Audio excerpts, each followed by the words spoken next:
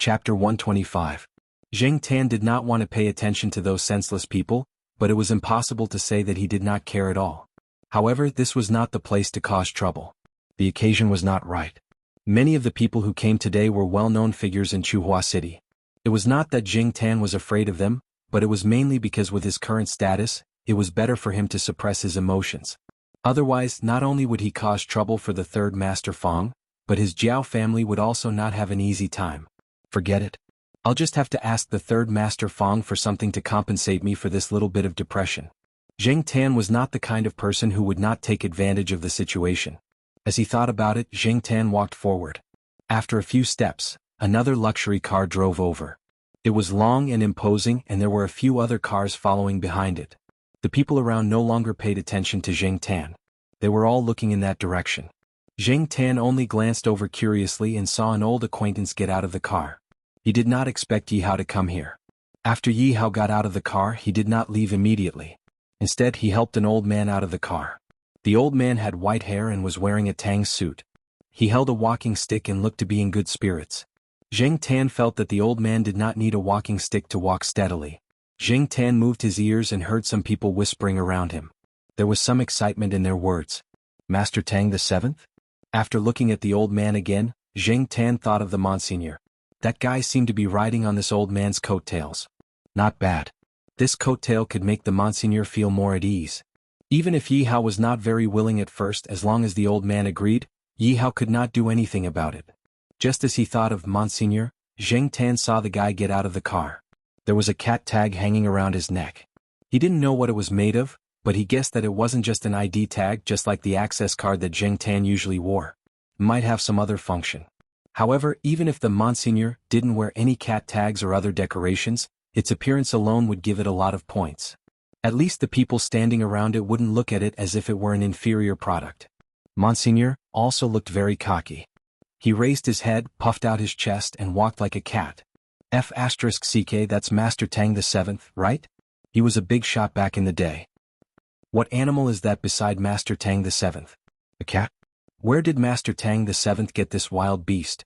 I don't think I've seen this before. The one who came before also brought a big cat, but it was slightly smaller than this one. Why do I feel that this cat's gaze makes me panic? Me too. Is this the so-called murderous aura? No wonder it's Master Tang the Seventh's cat. It doesn't have the delicate feeling of those pet cats. It's so F***king cool. Zheng Tan listened to the discussions of those people. He pulled his ears, turned around, and continued walking. Monsignor saw Zheng Tan when he walked out. He wagged his tail a few times, then looked at Master Tang the Seventh and Yi Hao. He still stayed at the side obediently. Whose cat is that? Master Tang the Seventh turned his head and asked Yi Hao. He also looked at the black cat. He couldn't be blamed for being curious. It was strange to see a cat with a bodyguard on such an occasion.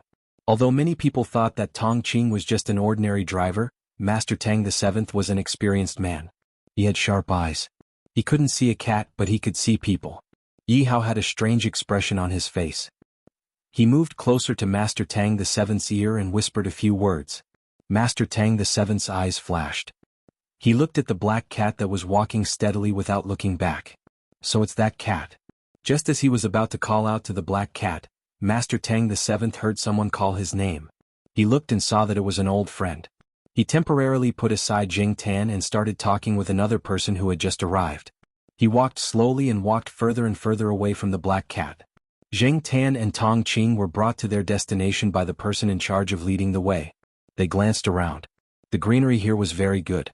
There were long tables on the lawn with all kinds of food. There were mainly a few children and some young people here.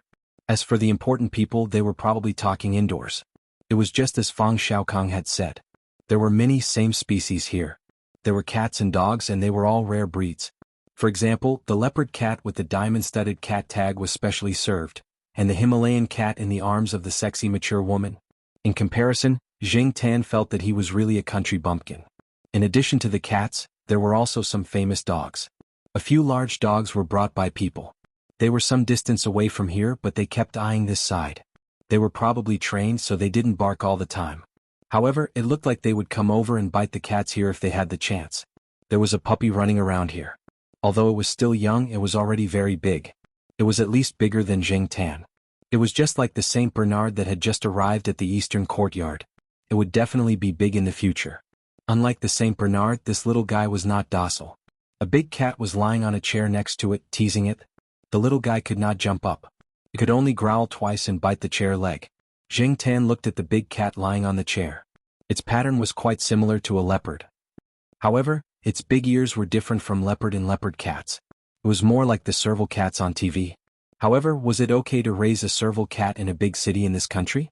Or was it a hybrid between serval cats and other cats? The latter was more likely. The big cat had a leather collar on its body. The leash was different from that of ordinary domestic cats. It was quite similar to the leash used to walk dogs. While Zheng Tan was walking downstairs, Fang Xiaokong was chatting with a few people in the villa not far away. Xiaolu was also there. However, in terms of seniority, she was the younger generation. Most of the time, she just listened and did not take the initiative to speak. These people gathered together and did not talk about any business secrets. The most they talked about was their pets. Old Lu, I heard that you got a Tai Bao Jin some time ago. I saw that you brought a red mastiff here today, the third Master Fang said to one of them. Tai Bao Jin's cub was given away. I found myself a big red lion mastiff. Old Luing said, but it's still too young, so it's not that impressive. I heard that a lot of people use green dragon dogs to fool people. Old Lu, you have to pay more attention, a man in his 40s said. Hey, am I the kind of person who can be fooled? Old Lu glared. Right, Wang Bin, what kind of dog does your second uncle have? Fang Xiaokong turned to ask a young man in his 20s. It is a Xianxia dog. My father's comrade gave it to him as a gift. It was not convenient to raise it, so he gave it to my second uncle. Now, my second uncle brings the dog with him when he is training the soldiers, the young man named Wang Bin replied with a smile. Oh, there are people raising Xianxia dogs over there now. Old Lu smiled and did not comment. I have seen a few photos. The dog is always dirty. Does your second uncle let it roll around in the wild with his soldiers every day? Fang Xiaokong recalled the photos and asked doubtfully. Wang Bin shook his head. My second uncle said that he raised it for guard and hunting. It is normal for it to be dirty. It proves that it has been working hard and not slacking off. Not all dogs in Xianxia can hunt. Even if their parents are excellent hunting dogs, it's rare to have two puppies that are good enough to hunt. Old Lu sighed. He had also raised dogs in the past, but it ended in disappointment. Hey, why do you keep talking about dogs? Talk about cats. A fat middle-aged man who had been sitting on the side smoking put out the cigarette but in the ashtray and said, Men still prefer dogs. What is so good about raising cats? They are squeamish, bad-tempered, and not loyal enough. Old Lu snorted. Big cats are good. I once went on a business trip. There was a dogfighting ring where people bet on dogs. I was lucky that day and saw a good show. A ferocious cat killed a pit bull. How was it? Surprised? What's the use of saying this? No matter how powerful that big cat is, can you raise it openly or what? Old Lu attacked him. Although it was definitely possible to raise it with some means, it was better not to go too far. It was better to be low-key when it was necessary. That's why I took a step back. Come, let me show you. The fat middle-aged man called them to the balcony and pointed to the big cat that was lying on the chair leisurely playing with the dog at the long table below. He said proudly, How is it? Beautiful, right? Majestic, right? Old Lu, look at your puppy. It is not as majestic as a lion-head mastiff. Old Lu's face was not very good. He snorted again. You want to try it when my lion-head mastiff grows up? My cat is not stupid. It is flexible enough. Dogs can't jump high and can't climb trees. The fat middle-aged man's voice was a little light. Obviously he was very proud now. He and Old Lu had some conflicts because of the previous projects, so he would not let go of the opportunity to attack him. Old Lu's face darkened, but he suddenly thought of something and said, Your cat is indeed bigger than a normal cat, but let me put it this way. In terms of combat power in our Chuhua city, your cat can only be ranked third at most. Third. The fat middle-aged man's tone was not very good. Obviously he was not satisfied with the third place. Although his cat was not as good as the big cats in the dogfighting ring in Chuhua city among the pet cats, it should be at least second if not first, right? Third. I have seen Nia 19's big cat. Your cat is certainly not as good as Nia 19's, but I also heard that Nia 19's big cat was defeated by Master Tang the 7th's cat. Although I have not seen Master Tang the 7th's big cat in terms of first place, Master Tang the 7th's cat is definitely first, and Nia 19's cat is second. As for your cat, Fang Xiaokong stood next to them and lit a cigarette. He listened to their conversation with a smile on his face. After seeing the situation below, he stopped smoking for a moment, but then returned to normal. He ignored Zhao Lu, who was looking at him from the side. Zhao Lu was just going to look at the so-called big cat, but the first thing she saw was the black cat that was wandering around casually. Before she could smile, she saw the big cat that was lying there playing with the dog jump on the long table, staring in the direction of the black cat and quietly approaching it. Zhao Li's heart suddenly tightened. She wanted to ask Fang Xiaokong to come forward and stop it. After all, in this place, her voice was definitely not as effective as Fang Xiaokong's. The fat middle-aged man who was about to argue with old Lu also stopped talking. He saw that his big cat was preparing to hunt. He knew his big cat too well. He knew what it wanted to do with one move. At this moment, its behavior was obviously to teach its prey a lesson that was ruthless enough. As for the prey that it had set its eyes on, even if it did not die or become disabled, it was inevitable that its muscles and bones would bleed and lose some meat. Just wait and see. I will open your eyes. The fat middle-aged man's voice was filled with uncontrollable excitement. He had been looking for an opportunity to let his big cat show off its power for a long time, but he did not expect one to come to him now. As for the black cat, it did not look special. He did not know which idiot raised it. Even if it was bitten to death, it would not be a big deal. Some people below were also waiting to see a good show. A few people looked in the direction of their boss. Seeing that the boss did not have any special instructions, they just let them be. Tong Qing had already noticed the abnormality of the people around him. He slightly turned his head and saw the big cat quietly approaching on the long table. He frowned and looked at the black cat in front of him, wondering if he should remind it. But this was the first time he had encountered such a situation. It was fine if it was a person, but when it came to a cat, he could not make a decision. He was not sure if this was the way cats dealt with other cats, or if it was a threatening attack. Forget it. Let's see the situation first. If it really is a threatening attack, then I can help. After Tong Qing thought about it, he paid attention to the big cat and the black cat in front of him. When the big cat was approaching quickly, the people around it did not hear it at all. It jumped over the dishes dragged to the edge of the table by the children and dodged a ping-pong ball thrown by a child. It was sometimes fast and sometimes slow. Every time it paused, it paid attention to the situation of its prey, ready to hide or pounce at any time. Standing on the balcony, the fat middle-aged man had a confident smile on his face. He believed that the big cat with the serval's bloodline had inherited the serval's ambush ability and high hunting success rate. Coupled with his intentional training, it would be a piece of cake for him to deal with such a small domestic cat. In the expectation of many people, the big cat finally moved. It jumped down from the long table and pounced on Jing Tan, who was not far from the long table. At first, Jing Tan did not notice the big cat. He was looking at the surrounding scenery. However, he soon sensed that something was wrong and twitched his ears. The big cat's footsteps were very light, and it was difficult to distinguish between the people talking and the barking of dogs, but Jing Tan could hear the discussion around him and knew that he was being watched. What the F***ck? Before Jing Tan could turn around, the big cat had already pounced on him. Jing Tan's reaction was also fast. Now that his senses were much sharper, he had a strong premonition of danger. Perhaps other people would only see a big cat preparing to ambush an ordinary house cat. It was normal for cats to fight and it would be over after a bit of noise. It wasn't a big deal. But Jing Tan could feel the danger. The other party obviously did not intend to play the so-called friendly game between cats, but a real ambush. It was an ambush with killing power. Jing Tan dodged and jumped away. As he jumped, he slapped the big cat. Jing Tan was a little depressed and he felt the malice from the big cat. He did not use much strength and slapped it with his paw. Bang, bang, bang. The big cat had just jumped down from the long table when it was slapped again. It knocked over many bowls, plates and cups on the table. Fang Xiaokong, who was standing on the balcony of the villa and looking over, blew out a smoke ring and said slowly, "Oh, fourth place." Chapter 126. Everyone who saw this scene couldn't accept it for a while. Before Jing Tan arrived, the big cat had been showing off for quite a while. The other cats, who were more delicate, had stayed far away from it, not daring to get close. The big leopard cat's domineering aura was very strong. Only the little lion-headed mastiff persistently went up to bite it. But now, the big leopard cat was slapped to the side by a black cat that was obviously smaller than it.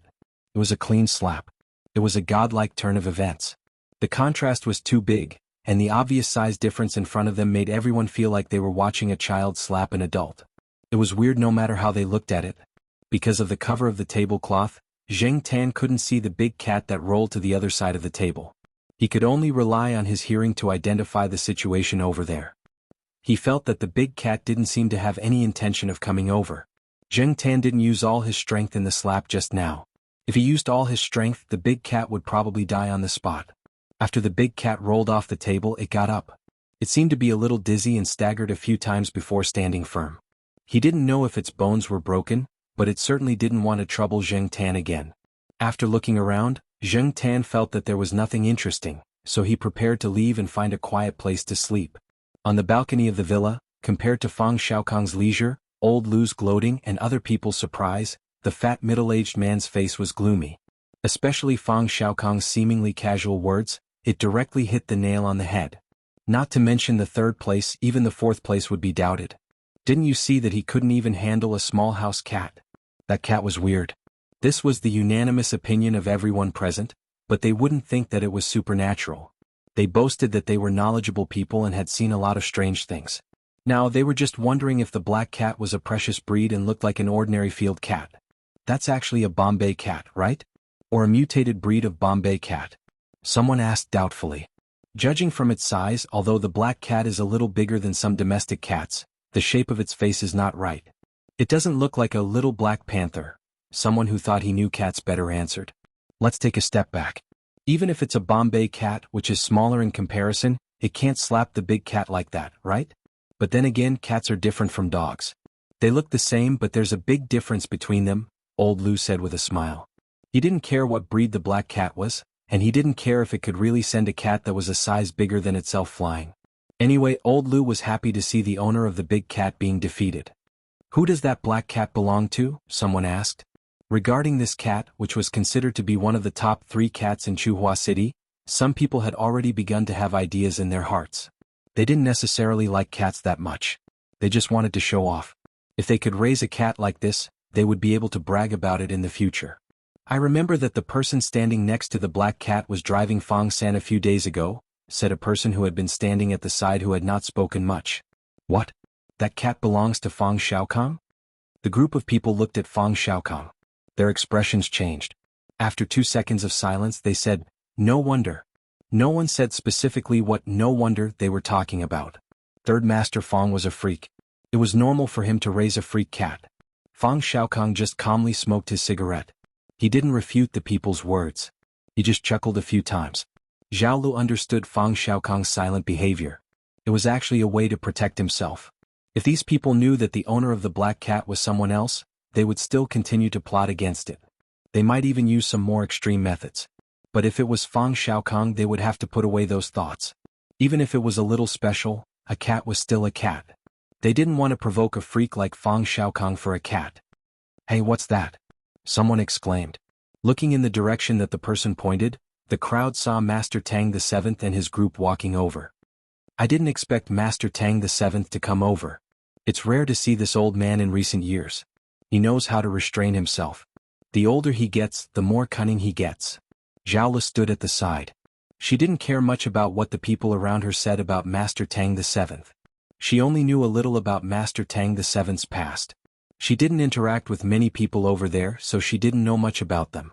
However, her main focus was not on Master Tang the Seventh, but the big cat next to him. The big cat that the people around her were talking about was smaller than the one next to Master Tang the Seventh. In addition, this cat had long fur. It was very impressive, so the first impression it gave off was much greater. Even old Lu, who had never been interested in cats, couldn't take his eyes off it. "Old Lu, is that the cat you said was ranked first in combat?" someone asked. "Yes, it should be this one." This was the first time old Lu had seen it with his own eyes. If not for my good eyesight, I might have mistaken it for a dog. This cat was like a lion mastiff among dogs. Compared to other domestic cats, it was large enough. Its long fur was smooth and shiny, and its every move was as cold and deep as a large wild cat. There was no curiosity in the cat's eyes. It didn't show any violent reaction to the tempting food or the people and animals running around it. Its big ears twitched from time to time as it vigilantly observed its surroundings. Its tail drooped in an arc, just like a leopard patrolling its territory. It was wild, or perhaps it contained something else, such as a murderous nature. Although old Lu wasn't interested in cats, He had to admit that this cat was indeed very powerful. Its aura alone was much stronger than the leopard cat from before. It was no wonder that Nye 19's cat had been defeated by its claws. Old Lu looked at the black cat that was walking back to the table, then looked at the Monsignor, who was approaching with Master Tang VII and his group. He took out a cigarette and lit it. Interesting. The former had just sent a big cat flying, and the latter didn't look like one to be trifled with. What kind of sparks would fly when the two met? As soon as Master Tang VII and his group appeared, the crowd immediately forgot about Zheng Tan sending the leopard cat flying. Master Tang VII's status and seniority were obvious, and the Monsignor beside him was too eye-catching and eye-catching. Some of them had similar thoughts as old Lu. They were waiting to watch a good show. How would the two cats fight when they met? As for Master Tang VII himself, although he wanted to maintain an indifferent attitude, there were still a few more wrinkles on his old face. He knew that bringing the Monsignor out would make him look good. How cool. Fang Xiaokang, what are the odds of your cat winning against Master Tang VII's? Old Lu looked at Fang Xiaokang and asked. I don't know. Fang Xiaokang accurately threw the cigarette butt into the ashtray. He put his hands on the railing and looked down. I'm just a little worried.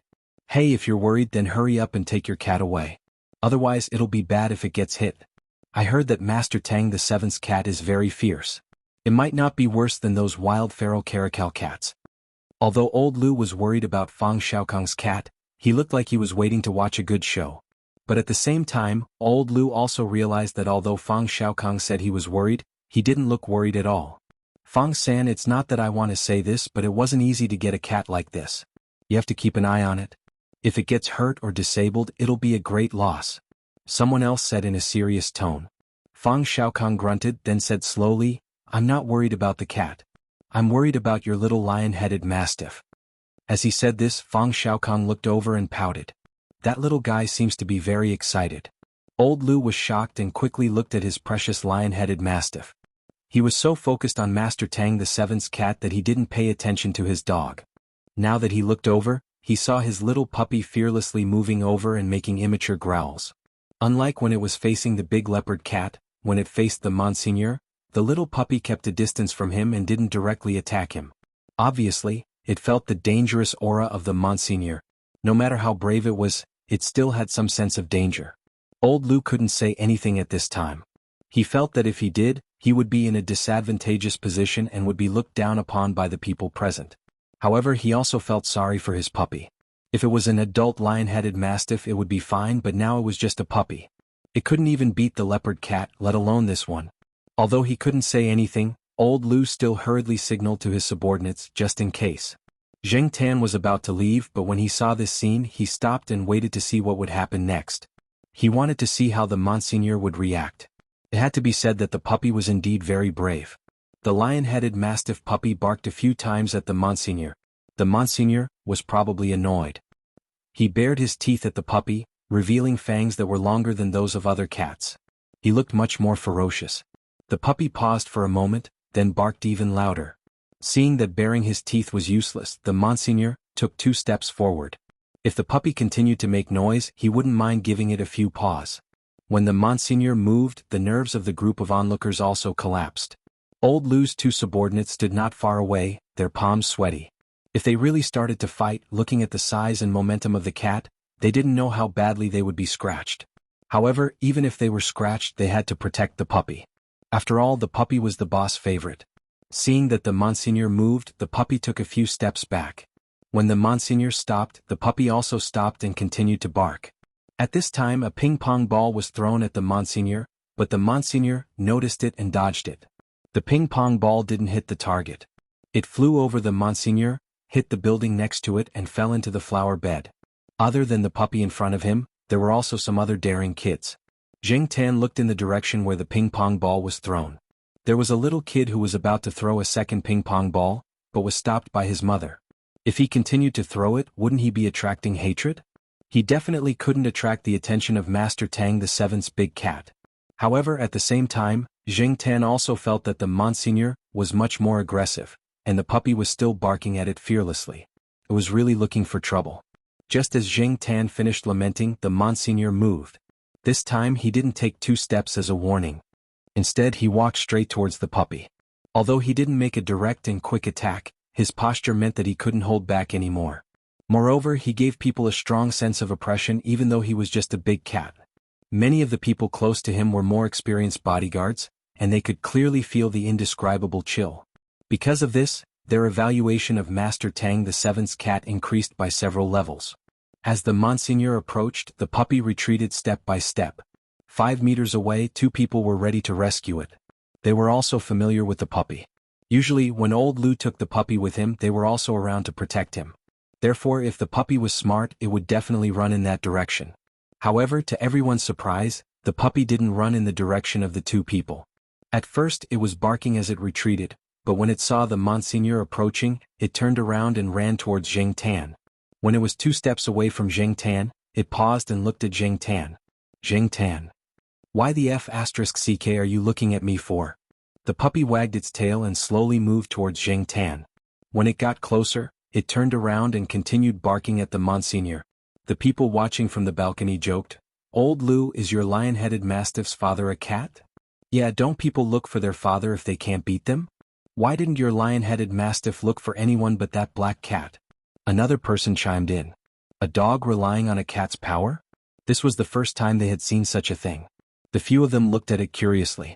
Fang Xiaokong looked over and thought, Black Charcoal has good relationships with people, cats and dogs, especially with puppies. Thinking back to when he saw this black cat with 3 puppies in the south, Fang Xiaokong couldn't help but smile.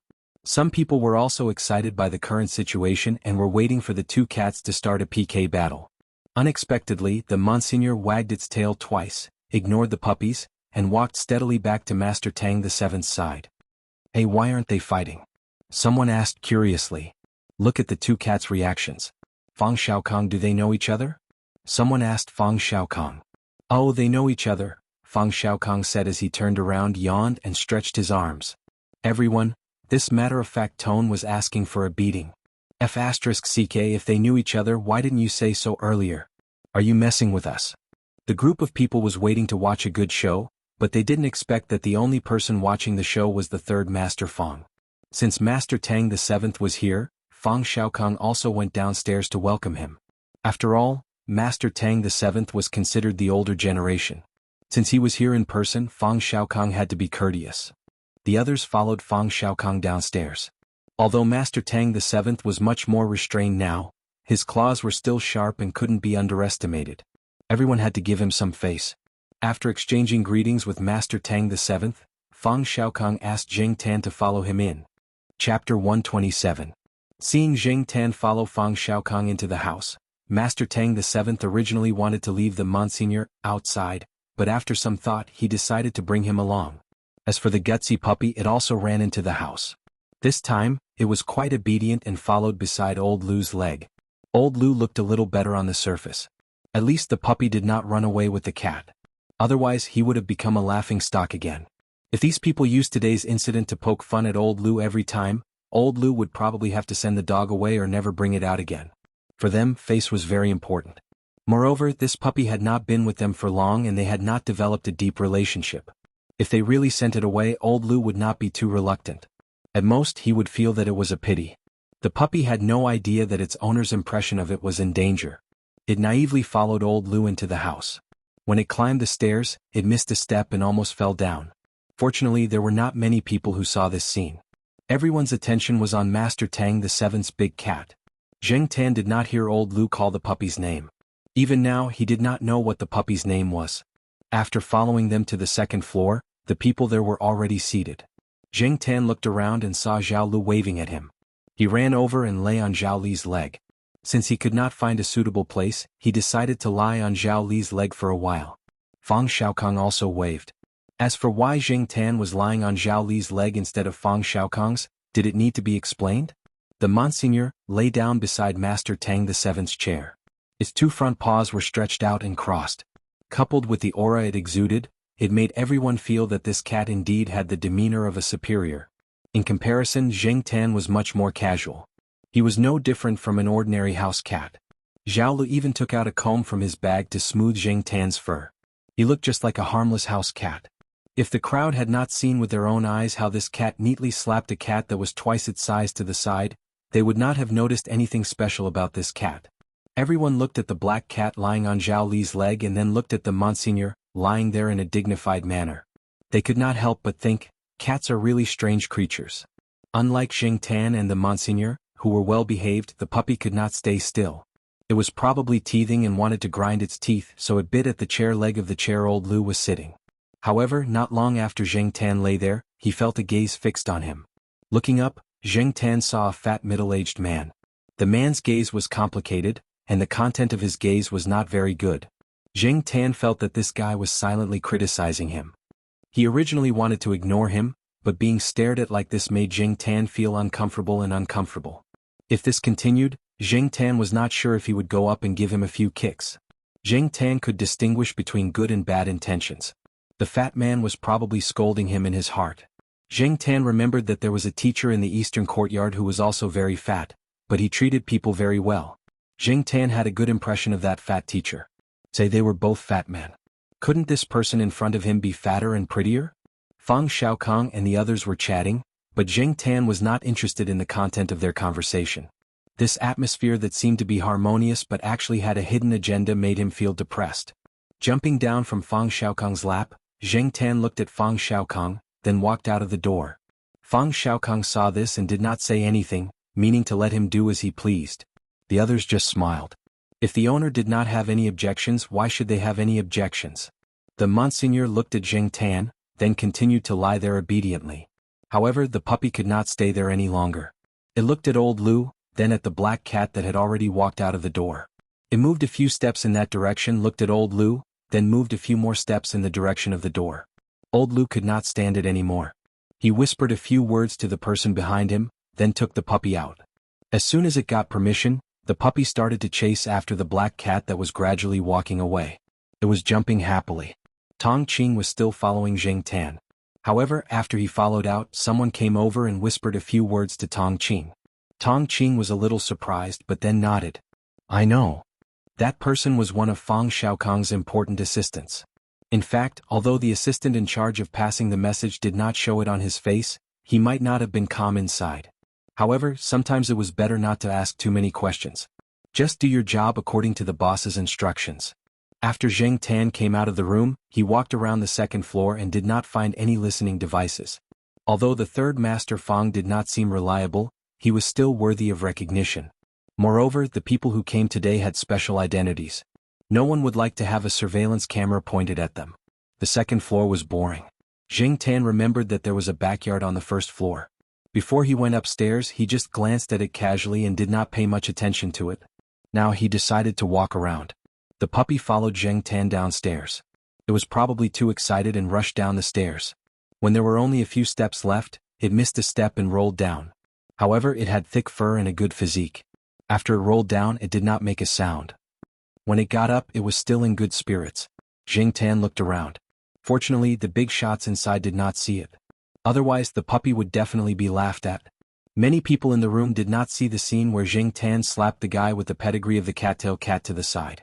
Therefore, they did not know about Xing Tan's special and lethality. They did not have much vigilance against this seemingly ordinary cat. At this time, Xing Tan had his own advantages. At first glance, he looked like an ordinary house cat. If he rolled around on the ground and walked around, people would definitely think that he was a stray cat. If people wanted to guard against such cats, it was at most to prevent them from stealing food. However, people would definitely be more vigilant against cats like Lord Ju, and the big leopard cat that looked very much like a serval. They were so lethal that people couldn't help but pay attention to them. It was almost impossible for them to hide their true strength and play the role of a pig to eat a tiger. However, Monsignor did not mean to hide. As soon as they appeared, they showed the posture of a king. Even if they were not domineering, they could still control the situation. Different types led to different lifestyles. But then again, Xing Tan still preferred his current ordinary-looking appearance. He did not intend to pretend to be a pig to eat a tiger. He just felt that this way he would have more freedom and enjoy some things that he had neglected in the past. Muddling through life, laughing and passing. This kind of thinking was absolutely impossible for Xing Tan when he was still in human form.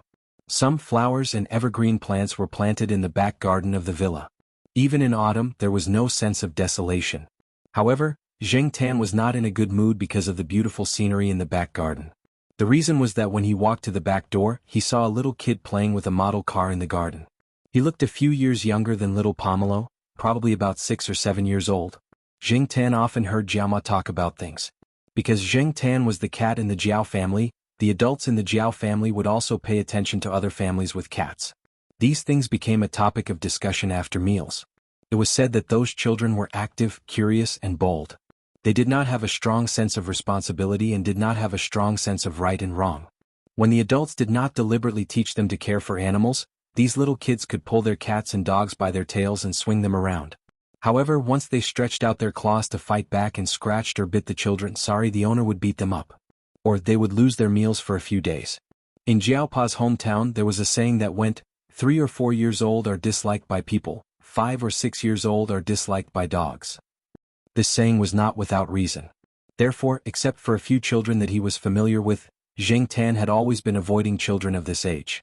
He would not be in a good mood when he saw this kind of children, especially boys. Boys were even more naughty.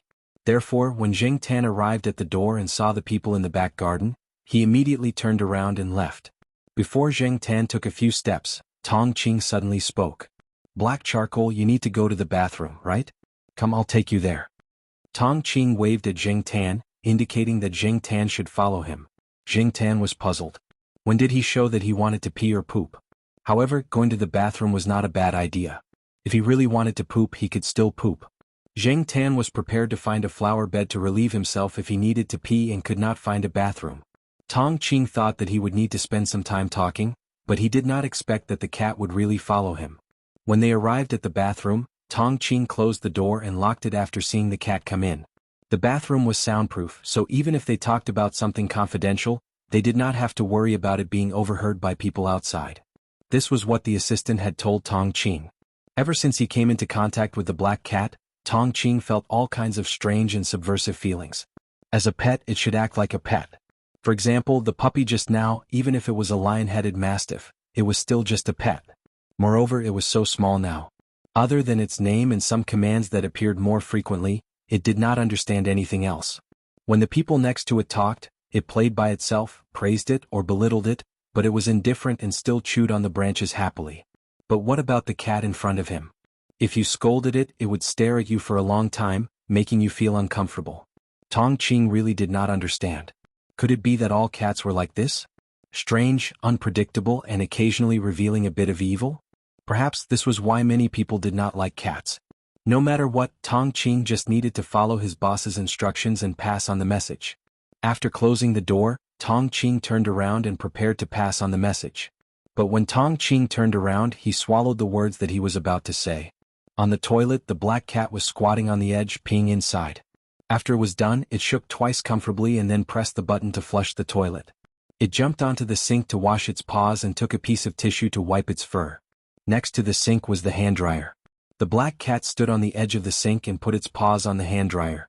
After drying, it looked at the mirror and brushed the short fur on its head. Tong Qing was speechless. His view of cats was subverted again. Chapter 128. Since it was someone arranged by Fang Xiaokong, Zheng Tan didn't plan to hide too much. Moreover, according to Fang Xiaokong, there would be more opportunities to interact with this person in the future. Sooner or later he would be exposed. Therefore, Zheng Tan didn't want to deliberately act like an ordinary cat in front of Tong Qing. When he was brushing the short fur on his head, Zheng Tan observed Tong Qing's expression in the mirror. This person was usually too quiet and didn't say anything. However, the change in his expression just now made Zheng Tan laugh. Fortunately, Tong Qing's heart was strong enough, so he didn't have too much psychological trauma like Ranqi. After a while he recovered. After Zheng Tan finished looking in the mirror, he turned around and looked at Tong Qing, waiting for him to continue. Zheng Tan wasn't stupid. From the moment he entered the toilet, he had been paying attention to Tong Qing's movements. It seemed that the third Master Fang had something to tell him. Tong Qing took a deep breath to calm himself down. Although it was a bit awkward to take a deep breath in a place like the toilet, it was nothing compared to the shock just now. The black cat in front of him was squatting on the sink and looking at him calmly. It seemed to know that he had something to say. Tong Qing took another deep breath and prepared himself mentally. Then he said, "The kid in the backyard is called Lu Yao. He is Mr. Lu's son. The boss said that if you play with the kid, you might be able to get a big deal for your cat dad's company." Zheng Tan listened to Tong Qing's words and pondered. His tail, which was originally tucked into his paws, began to unconsciously shake twice. That Mr. Liu? Zheng Tan recalled that when he was upstairs, although he didn't hear much of the conversation, he could still distinguish a few people. The Mr. Liu mentioned by Tong Qing was the owner of the puppy, and he didn't mean any harm to him. Since it was related to him, Zheng Tan had to think more. Jiao Pa and Yuan Zi's company, Zheng Tan had never been to their company. It was said that it was slowly growing and wasn't as difficult as it was at the beginning. However, in Chuhua City, it was still an unknown small company. Its reputation was limited to a few universities and a few companies that had business dealings with them. It was far from the businesses of the big shots he met today. If he could help with a big deal, Jiao Pa could get more dividends and the Jiao family could have more savings. This would determine the quality of his life in the future. As he spoke, he observed the cat in front of him. He saw that the black cat in front of him had its head slightly lowered, but its ears were erect and the tip of its tail was moving rhythmically. It looked like it was thinking of something. What a strange cat. No wonder the boss told them to get straight to the point and not to care about anything else. Other than telling Zheng Tan that he could indirectly attract business, Tong Qing also analyzed the factors behind it with Zheng Tan according to Fang Xiaokang's idea. Businessmen like Old Liu were all very smart. Even if they could do business in theory, why would they give a big deal to a small company that they didn't know? The key was the child in the backyard. Although Old Liu was almost 40 years old, he only had one son who was only 6 years old. It was just that Old Liu didn't know that he had a son when he was out and about. Lu Yao's mother just sent the child to him last year. Because she was short of money, she exchanged her son for some money and left. Due to the low sperm survival rate, even though Old Liu had been receiving treatment, physical therapy and psychotherapy had no effect. He thought of many ways but still couldn't create a human. He didn't have much hope at first, but he didn't expect such a pleasant surprise. After the DNA test was confirmed to be his, Old Liu was excited and treated Lu Yao like a treasure. Unfortunately, probably because of Lu Yao's unreliable mother, the child's personality was a little gloomy. He didn't talk much and didn't like to communicate with people. Even animals avoided him when they saw him. Why did Old Liu give away the iron-wrapped golden Tibetan Mastiff that he worked so hard to get? It was because the Tibetan Mastiff avoided Lu Yao or growled in warning. It was true that Old Liu liked dogs, but his son was more important. Moreover, he had only had one son for so many years and he treasured him a lot. He couldn't let his son be unhappy because of a dog, so he gave the iron bag gold to someone else and got this lion-head red mastiff. After Tong Qing finished speaking, Zheng Tan's first thought was that Fang Xiaokang even knew about Fang Xiaokang's secret. He couldn't help but sigh at Fang Xiaokang's methods. His second thought was, damn, do I have to sacrifice my body to please this naughty kid? Will he pluck my hair, pull my tail and scratch my ears? If that was the case, Zheng Tan wouldn't go there even if he was beaten to death. Anyway, Yuan Zi's company wouldn't go bankrupt because of the lack of such a potential big customer. At the door, there was an intermittent sound of scratching the door. It was the dog that was locked outside. It didn't whine because it was wronged or unhappy like other dogs. It directly expressed its will with actions, scratching and biting the door. The people that Old Liu sent to look after the dog were embarrassed. This dog was so King embarrassing. How could it be a Tibetan Mastiff? Seeing that it was scratching the door, they dragged the dog back. But not long after, the dog went to the door and started scratching again. It kept going back and forth, not giving up. Old Liu's subordinates couldn't help but want to kick the dog. Seeing that the dog continued to run to the toilet door, Old Liu's subordinates were about to drag the dog away again. This little guy, except for Old Liu, would bite others. So, they couldn't hurt the dog, but they also had to prevent themselves from being bitten by the dog. It wasn't easy being a subordinate. Just as this person bent down to find a better angle to drag the dog away, the toilet door opened. Then Tong Qing, who was standing inside, looked at the person at the door as if he was looking at a pervert. Old Liu's subordinates couldn't help but want to vomit a few mouthfuls of blood. With this posture, people who didn't know better would think that they had some weird habit of staring at the toilet.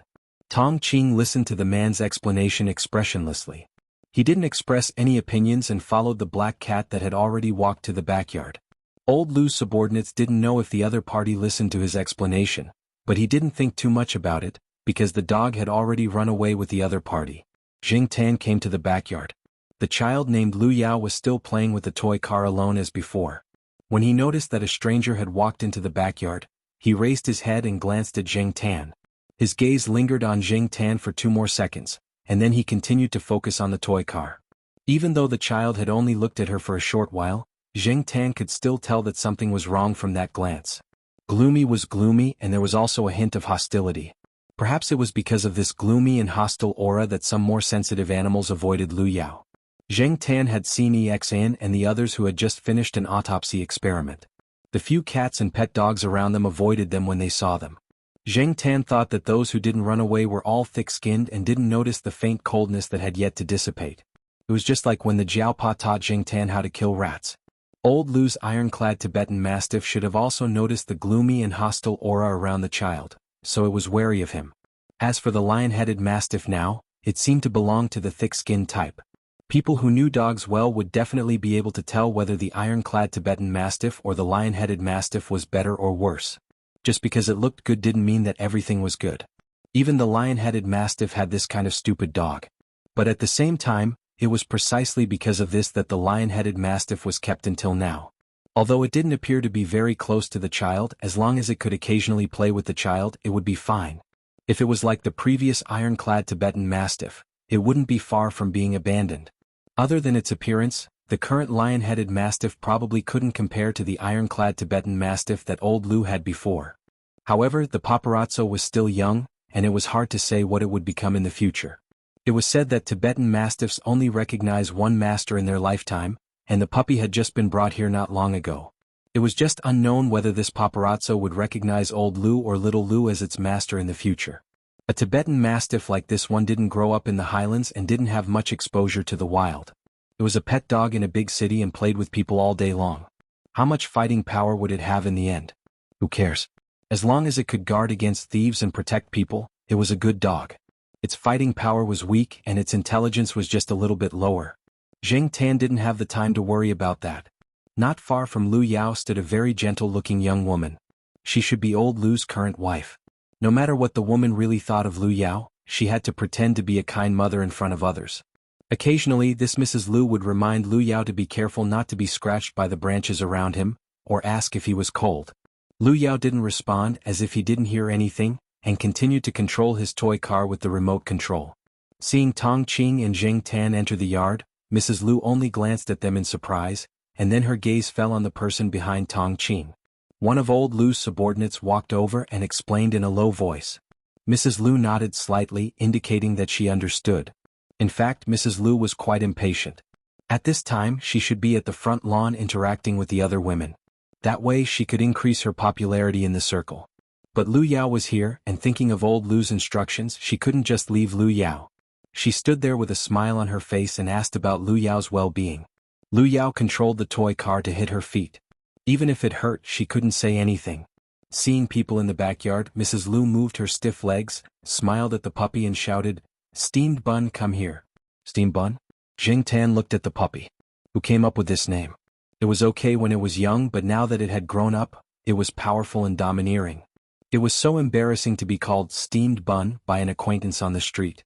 No matter how powerful it was, this name made it seem small and delicate. Look at Monseigneur, it sounded much more high-end. Some people who studied this topic could probably write a thesis on this topic, such as the importance of names. As for Steamed Bun, who had just picked up a branch to grind his teeth, he turned his head when he heard someone calling him. He was still chewing on the branch in his mouth. He looked at Mrs. Lu for 2 seconds, then turned his head back and continued chewing on the branch seriously. Zheng Tan was looking at Mrs. Lu's stiff smile with great interest when he suddenly heard the sound of a rapidly approaching car. Lu Yao's toy car was heading towards Zheng Tan. Tong Qing was just about to make a move, but when he thought of the situation at the long table outside, he stopped. Zheng Tan didn't panic at the approaching toy car. He raised his paw and prepared to stop it. With his ability, it was more than enough to deal with a toy car. But he didn't expect the toy car to suddenly stop not too far away from him. Could it be that this brat just wanted to scare him? Zheng Tan guessed. If that was really the case, this brat wasn't too bad. Lu Yao looked in that direction with confusion in his eyes. He didn't understand why this cat was different from other cats. If other cats saw the toy car drive by, they would jump away or run away from it. But the black cat not far away just calmly raised a paw and didn't seem to be afraid at all. The toy car didn't stop for long before it continued to run and circled around Zheng Tan. It wasn't fast and it continued to circle around him. Zheng Tan narrowed his eyes. This brat was clearly targeting him. He didn't even have to take the initiative to go over. The brat's hand had already reached over. Sure enough, brats were brats. Even if they didn't talk much, were silent and were a little gloomy, they were still brats. Sometimes they didn't talk about principles and reason with you. The puppy, who had been gnawing on the tree branch excitedly, slowed down its gnawing speed and looked curiously in Jing Tan's direction. As for the people standing around, they all had their own thoughts. Some thought that the black cat was definitely unlucky. Some thought that it wasn't good for their young master to be like this. Even if you want to hit a cat, you have to look at its owner first. There were also some people who had seen the black cat slap the offspring of the litter cat. They were nervous and afraid that the cat would go crazy and hurt people. If Lu Yao was slightly injured, they wouldn't be able to bear the consequences. Deducting their wages would be considered a light punishment. Jing Tan was quite calm. He slowly swung his tail twice and looked at the toy car that was circling around in front of him. He suddenly felt playful. He didn't listen to Tong Qing's instructions and looked for an opportunity to jump towards the toy car. Jing Tan spent a lot of time with little Pomelo in the Jiao family. Little Pomelo didn't have this kind of toy car. She had more dolls. Jiao Yuan felt that he had grown up. This kind of toy car was for children to play with. If he wanted to play with it, he would play with guns. Besides, Jing Tan saw that a lot of effort was put into the design of this toy car. It was definitely not cheap. Jiao family wouldn't spend a lot of money on this kind of toy. Jing Tan had played with similar toys in his memory. But at that time he was still human. Now that he thought about it, he still felt a little nostalgic. The quality of this toy car was good. It looked small in the eyes of a normal person, but to Jing Tan, this car's size was okay. He could still squat on it. However, because Jing Tan suddenly jumped on the toy car, the running car stopped. The ZZZ sound was still coming out, proving that the motor was still working. Jing Tan wasn't very satisfied. How could it not run with such a little weight? From the looks of it, this toy car couldn't possibly be unable to withstand the weight of his 10 kilograms. But soon Jing Tan felt the change in the toy car. Then the toy car carrying Jing Tan slowly started to move. Chapter 129. Jing Tan squatted on the toy car. Although the car was running, it was much slower than when it was unloaded. Jing Tan wasn't afraid of being thrown off. According to Jing Tan's thoughts, of course, he wanted the toy car to run faster. That would be fun and exciting. However, he couldn't ask for too much. It was good enough that he could play with it. Just as Jing Tan thought, Lu Yao didn't really want to hit him with the toy car. He was probably just curious. Moreover, this child was definitely not naive. At least mentally, he was a bit more mature than other children his age. This probably had something to do with his previous experience. Jing Tan sat steadily on the toy car and kept his tail close to his side so that he wouldn't be hit by the toy car or the branches that stretched out from the flower bed. The backyard was quite clean. There were only some leaves that had been blown by the wind. The branches were pulled over by Lu Yao or picked up by steamed bun from the flower bed next to it. Overall, there weren't too many obstacles and the toy car was running smoothly. Lu Yao was also very familiar with controlling the toy car. After running 2 laps, it didn't touch the flower pots on the ground, and there were no accidents. Steamed Bun, who had been chewing on the branch, looked at it for a while before spitting it out and running happily towards Jing Tan. He ran and jumped behind the toy car. After running a few steps, he stopped, lowered his body, stuck out his butt and called out at the toy car. Even if he didn't make a sound, he would stretch out his paws and scratch the air a few times. He grinned and had fun. Tong Qing carefully observed Lu Yao. Compared to before, the gloominess in the child's eyes was much less. It was like a gloomy sky suddenly turning cloudy. This was a good sign. No wonder the boss wanted this cat to come over. Tong Qing couldn't help but sigh. It was easy for people to be wary of each other, especially children like Lu Yao who had experienced some things with his mother. He was very wary of people and rejected strangers. Even people he knew were hard to get close to. This was one of the reasons why Lu Yao didn't go to the front lawn and play with the other children at the buffet table. It wasn't just Lu Yao. If Fang Xiaokang sent a child of the same age to approach Lu Yao, old Lu's people would more or less be suspicious and wary. Everyone knew that old Lu treated Lu Yao like a treasure. Since it wasn't easy to start with old Lu, they would look for the younger one. However, animals were different. Even old Lu and his subordinates probably wouldn't think that this cat had come here with some ulterior motives. What could a cat do? Even if it could fight and had great strength, in the end, wasn't it still a cat? The toy car drove Jing Tan around the yard. Someone had set up a plastic track in the yard. The toy car could run on it and Jing Tan could barely run on it. It was just that it took a little effort to climb the hill. But if you add a steamed bun to the two, Steamed Bun, looked at the toy car that carried Jing Tan to the plastic track. It wagged its tail and followed behind it. With its size, it was a little cramped on the plastic track.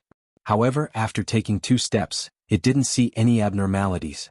Its courage grew, and it sped up to chase after the toy car and the black cat in front of it. Jing Tan sat in the toy car. When it drove onto the plastic track, he turned his head to look behind him. When he saw that Steamed Bun was also following, he was worried that the track would be overloaded. However, when he saw that the track didn't shake or collapse, he was relieved. However, just as Jing Tan was relieved, he saw Steamed Bun running over. Not only did it run, it even jumped twice as it ran. A section of the track collapsed and Steamed Bun fell to the ground.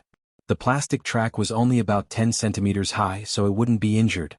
When it fell, Steamed Bun's chin hit the part of the track that didn't collapse. After it fell to the ground, it shook its head, raised its paws and rubbed its mouth. Then, it continued to follow the toy car as if nothing had happened. However, this time it didn't jump onto the track. It followed on the ground or ran to the front and put its chin on the edge of the track to look at the toy car. As the plastic track had collapsed in the middle, Old Lu's subordinates looked at it and couldn't put it back together. This time they didn't bring any spare parts, so they couldn't build another track. Fortunately, Lu Yao didn't intend to let the toy car continue to use the track. He just controlled the toy car and drove the black cat around the yard.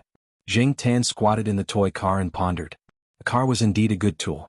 When he was still a human, he liked to drive around when he was depressed. Just like how many people ran to vent their frustrations, Jing Tan always liked to drive. However, now that he had become a cat, could he still have his own car? It was difficult. Even if he had a toy car that belonged to him, even if the car was one size bigger, as long as the control was in someone else's hands, Jing Tan always felt uncomfortable. It was as if his fate was in someone else's hands. However, even if Jing Tan was given a control lever, Jing Tan might not be able to control it flexibly. A cat's palm was only so big, and its claws and meatballs were not as flexible as a human's fingers. Jing Tan raised his head 45 degrees and pretended to be sad. Unfortunately, Steamed Bun, next to him, couldn't understand Jing Tan's feelings at all. This guy was having fun. The ignorant were fearless and carefree. In layman's terms, dumb dogs were having a lot of fun. Jing Tan saw that Steamed Bun was having fun and stretched out his paw to slap it. Of course, this slap was definitely not as strong as when he slapped the cat. It was much more restrained, just like when he was playing with the cats and dogs in the yard. With this slap, a few strands of dog fur were hooked off. However, Steamed Bun had a lot of fur, so it didn't seem to mind losing a few strands. It also didn't seem to feel much pain. Instead, it played even more happily. Jing Tan felt that he didn't know how to get along with this naughty kid anyway, so he squatted in the toy car to kill time. Occasionally, he could think about his worries. When he was unhappy, he would slap Steamed Bun a few times. When the toy car drove past the flower beds and decorative flower pots, it would hook its paw at the flowers and plants to destroy them. Sometimes it would also fish out a thin branch from the flower beds, bend its paw to hold it and hit Steamed Bun. For dogs like Steamed Bun, playing, biting, fighting and other activities could strengthen their neck muscles and make their bodies strong. In the future, Old Lu would probably train them accordingly. However, Steamed Bun was already so active and a little silly. What would it be like in the future? He would probably be like Ah Huang, who looked serious but had the heart of a fool. When Old Lu took some time to check on his son, he was happy to see his son's expression. It was rare to see his son in a good mood. Old Lu learned the whole story from his subordinates. Previously, he was still hesitating whether to send Steamed Bun away, but now he decided to let it stay. Looking at the situation at the moment, even if Steamed Bun wasn't very smart and wasn't as flexible as other dogs, at least it could play with his baby son, which was enough to prove its value. As for other people's opinions and ridicule, Old Lu sneered in his heart. Compared to his son, they were nothing.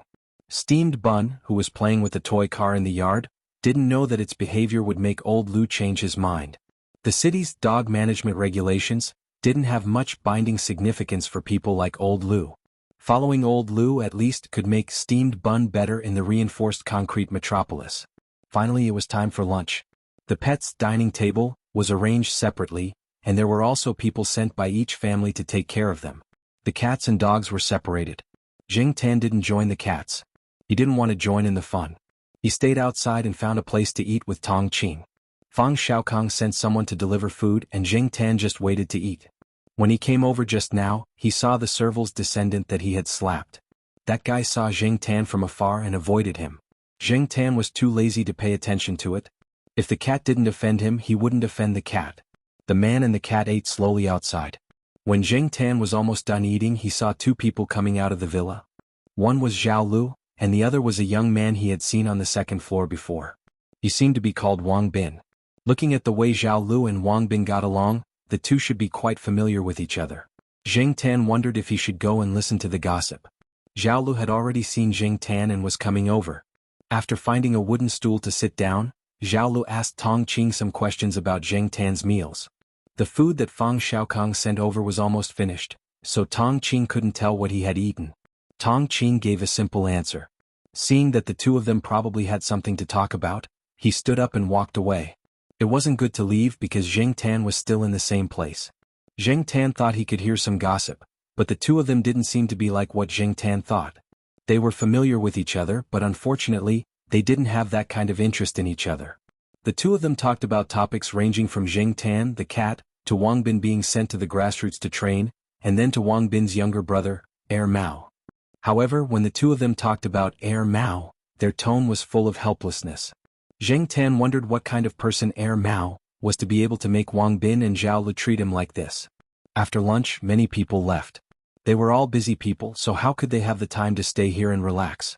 Usually, many people like to have dinner parties. Fang Xiaokong was a relatively different person. When Zhao Lu asked why he arranged lunch but not dinner parties, Third Master Fang yawned. Early to bed and early to rise. It's good for your health. Zhao Lu wanted to bang his head against the wall. Of course, not everyone left.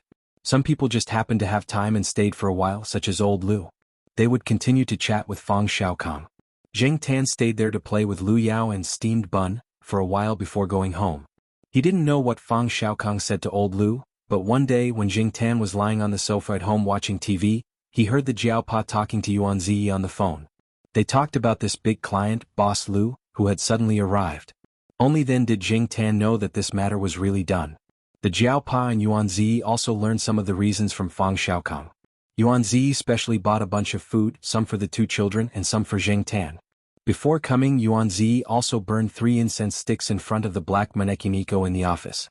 It was unknown who taught him this. If it was in the past, Zheng Tan would have been interested in the food. But now Zheng Tan's mind wasn't on it. It was fine before he came into contact with the toy car. After coming into contact with it, Zheng Tan kept thinking about it in his heart.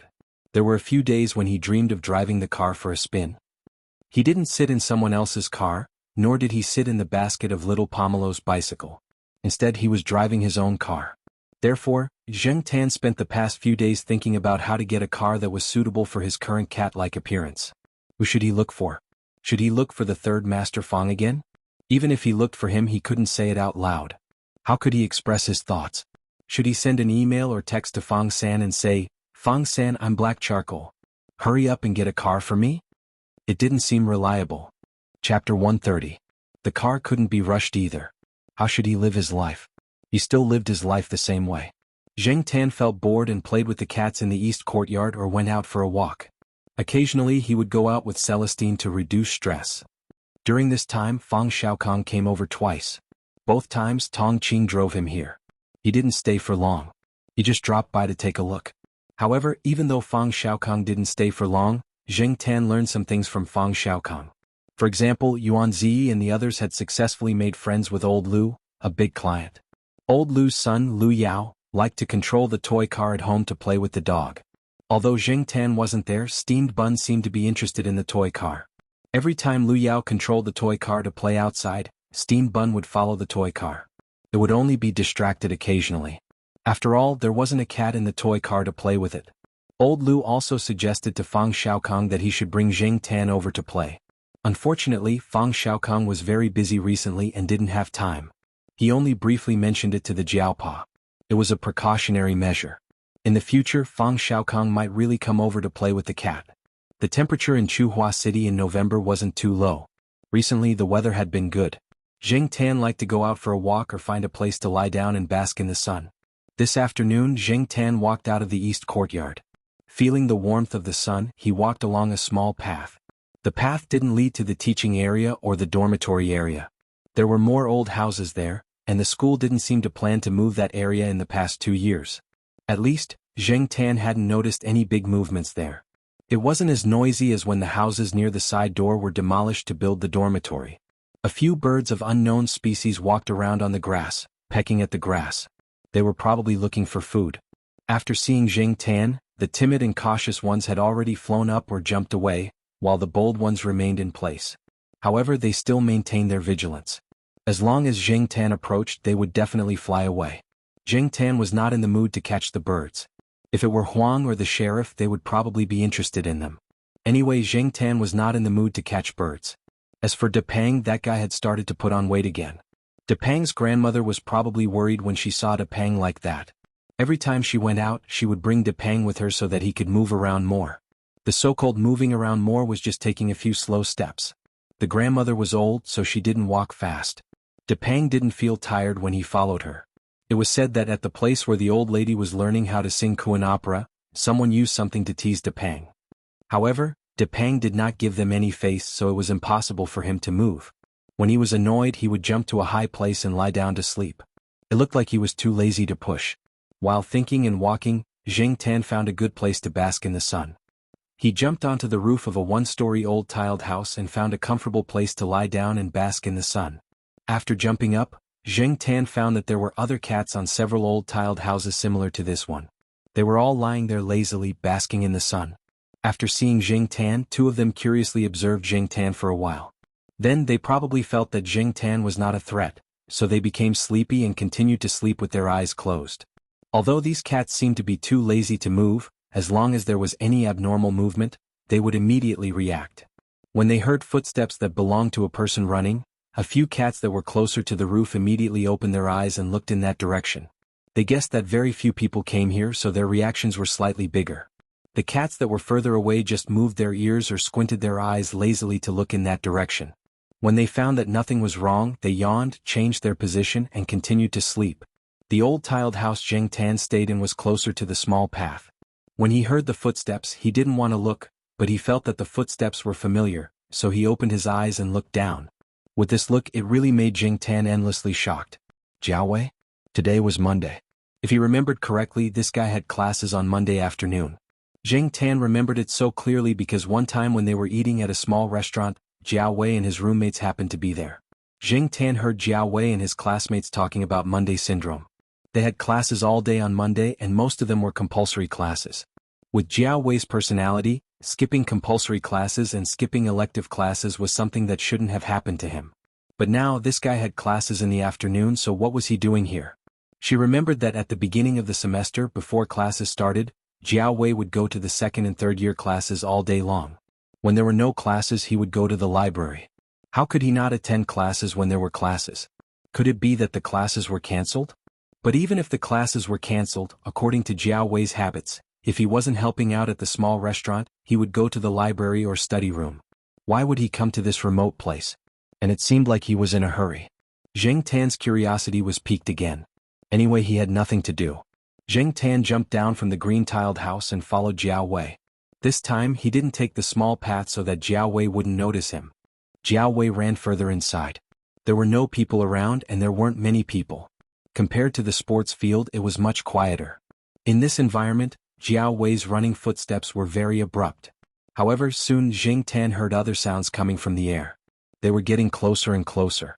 While Zheng Tan was paying attention to the top, he also noticed that Jiaowei's footsteps had stopped. In order to avoid being discovered, Zheng Tan immediately jumped into the bushes next to him. There were a few birds looking for food in a pile of leaves and bushes.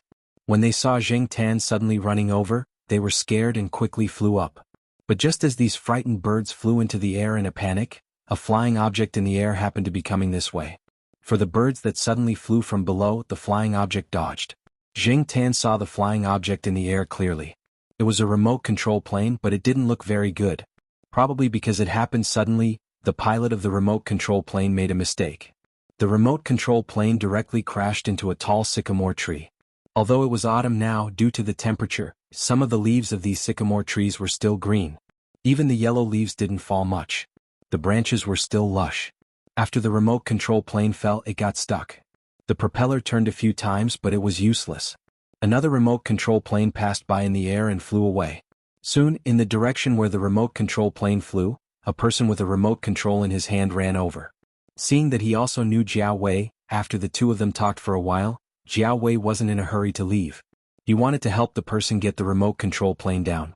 Hearing the two of them, although they didn't say much, Jing Tan still knew from their conversation that the reason Jiao Wei skipped class was related to this person, or rather, it was related to these people and the gathering place was nearby. Jing Tan didn't stay to see how they got the plane from the tree.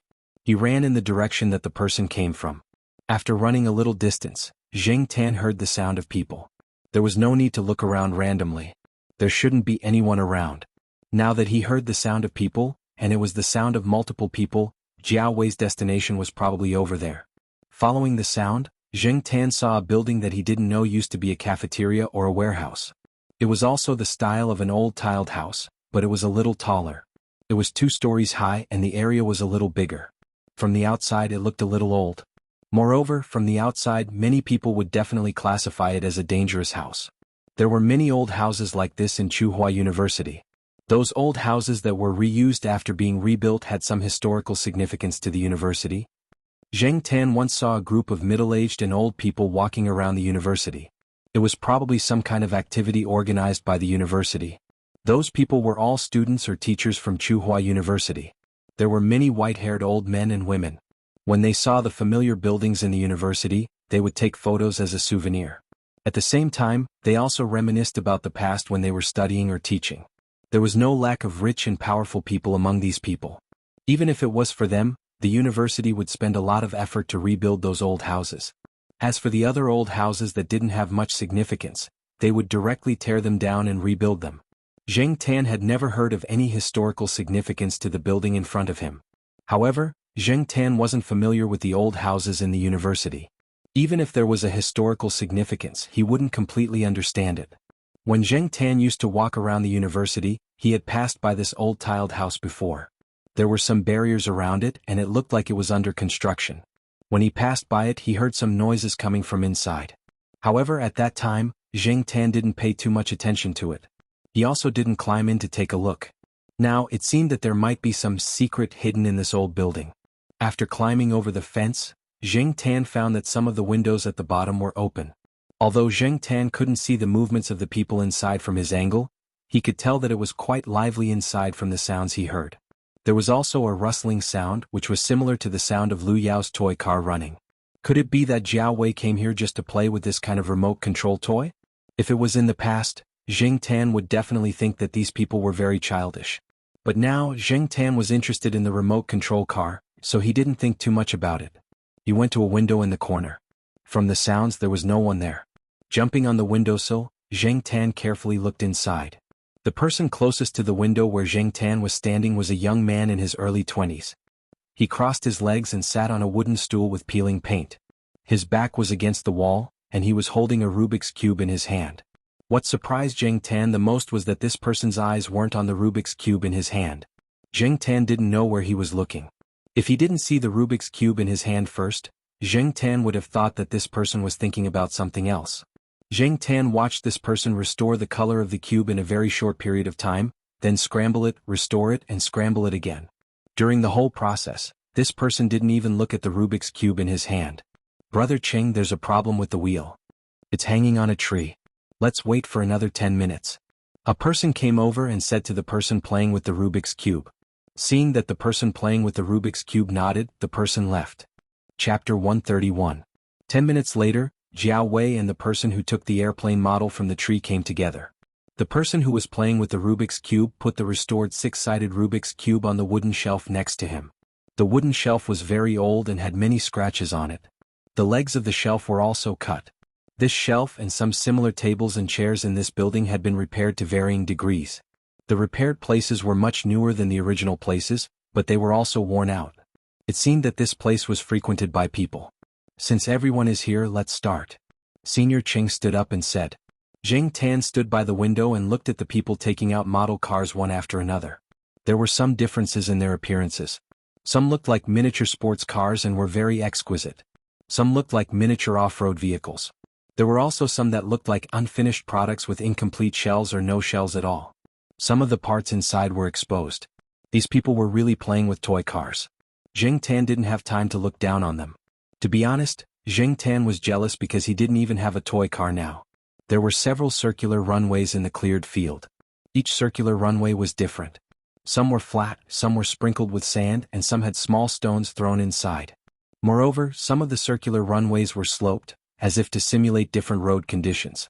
There were other tracks, but Zheng Tan didn't have time to observe, because several people had already put their toy cars on the flat track. After the countdown, the 4 miniature sports cars started running. The 4 cars were running very fast. Compared to Lu Yao, the drivers here were much better. It was probably because of their age, but it was also because these people were veterans. Staring at the cars on the track for a while, Zheng Tan suddenly felt that something was wrong. After thinking about it, he realized that it was too quiet. Lu Yao was a silent and bad-tempered brat, and the people here didn't seem like introverts. Just now, Zheng Tan heard them bragging and chatting. But now, when it should be noisy to liven things up, it was strangely quiet. Of course, the sound of the car running was the clearest. There were no cheers as Zheng Tan had expected. Could it be that all older children looked like this when they played with toy cars? Why didn't they shout excitedly like a child? Zheng Tan shifted his attention from the running car to the people standing on the side of the track. The 4 people controlling the toy car stood there, their expressions changing as the car moved. They were either nervous, excited, or annoyed, but none of them made a sound. As for Jiao Wei, he was the same as the others. He was looking at the running toy cars on the track with a notebook in his hand. A few steps away from them, someone was staring at the device on the table. Zheng Tan had no idea what it was for. About 10 minutes later, Zheng Tan heard senior brother Cheng yell, "Stop!"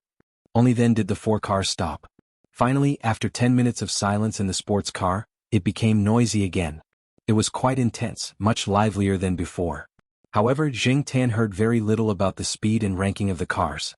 These people were talking about coefficients and equations. Zheng Tan didn't understand some of the theoretical and technical things. Even when he saw the data on the pages in their hands, Zheng Tan felt like he was reading a heavenly book. It seemed that these people weren't playing with toys. Instead, they were going deeper into the research. Jiao Wei was probably a newcomer, so he didn't talk much. Most of the time, he was taking notes and listening to other people's explanations and suggestions. When he raised his head and was about to talk to someone, he suddenly saw the black cat standing by the window in the corner. It was craning its neck to look at them. Jiao Wei. He didn't even need to look at it closely or call out its name. He could recognize the cat at a glance. Why was it here? Jiao Wei suddenly had a bad feeling. The people next to Jiao Wei noticed him and looked over. They also saw Zheng Tan. "Ha, another cat is looking at our sports car," said the person. "Again?" Jiao Wei looked at the people around him, puzzled. He thought that these people would be surprised. He didn't expect most of them to be so calm. Well, the surrounding houses are all old. There aren't many people living here now. There are often cats wandering around. Occasionally, curious cats will come over, but not many. After all, most cats are quite timid, explained the person. Because of this, when people saw Zheng Tan squatting by the window and looking at them, no one was surprised. But this cat was different. Jiao Wei muttered to himself. Since he was already discovered, Zheng Tan didn't hide anymore. However, he didn't jump in either. He moved closer to the window and continued to watch. These people had run a few rounds. Every round, the car model was different and the track was different as well. Even though they talked about the results after the race, most of them talked about the technical aspects of the race. Zheng Tan was a complete amateur. When Zheng Tan was still a human, someone gave him a car model when he bought a car. He kept it as a toy. That kind of thing, many people kept it as a collection. Most people still thought that people who used remote controls to drive toy cars outside were children. At least, that was what Zheng Tan thought. Zheng Tan didn't know how much progress car models would make in a few years. He didn't spend much effort to understand. However, seeing these people play with model cars, he was very interested. After that day, Zheng Tan often came to this area in the afternoon. He would sunbathe on a low-tiled house not far from the old house. When he heard the noise inside, he would go over to watch. After 2 weeks, Zheng Tan knew that these people would come here every Monday and Thursday at 3 o'clock in the afternoon. These people came from different departments.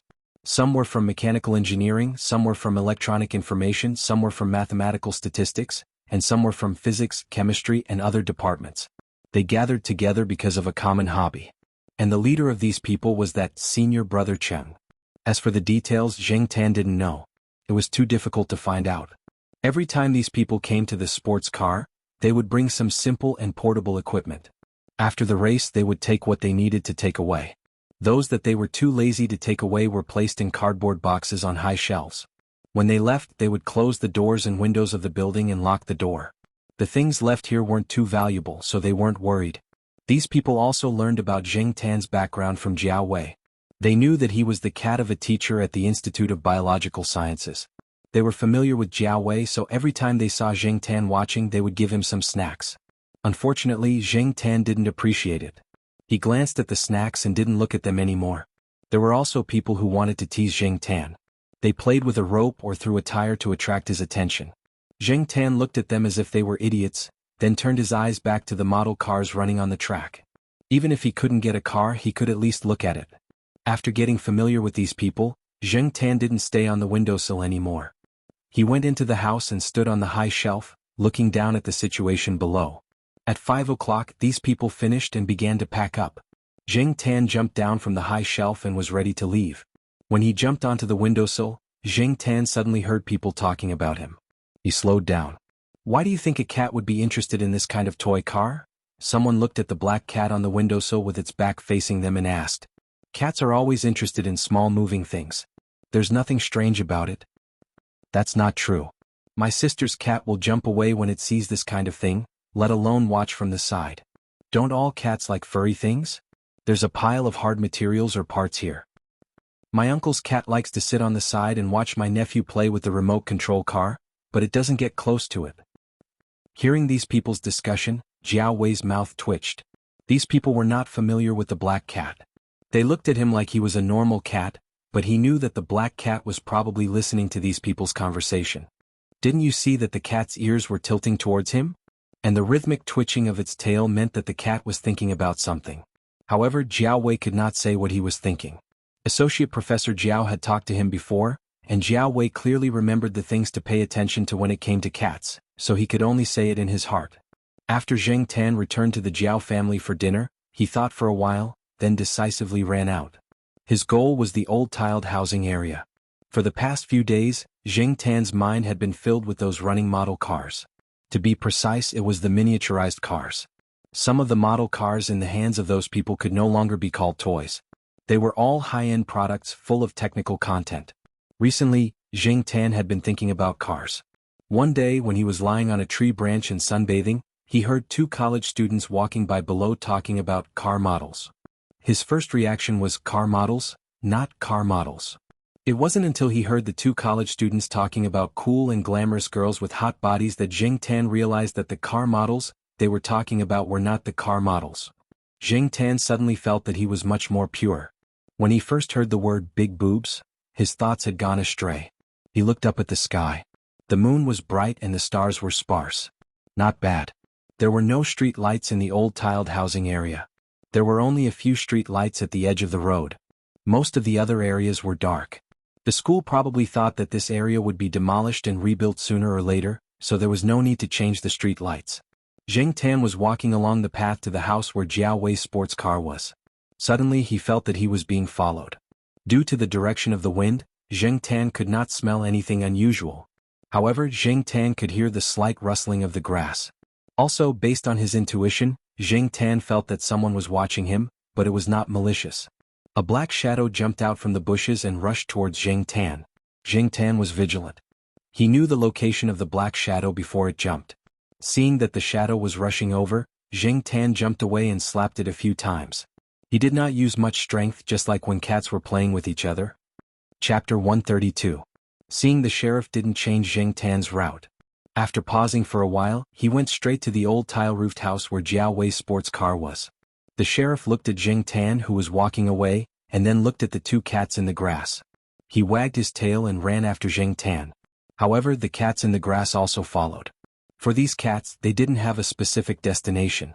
They were just there to play. As Sheriff followed Zheng Tan, he would also turn to the side and play with the cats. The sounds of the cats playing attracted more cats to come out to play, and more cats gathered around.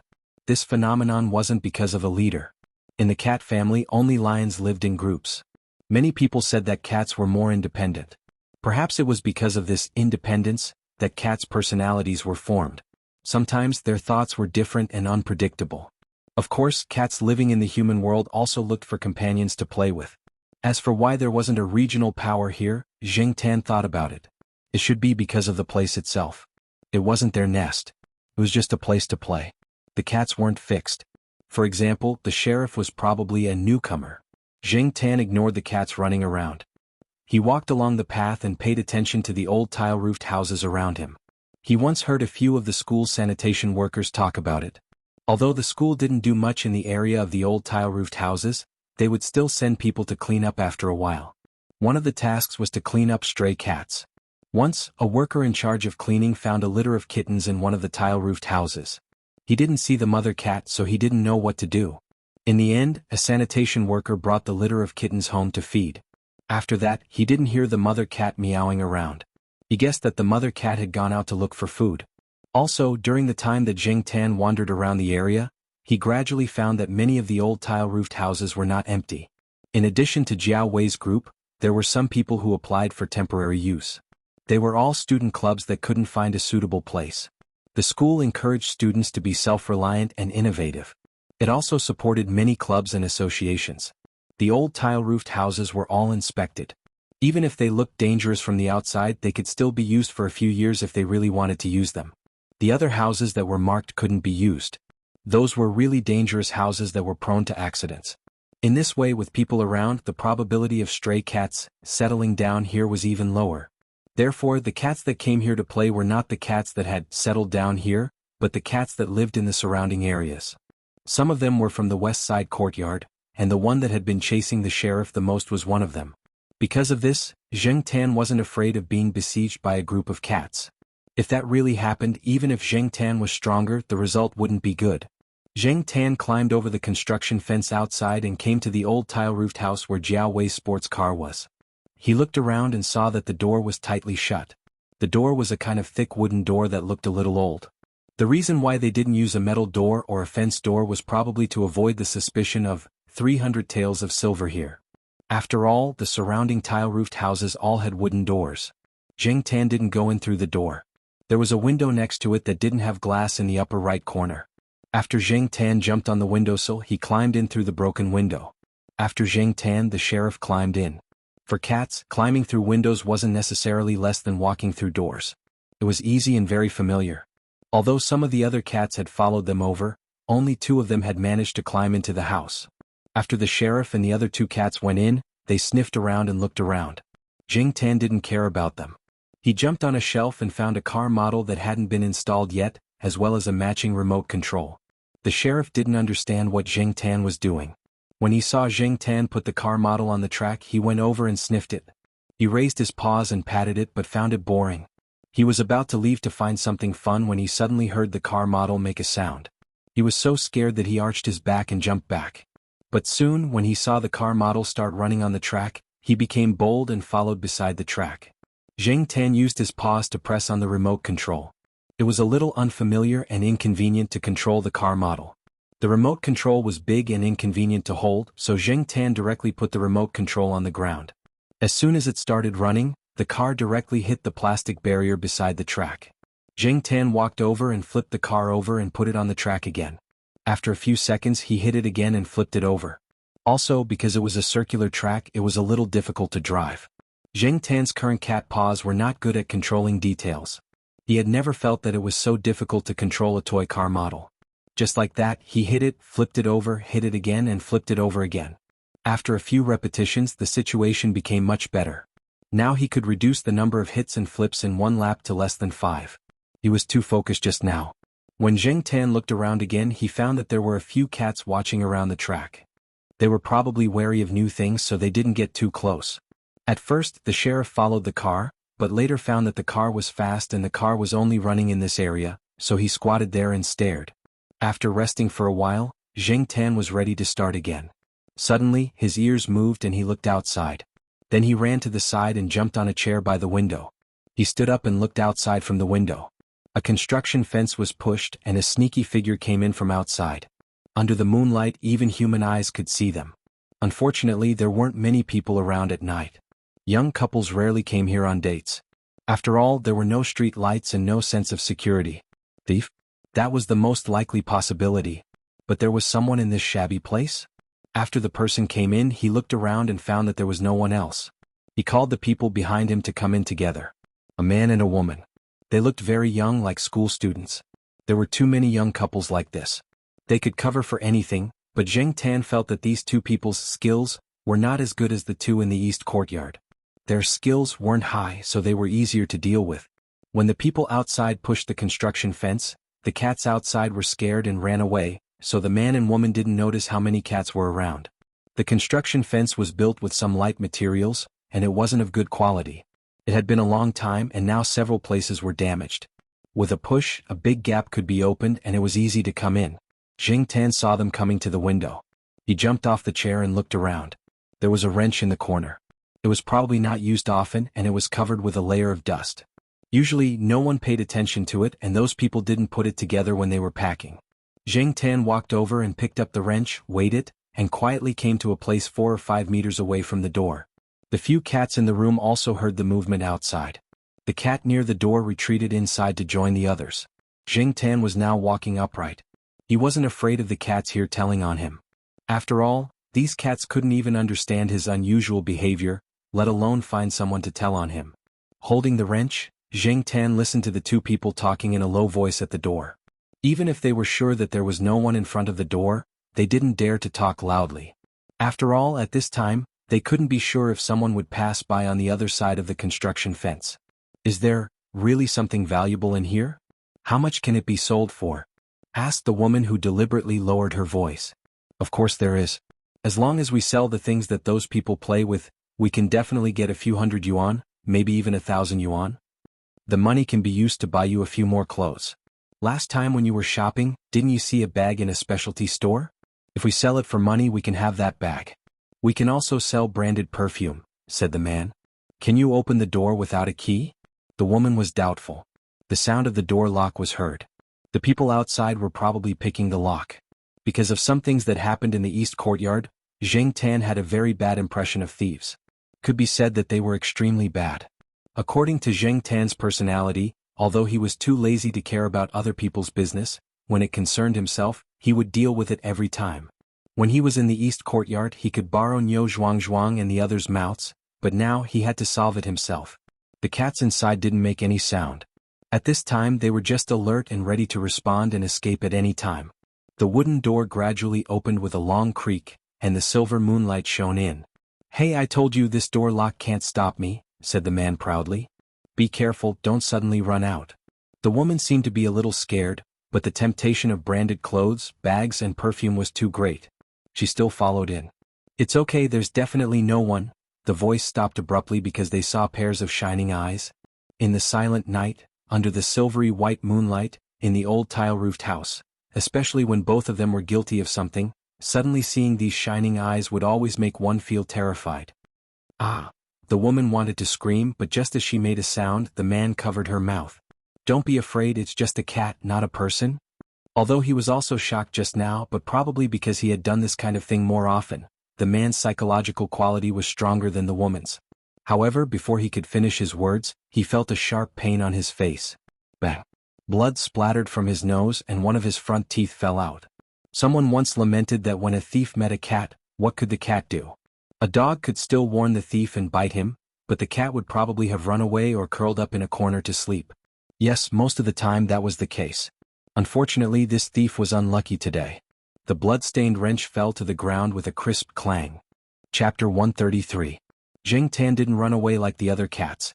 Before the man could react, he picked up a stool and threw it at him. Bang! Another blow. Blood flowed from the man's nose. It was sticky between his fingers. The man felt dizzy, but even so he knew one thing. There was definitely someone inside, and judging by the strength of the thing that was thrown, it was definitely not a child. Damn, how could there really be someone inside? In the dark, Zheng Tan changed his position and stood next to another stool. If the man was still able to pick up the wrench from the ground, he would not mind swinging the stool as hard as he could. The reason he did not do so was because Zheng Tan was not sure whether it would kill the man or not.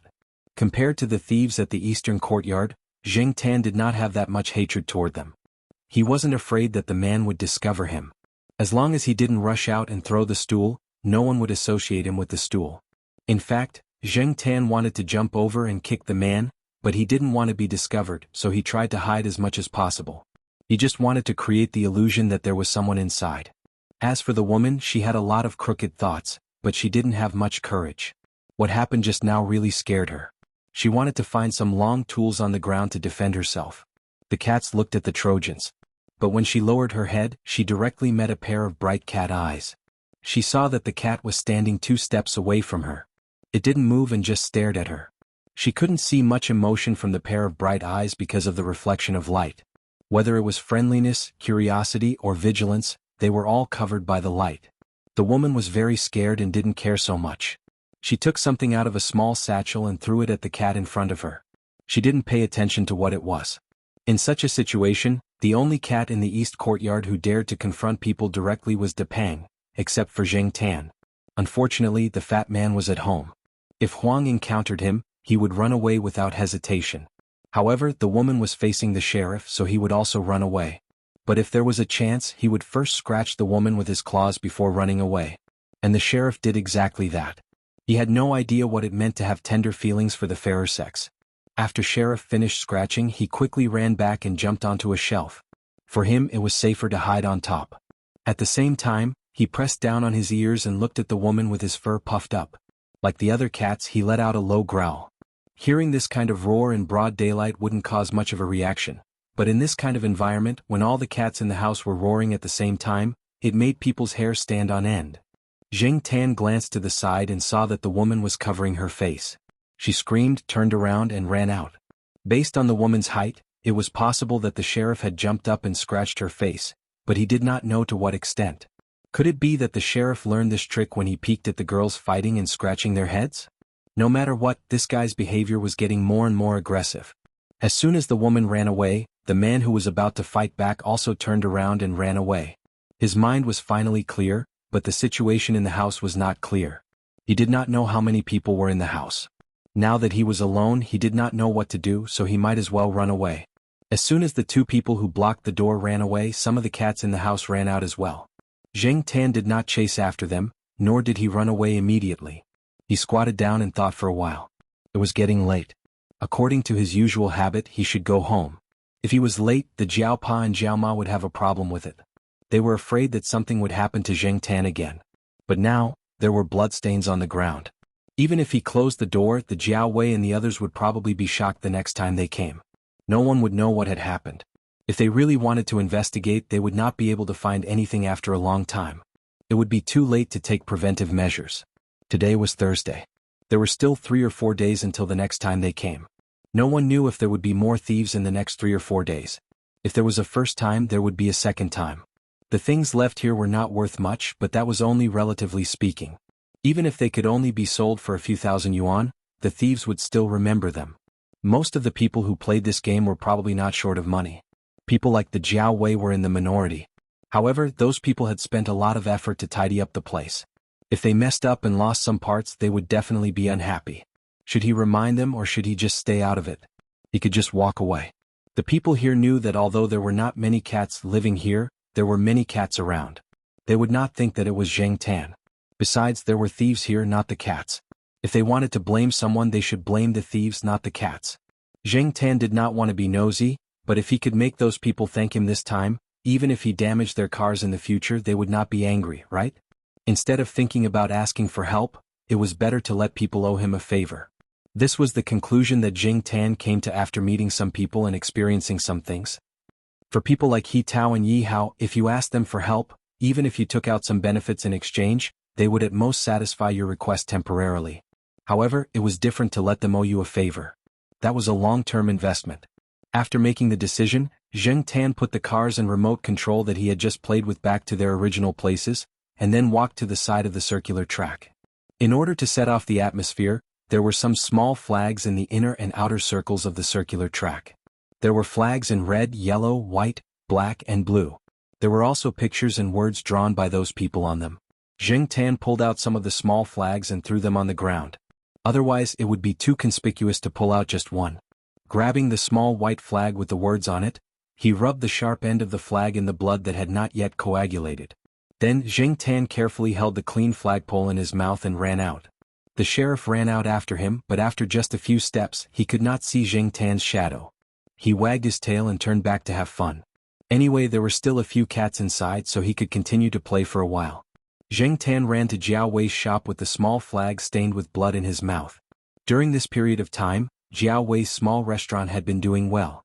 Jiao Wei would help there at night and not return until after 10 o'clock. At this time, Jiao Wei was helping to wipe the table. The last group of people had just finished eating and left. While he was wiping the table, a figure suddenly rushed over and jumped onto the table, leaving a few footprints. Zheng Tan put the small white flag in front of Jiao Wei, wondering if this kid could tell the origin of the small white flag. Jiao Wei looked at the small flag in front of him and was stunned. After noticing the words and blood on it, he looked at Zheng Tan, then looked at the small flag. He lifted Zheng Tan up to check and found that he was not injured. Whose blood is this? No, wait, isn't the flag in the house over there?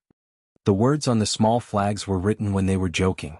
There were signatures and competition records, and this small flag was the competition result from last Monday's performance test. Of course, Jiao Wei could recognize it. After asking the question, Jiao Wei remembered that it was just a cat in front of him. He did not say anything else and immediately used the shop's phone to call someone. Are you sure you locked the door? It's okay. I'm just asking. After hanging up the phone, Jiao Wei said goodbye to his parents and rode his second-hand bicycle to the old tile-roofed house. Zheng Tan, who was squatting on the table, watched Jiao Wei leave and cursed in his heart. He actually left the hero behind and ran away by himself. He then jumped off the table. He did not go straight home. He planned to go to the old tile-roofed house to see what was going on. The reward for reporting the news had not been decided yet. When Zheng Tan arrived, Jiao Wei had just finished calling a few people and was walking over. There was an IC card public telephone on the side of the road in the old tile-roofed house area. Jiao Wei made the call there. Those who received the call, regardless of whether they were playing games, flirting with girls, or sleeping, immediately dropped what they were doing and ran over as soon as they heard that the sports car's door had been broken open. They also notified those who could not be contacted. As for the old tile-roofed house, Zheng Tan did not see the sheriff when he arrived. He guessed that the sheriff had gone home. The remaining cats probably ran away after seeing Jiao Wei, so the house was now empty. The lights were on and the blood had dried. However, the bloody wrench and the stool at the door were still there. Jiao Wei did not touch them. When the others rushed over, they immediately saw the wrench and the stool at the door. F***CK. Was there a fight here? There's blood. Jiao Wei, are you hurt? Someone asked. It's okay. It's not mine. It was like this when I came. Jiao Wei briefly explained the situation when he came over. The door lock was broken open. Although it's not obvious, there are some scratches, another person standing at the door said. Zheng Tan quietly squatted by the side, listening to their discussion. When Jiao Wei told them about how he had carried the flag, a few people gathered in front of Zheng Tan, praising him and asking him questions. However, Zheng Tan maintained a blank expression, pretending that he did not know anything and did not understand what they were saying. He looked no different from the other cats. He finally made up his mind. As long as these people did not deny his contribution, it was fine. Forget it. We can't get anything out of a cat. It's already good enough that it tipped off Jiao Wei, that Brother Cheng said. The person next to him nodded. That's true. F***CK, if I find out who broke open the door, I'll beat him to death. I didn't expect this place to be remembered. Tisk, people nowadays are willing to do anything for a little bit of profit.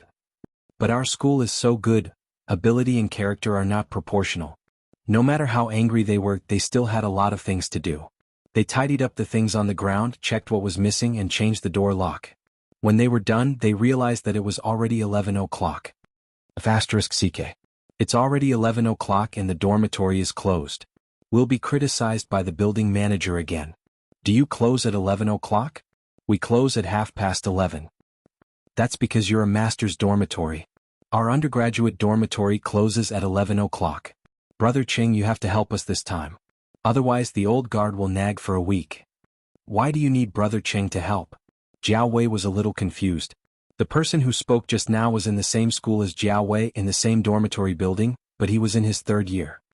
He's just trying to show off his face. He'll treat people according to their preferences, someone at the side interrupted. We can't afford to offend the building manager. He looks like an ordinary old man, but he might be a relative of some school leader. In the past, a student in our building quarreled with the building manager. He thought that the building manager was just a stinky old man in charge of guarding the door, a low-class employee. He didn't expect to be called by the counselor for a talk the next day. Later, we found out that the old man's son is from the school administration building. I heard that he has some power. Chapter 134. Because of the incident with the thief, the people who played with car models had a much better impression of Zheng Tan, and their tolerance for him had also increased a lot. Someone even made a simple 1/8 scale car for Zheng Tan to play with.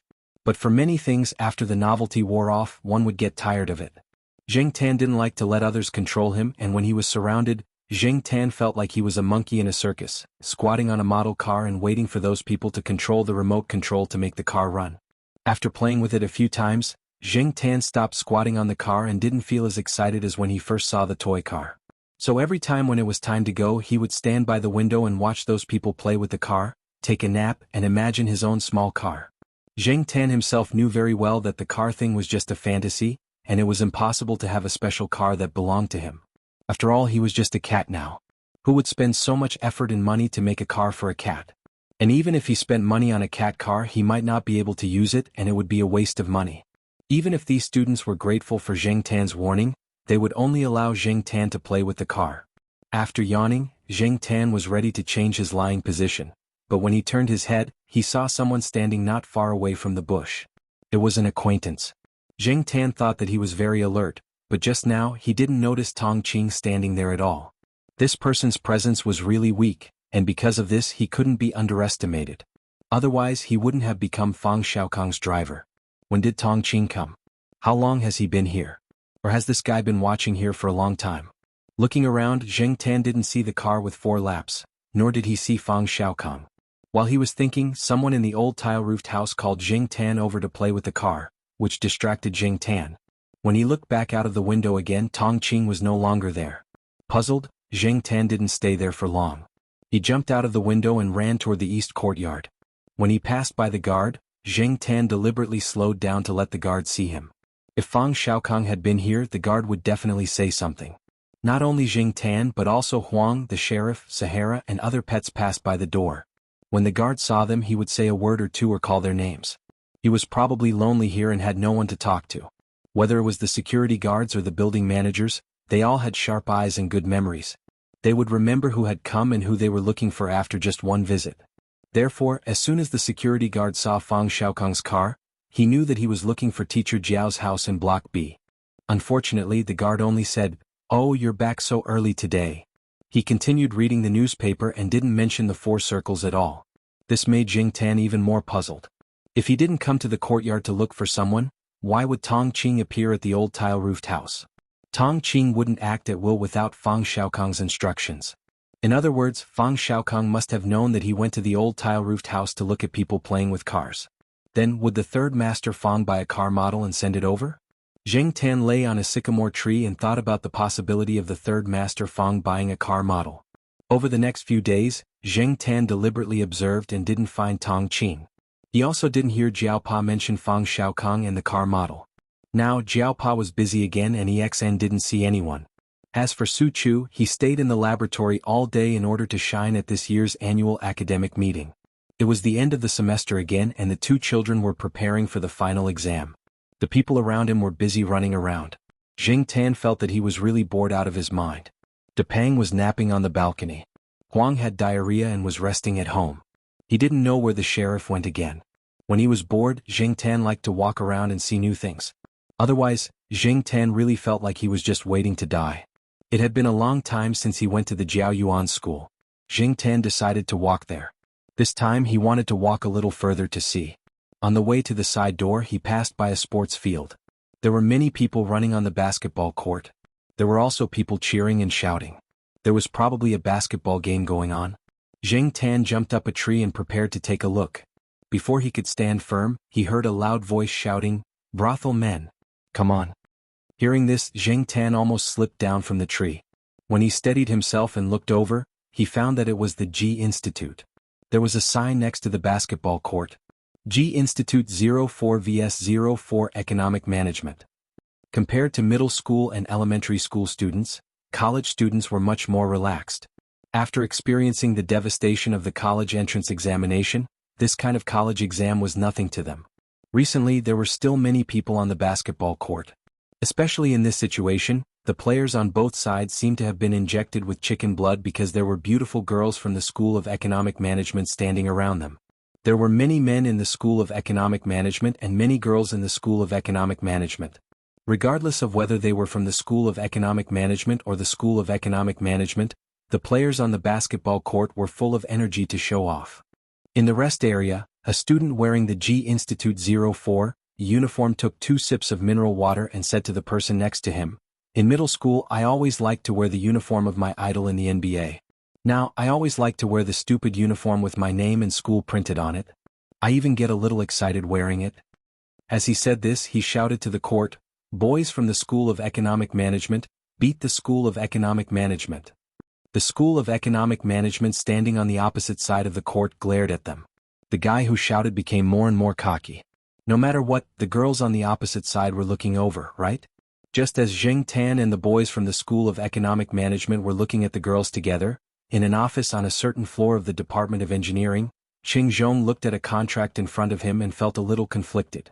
It was very common for graduate students to take on private jobs.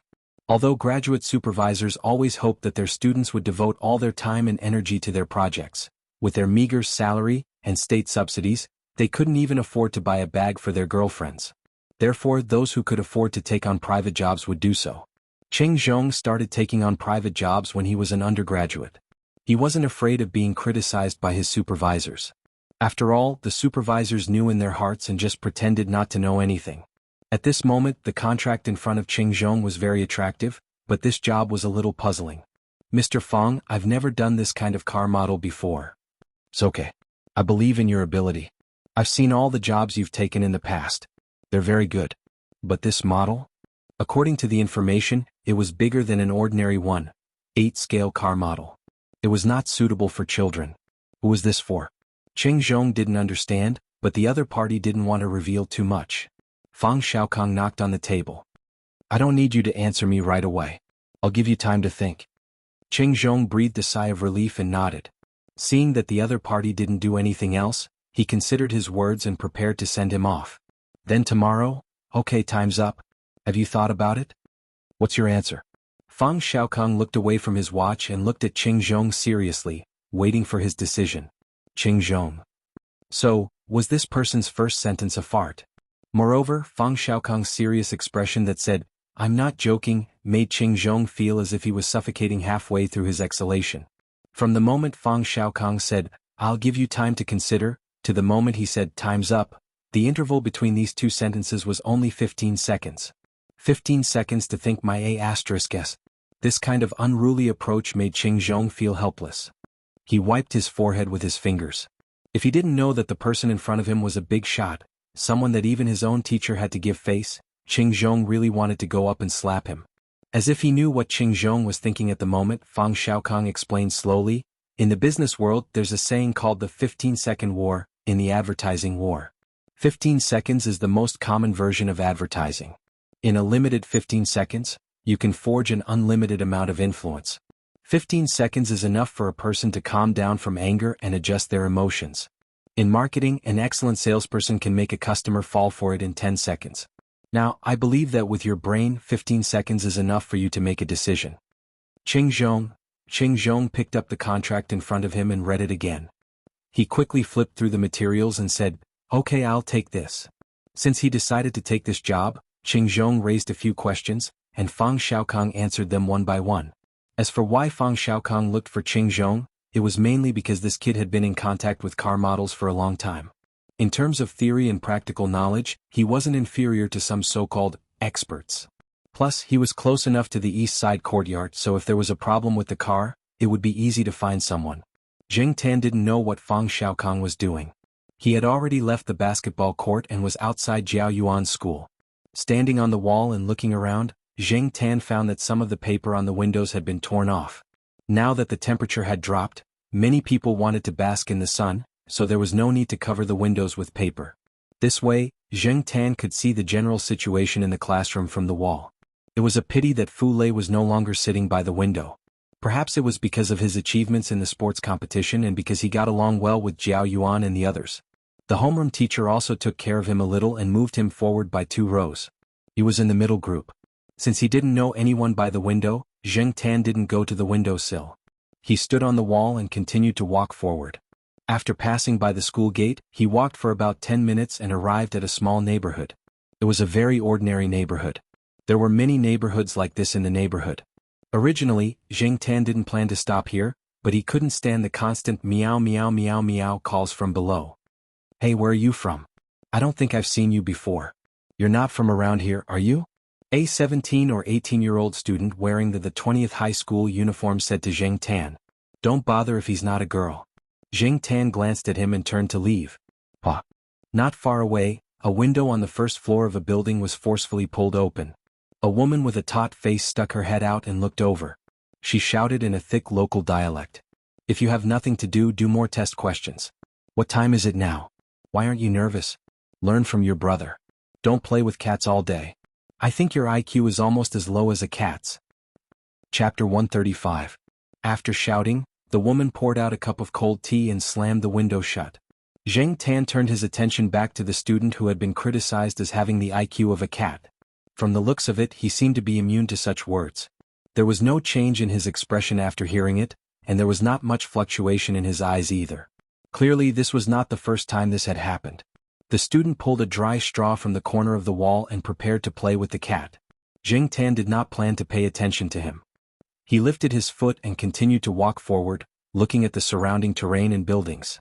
After taking a few turns, Zheng Tan's ears twitched. He heard some construction sounds coming from the construction site. Looking in the direction of the sound, Zheng Tan could only see the arm of a crane peeking out from between 2 buildings. There were too many buildings around and too many people. Zheng Tan could not find a good vantage point to observe the construction. Why did that place feel familiar? He could not remember where it was. Zheng Tan was strolling in a new area. His sense of direction was a bit blurry, so he did not think too much about it. After strolling for a while, he went back along the road. On the way back, Zheng Tan passed by the neighborhood again.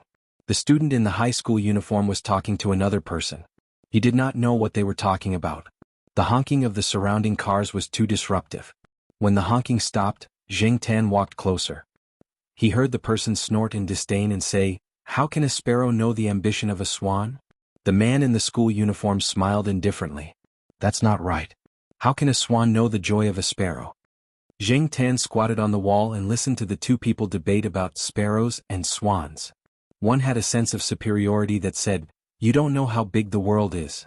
The other had a look that said, "This is how I am. What can you do to me?" Listening to their conversation, Zheng Tan also learned that the person in front of the man in the school uniform was the brother in the Learn from Your Brother. Both of them were in the 3rd year of high school. They were in the same school, but it was not the provincial Key High School of Tsinghua University. It was just a normal high school that was relatively close to here. Not to mention who was right and who was wrong, and who was in the right, Zheng Tan could only sigh after listening to their conversation. They were indeed in the 3rd year of high school. They were fluent in classical Chinese. Sometimes, 3 idioms would pop out in one sentence. It was very difficult for a poor student like Zheng Tan to listen to. After a few minutes, the brother impatiently left. The man in the school uniform stood in place for a while. When he turned his head to look outside the neighborhood, he saw Zheng Tan squatting on the wall. "Hey, you're here again?" The man, who had been expressionless just now, immediately smiled. He picked up the withered straw that had been thrown aside and prepared to play with the cat again. Unfortunately, Zheng Tan did not want to play with him. He lifted his feet and went home. Everything in Tsinghua University was still the same. It did not seem to have changed at all. However, when Zheng Tan was on his way back, he heard a middle-aged couple in a shop outside the university talking about the reconstruction of the abandoned project into a commercial plaza. Compared to the Central Plaza and other large commercial plazas, this new plaza was definitely smaller. However, there were many schools around it. Other than Tsinghua University, there were other schools. It was easier to earn money from students. Some of the vendors had already started to discuss countermeasures. Other than that, it seemed like they were going to build housing. The couple did not know much about it, so Zheng Tan only had a rough idea of what was going on. No wonder he felt that the construction site was familiar. It turned out that it was that place. He had heard Celestine mention it a while ago. It seemed like Yi Hao had achieved his goal. It was good that it was built. There would be another place to play. However, he did not know how many years it would take to build it. He hoped that Yi Hao would be more efficient. The next day, Zheng Tan still walked along the same road as yesterday. When he arrived at the residential area, he saw the man in the school uniform from yesterday. This guy seemed to be preparing to go out. When he saw Zheng Tan, he nagged for a while. He seemed to be in a hurry and did not say much. The man in the school uniform was not wearing his school uniform today. He had changed into a casual and cheap sportswear. When he walked out of the residential area, the woman shouted a few times from the window. It was nothing more than a few words that scolded the man for not doing his job and only knowing how to play all day. Because she saw Zheng Tan again, the woman looked down on the cat's IQ again. Just as he walked out of the residential area, the man in the school uniform bumped into a familiar person. He should be a neighbor. Zhongyan, did you have a month off? How was the monthly exam this time? The man asked. Just as so, Zhongyan said helplessly.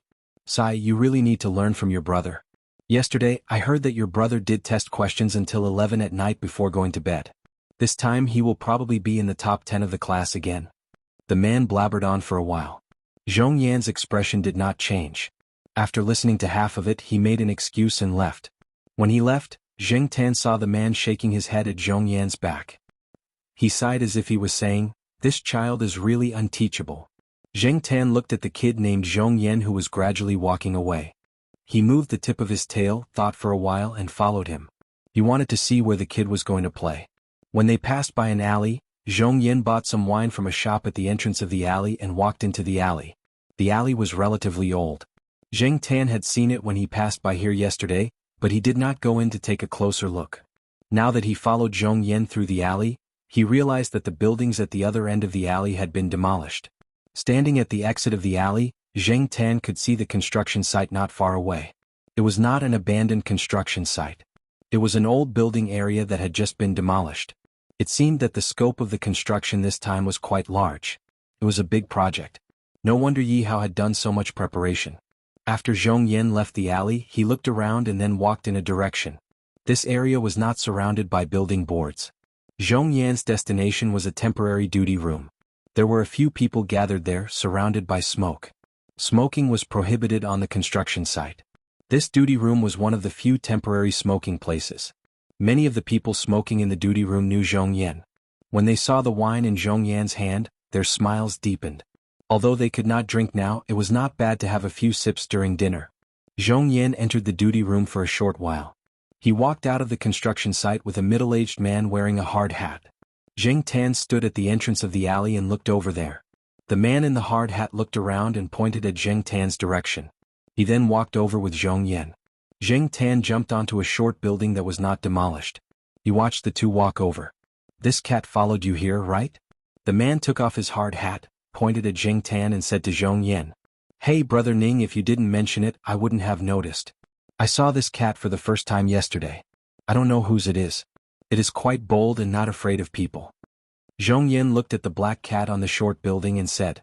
Brother Ning just smiled and shook his head. He did not dwell on this issue. Instead he asked, "How was your monthly exam?" "Not bad," Zhong Yan answered. Compared to the resident of the community, Zhong Yan seemed to be more sincere when he answered. "What do you want to do this time?" Brother Ning asked. "I really can't hide anything from you." Zhong Yan scratched his hair and said, "Winter vacation is in a month. Anyway, I have nothing to do. I want to find some work to earn some living expenses." "Brother Ning, are you short of people at the construction site?" Hearing Zhong Yan's words, Brother Ning frowned. "Why do you want to work here? Does your mother not give you living expenses? Even if she is biased, she should not be so biased. She doesn't like her own son, but fawns on other people's children." Zhong Yan rubbed his palms again and did not say anything. "Well, you'd better put more energy on your studies. Next year you can get into a good university. Don't be like us. As for the construction site, during the spring festival, some people must go home. There is still some work here that can't be stopped. If you are not afraid of hard work, you can have a try. They are all simple coolies. I don't have the ability to arrange other things." "Thank you, Brother Ning." Zhong Yan was very happy. "Don't mention it. Don't worry about the construction site. There must be work. But the most important thing for you is to get into a university. People like us who have a junior high school education can't wait to envy you. Brother Ning, aren't you doing well now? In the past 2 years you have bought a house and a car. You also have a wife and children." Although Brother Ning and the others were not knowledgeable, skills could not be learned well from books. Brother Ning and the others had been in this line for several years. They had become familiar with it and made some money. You don't understand. Even if we have money, those people in the society still look at us with contempt. Although they are very polite in front of us, they may belittle us in their hearts. I have heard a lot of words like vulgar, shallow, country bumpkin, nouveau riche. I used to tell myself that those people were jealous, but there are too many people like that. We can't deceive ourselves. While speaking, Brother Ning found that Zhong Yan lowered his head. He felt that he probably put too much pressure on this child.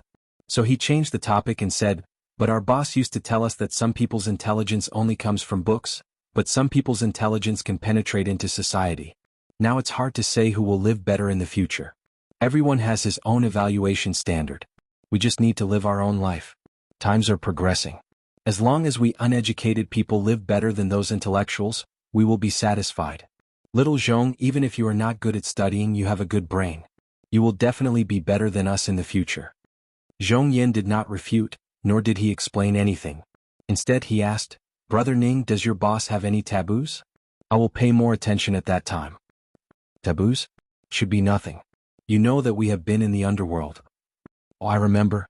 I heard that our boss doesn't like cats, especially black ones. But our boss doesn't come here often, and you can't bring the cat into the construction site. Should be nothing. You just need to know." After talking for a while, Brother Ning stood up, patted the dust on his pants, and walked towards the construction site. Watching Brother Ning leave, Zhong Yan said to the black cat lying there, "Alas, I really envy you cats. They eat, sleep and eat. They don't have to worry about anything." Chapter 136. The reason why Zhong Yan liked cats could be traced back to when he first moved here. A single-parent family formed a new home with another single-parent family, but Zhong Yan didn't have any sense of belonging to this new home. That age was the rebellious period where metaphysical, psychological activities and physical activities coexisted. Zheng Tan didn't know what Zhong Yan had encountered. Every family had its own difficulties and Zhong Yan didn't go into detail. However, Zheng Tan could guess from Zhong Yan's words and expressions that it was definitely not a good memory. At that time, Zhong Yan, who had just quarreled with his mother, ran out of the building and stayed in the corner of the neighborhood wall to vent his anger. The slanted sunlight made the wall cast a black shadow on the ground. Zhong Yan hid in the shadow of the corner of the wall. He was only one step away from the sunlight, but he still didn't want to take half a step. The more Zhong Yan thought about it, the more aggrieved he felt. He wiped his red eyes and suddenly found the outline of a cat in the shadow of the wall. Turning his head to look, the glaring backlight made Zhong Yan dazed for a moment. Standing on the narrow wall, the cat looked down at the people under the wall casually, as if nothing could disturb its mood. Raising his hand to block the sunlight, Zhong Yan retreated away from the wall. Looking at it from a different angle without the glare of the sun, Zhong Yan saw that the cat was looking at him. After looking at each other for 2 seconds, the cat narrowed its eyes, turned its head and continued to walk forward. When the cat stood in the sunlight and narrowed its eyes, Zhong Yan felt a pleasant warmth surround his body, as if the whole world was smiling. He stood in the same place and watched the cat walk further and further away under the sunlight. When Zhong Yan was in his neighborhood, he always seemed to be wearing a mask. He only showed a little of his true nature when he was playing with the cat. In contrast, Zheng Tan could see Zhong Yan's perfunctory attitude when facing his mother and brother. The people around him always liked to compare Zhong Yan with his half-brother. To sum it up in one word, it was pale in comparison. They felt that Zhong Yan couldn't compare to his brother in any way. The human heart is too complicated. You cats don't understand. Actually, I don't understand it either. I just feel helpless. You tell me every time I grow a pair of wings they break them. Why do they despise me for not being able to fly high or far? Little kitten, can you understand how I felt when I desperately studied to prove my ability and happily showed my middle school exam results to them, only to be told that I was not allowed to go to Chuhua-affiliated high school and had to go to another ordinary high school with my so-called brother? When it came to science, I wanted to choose liberal arts, but the man said that it was not good to study liberal arts. As a well-known physics teacher, he would lose face if he said that, so I was called a science student. So later on I thought, why should I be in such a hurry to prove myself? What was the point of letting himself fall and bleed? Sometimes being too outstanding might not be a good thing. With that said, Zhong Yan picked up a small stone next to him, looked at Zheng Tan and asked, "Do you know the speed of the universe?" Zheng Tan. Cosmic speed? What the hell was that? It sounded very profound, but it sounded a little familiar. Zhong Yin casually threw the stone in his hand up. The stone drew a parabola in the air and fell to the ground. This speed can only allow it to do this kind of movement. An intercontinental missile can cross thousands to tens of thousands of kilometers and land in another place. An artificial Earth satellite that has reached the first cosmic speed can leave the ground and orbit the Earth. When it reaches the second cosmic speed, it can get rid of the shackles of the Earth's gravity. When it reaches the third cosmic speed, it can get rid of the shackles of the Sun's gravity and leave the solar system to enter the wider universe. When it reaches the fourth cosmic speed, it can get rid of the shackles of the Milky Way's gravity and fly out of the Milky Way. However, before it leaves, it has to consider aerodynamic heating and atmospheric resistance, as well as other factors that may affect the result, to reduce the risk. Zhong Yin was talking to himself, but Zheng Tan was a little scared when he heard it. And to talk about the cosmic speed to a cat, Zheng Tan felt that the kid in front of him was quite similar to Jiaopa. And these words obviously implied other meanings, but he didn't know who this guy was alluding to. At the same time, Zheng Tan could also tell from these words that Zhong Yin, this kid, was definitely not a pure and harmless person. This kid was very likely hiding his true strength, and he had been hiding it for 3 years. He really could hold it in. Zheng Tan couldn't imagine that such a teenage kid had been hiding his true strength since the first day of high school. There were many things that Zhong Yin couldn't let others know. Even Brother Ning, who had helped him many times, didn't know. But when there were too many things to keep in one's heart for too long, one would become crazy. Moreover, Zhong Yin was just a teenage student, not an old fox who had experienced the vicissitudes of life, so he had to find someone to talk to. So the surrounding cats entered the role of listening. Zheng Tan just happened to be one of them. To others, talking to a cat must be a little crazy. No wonder the people in the neighborhood looked at Zhong Yin a little strangely. No wonder his mother was always hostile to cats. Zhong Yin had obviously been holding it in for a long time, and Zheng Tan wasn't like other cats who would run away or fall asleep after listening for a while. So, the more Zhong Yin talked, the more he talked, from escape speed to future plans, from the doctrine of the mean, to adapt to the situation, to the pleasure of being a dark horse in the college entrance examination. Don't talk about the 3 years of high school. After all these years of studying, no matter how much effort you put in, the final evaluation is the result of the college entrance examination. If you do well, it means that you worked hard. If you are smart, you will understand in the future. If you don't do well, you are a failure. I have to thank them that they don't like to add a subject when they talk to me, so I pretend that I didn't hear those harsh words. Anyway, they didn't add a subject and they didn't mention me by name. Zheng Tan pulled his ears. The contents of the subject, the verb, the object, and the condition were all returned to him by the teacher. Now, Zheng Tan only knew the general meaning of the subject, and understood a little of the feelings that Zhong Yin was trying to express. As for Zhong Yin, to put it nicely, this guy didn't forget to find opportunities to step on others when he was wearing the skin of the doctrine of the mean. Just now, Zhong Yin talked about using hydrogen peroxide, potassium iodide, and detergent to punish his half-brother. In the end, no one put the suspect on him. This guy was perverted, thick-skinned, and shameless enough. Maybe it was because of his past experience that Zhong Yan's temperament became what it was today. This guy obviously wanted to leave his current family. What about after the college entrance examination? What about his future plans? He probably had his own arrangements. Whether the plan was mature or not, Zheng Tan just admired this guy's endurance. People like this always made people afraid. In the future, when he grew up, who knew what he would become? After sharing his secret, Zhong Yin picked up the pebble by his feet and threw it into the distance with all his might. The stone left Zhong Yan's hand and drew a long parabola in the air before landing behind a temporary worker's house. F***ck, who the F***ck threw it? Zhong Yin turned and ran when he heard the voice. After running 2 steps, he stopped and looked at Zheng Tan. Run. Zheng Tan only heard the noise over there. Seeing Zhong Yan's nervous look, he knew that he probably hit someone not to be trifled with. He got up and ran out of the alley with Zhong Yin. He really didn't know if this guy's luck was good or bad. Even like this, he could hit a hot-tempered person in charge of the construction site. After running out of the alley, Zhong Yin leaned against a telephone pole and panted. He looked at the black cat that was looking left and right and said, "That person has a bad temper. I heard that he was somewhat famous in the underworld. My luck is really bad. I didn't expect to hit that guy. Fortunately, I wasn't caught. Otherwise, my plan to come work during the winter break would be ruined." After resting for a while, Zhong Yin patted the dust off his clothes, looked at the sky, and walked towards the neighborhood where his family lived. Zheng Tan jumped onto the wall. It was time to go home for dinner. I I really envy you cats. Zhong Yin slowly moved his feet. He was very reluctant to go home. Was it good to be a cat? If Zheng Tan could speak, he would definitely tell Zhong Yin his personal experience. People always thought that cats could entertain themselves. They could play with their own tails and claws for half a day like schizophrenics. They always seemed to be carefree. However, many people didn't know that cats also had worries. Cats could be anxious and anxious. It was just that many people couldn't see it. After dinner, the Jiaopa answered a phone call. He then said to Zheng Tan, who was lying on the sofa watching TV, "Black Charcoal, come here.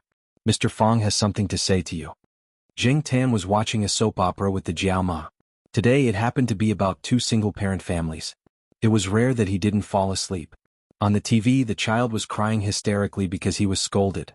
His nose was almost flowing to his mouth. When he cried, he even spat out a bubble. Zheng Tan wondered if Zhong Yin was like this when he heard the Jiaopa's call. Third Master Fong? Why would he call at this time? Since the last time he saw Tong Qin, Zheng Tan hadn't heard any news about Fang Xiaokong for a while. The Jiaopa pressed the speaker. Zheng Tan jumped onto the table, squatted next to the phone, and raised his paw to make a sound to let the other party know that he was listening. "Black Charcoal, I've been busy recently. I didn't have time to take care of you. I'll give you a surprise later. However, you have to do me a favor. One day before New Year's Eve. You have to make some preparations then." The third Master Fang's words were half for Zheng Tan and half for the Jiaopa. The so-called preparation was to inform the Jiao family. It wouldn't be too abrupt when the time came. Zheng Tan's attention was attracted by the surprise that Fang Xiaokong mentioned. With Fang Xiaokong's personality, this surprise would definitely not be ordinary. Before Zheng Tan and the Jiaopa could react, the other party hurriedly hung up the phone. The third Master Fang did seem to be very busy recently. Chapter 137. It was January, and the calendar in the living room had been changed to a new one. According to the Gregorian calendar, a year had already passed. In the past year, Zheng Tan had experienced a lot and met a lot of people. His mood had been fluctuating, but when he thought about it carefully, he still dozed off most of the time. It couldn't be helped. After all, he was now a cat. After yawning and stretching, Zheng Tan jumped down from the tree. It was winter break again. Some of the primary and secondary school students had gone home for the holidays. Little Pomelo was at home doing her winter homework, and Jiao Yuan ran out to play. This year he was going back to Jiaopa and Jiao Ma's hometown. Last year, because of Jiao Ma's injury, he stayed in Chuhua City to celebrate Chinese New Year. According to Jiao Yuan, celebrating Chinese New Year in Chuhua City didn't feel like the Chinese New Year. Zheng Tan didn't know what the so-called more Chinese New Year meant. He was looking forward to driving to that small town to celebrate the Chinese New Year. He wondered what the little guy he saved from the human traffickers looked like. "JSK, forget it. It's better not to meet him. A naughty kid will be a naughty kid." As he thought about it, Zheng Tan looked at the courtyard. Depang was taken to visit relatives. Huang and the sheriff were staring at a Xingyao. Not far away, a gray magpie was jumping. Huang and the sheriff ignored it. They probably thought that Xingyao was rare, so they changed their target to this bird with a long beak. As for gray magpies, who knew how many of them were caught throughout the year?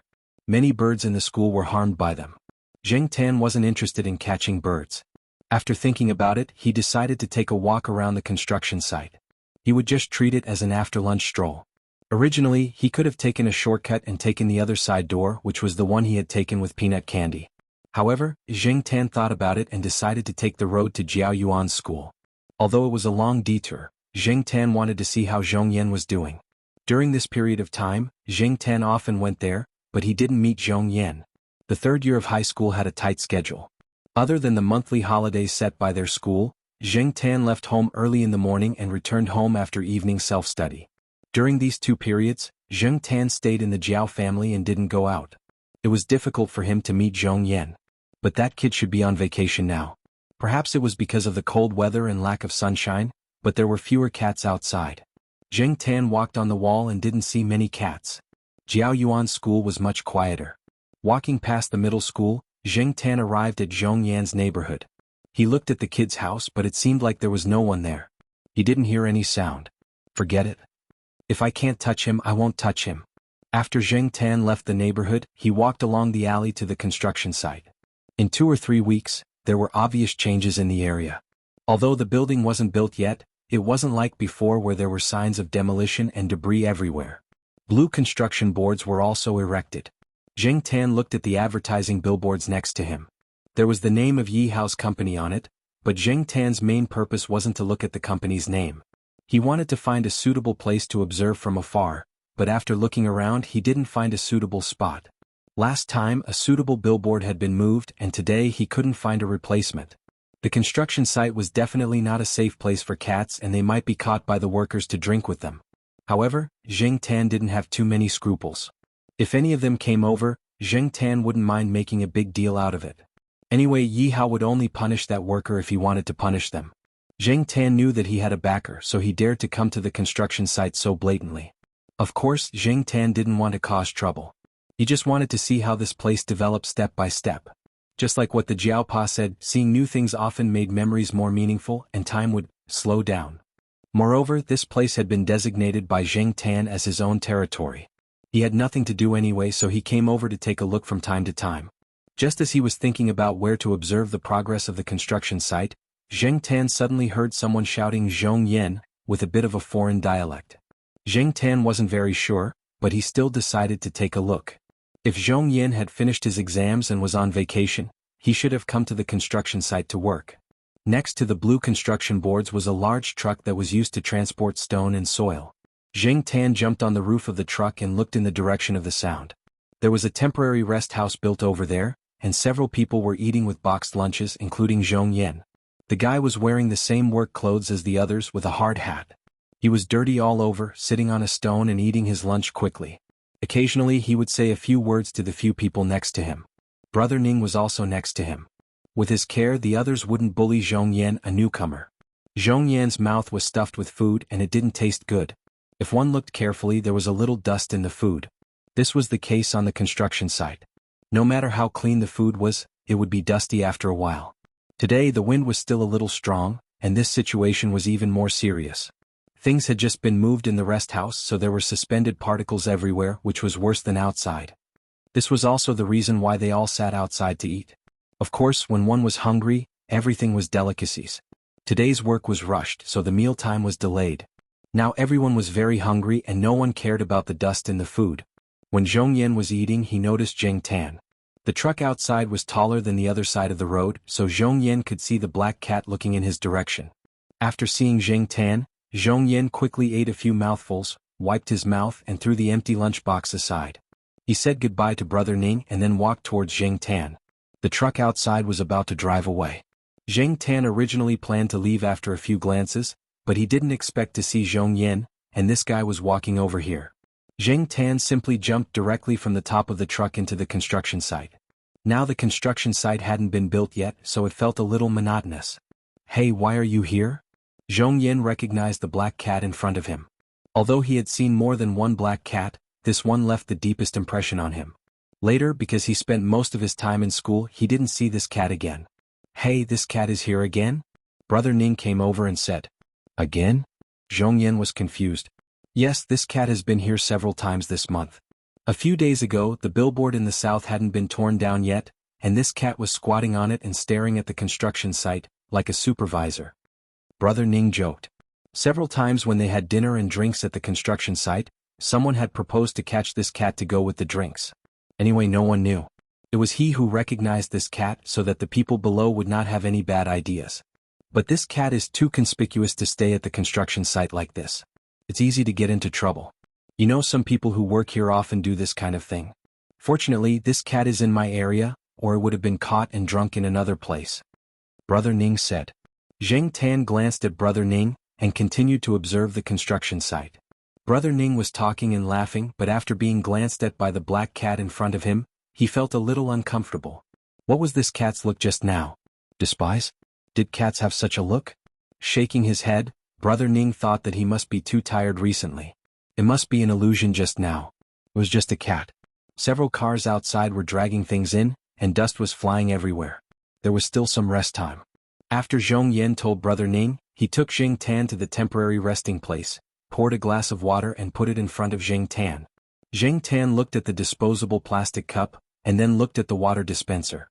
It was clean. After running so far, he was indeed thirsty. Zheng Tan put his head into the plastic cup to drink some water, and observed the layout of the temporary resting place. There was nothing special, but the surrounding air was really bad and everywhere was gray. "Hey, isn't this the cat that looks like a supervisor?" Several people sitting in the room said after seeing Jing Tan. Although they felt that it was a waste for Zhong Yan to pour water from the water dispenser to a cat, they would not say anything because Zhong Yan was protected by Brother Ning. These were all small things and there was no need to care about them. A person who had not finished his meal threw a fish tail in the bowl over, but Jing Tan did not even look at the fish tail. "Hey, this cat doesn't even eat fish? It must be a pet given by a human. It will eat it after a few meals. Raising such a cat is really wasteful." A person next to them interrupted. "Little Zhong, does this cat belong to you?" Someone asked. "No, it belongs to my neighbor." Zhong Yan did not say too much. In fact, he did not know where the cat came from either. While they were talking, a person came in from outside with a big plastic pot in his hand. However, the words printed on his work uniform were different from Zhong Yan's. "Workerly, we don't have much water here. The water delivery person will come in the afternoon. You can only receive 1/3 of the water at most." Brother Ning accompanied him in and said. This Workerly was about 40 years old. He was not in the same area as Zhong Yan, so he was not under Brother Ning's charge. He was not afraid of Brother Ning, and often looked down on others because he was older and had some people above him.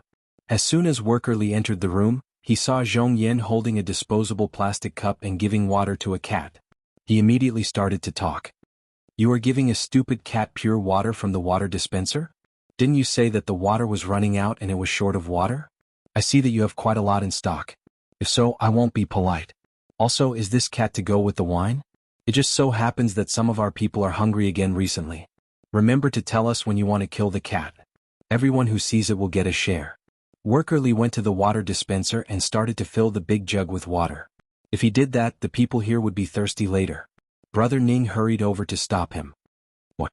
Workerly, I can't compare to a cat? Do you think I am a beggar with such little water?" "Little Ning, I don't mean to criticize you." Workerly was getting more and more excited. He scolded Brother Ning in front of so many people in his area. Obviously, he did not give Brother Ning any face. However, Brother Ning was no longer the hot-blooded young man who would rush forward with a steel pipe no matter what the situation was. He stopped Zhong Yan, who was about to explain, and several others who looked angry and were about to speak. He knew Engineer Li. If Zhong Yan and others spoke, it would definitely have the opposite effect. Brother Ning took a deep breath and was about to defend himself. He had no choice. The bastard had someone above him. Although he also had someone above him, otherwise he would not be the person in charge of this area. But if the situation was not serious, there was no need to go to the top.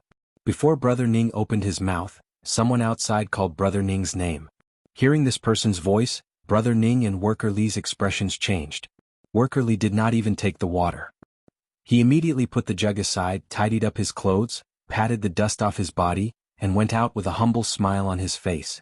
Before Brother Ning went out, he made a gesture to several people. Some of the people who followed Brother Ning in this area were old acquaintances. They knew the meaning of Brother Ning's gesture. The people who were angry just now and looked like they would rush up and start a fight the next moment changed their attitude instantly. Zhong Yan, who had only worked here for a few days, was a little confused. The people next to him whispered to him that a big shot was coming and he should behave himself. "Little Zhong the cat." Someone reminded him in a low voice. Was it the boss that Brother Ning mentioned?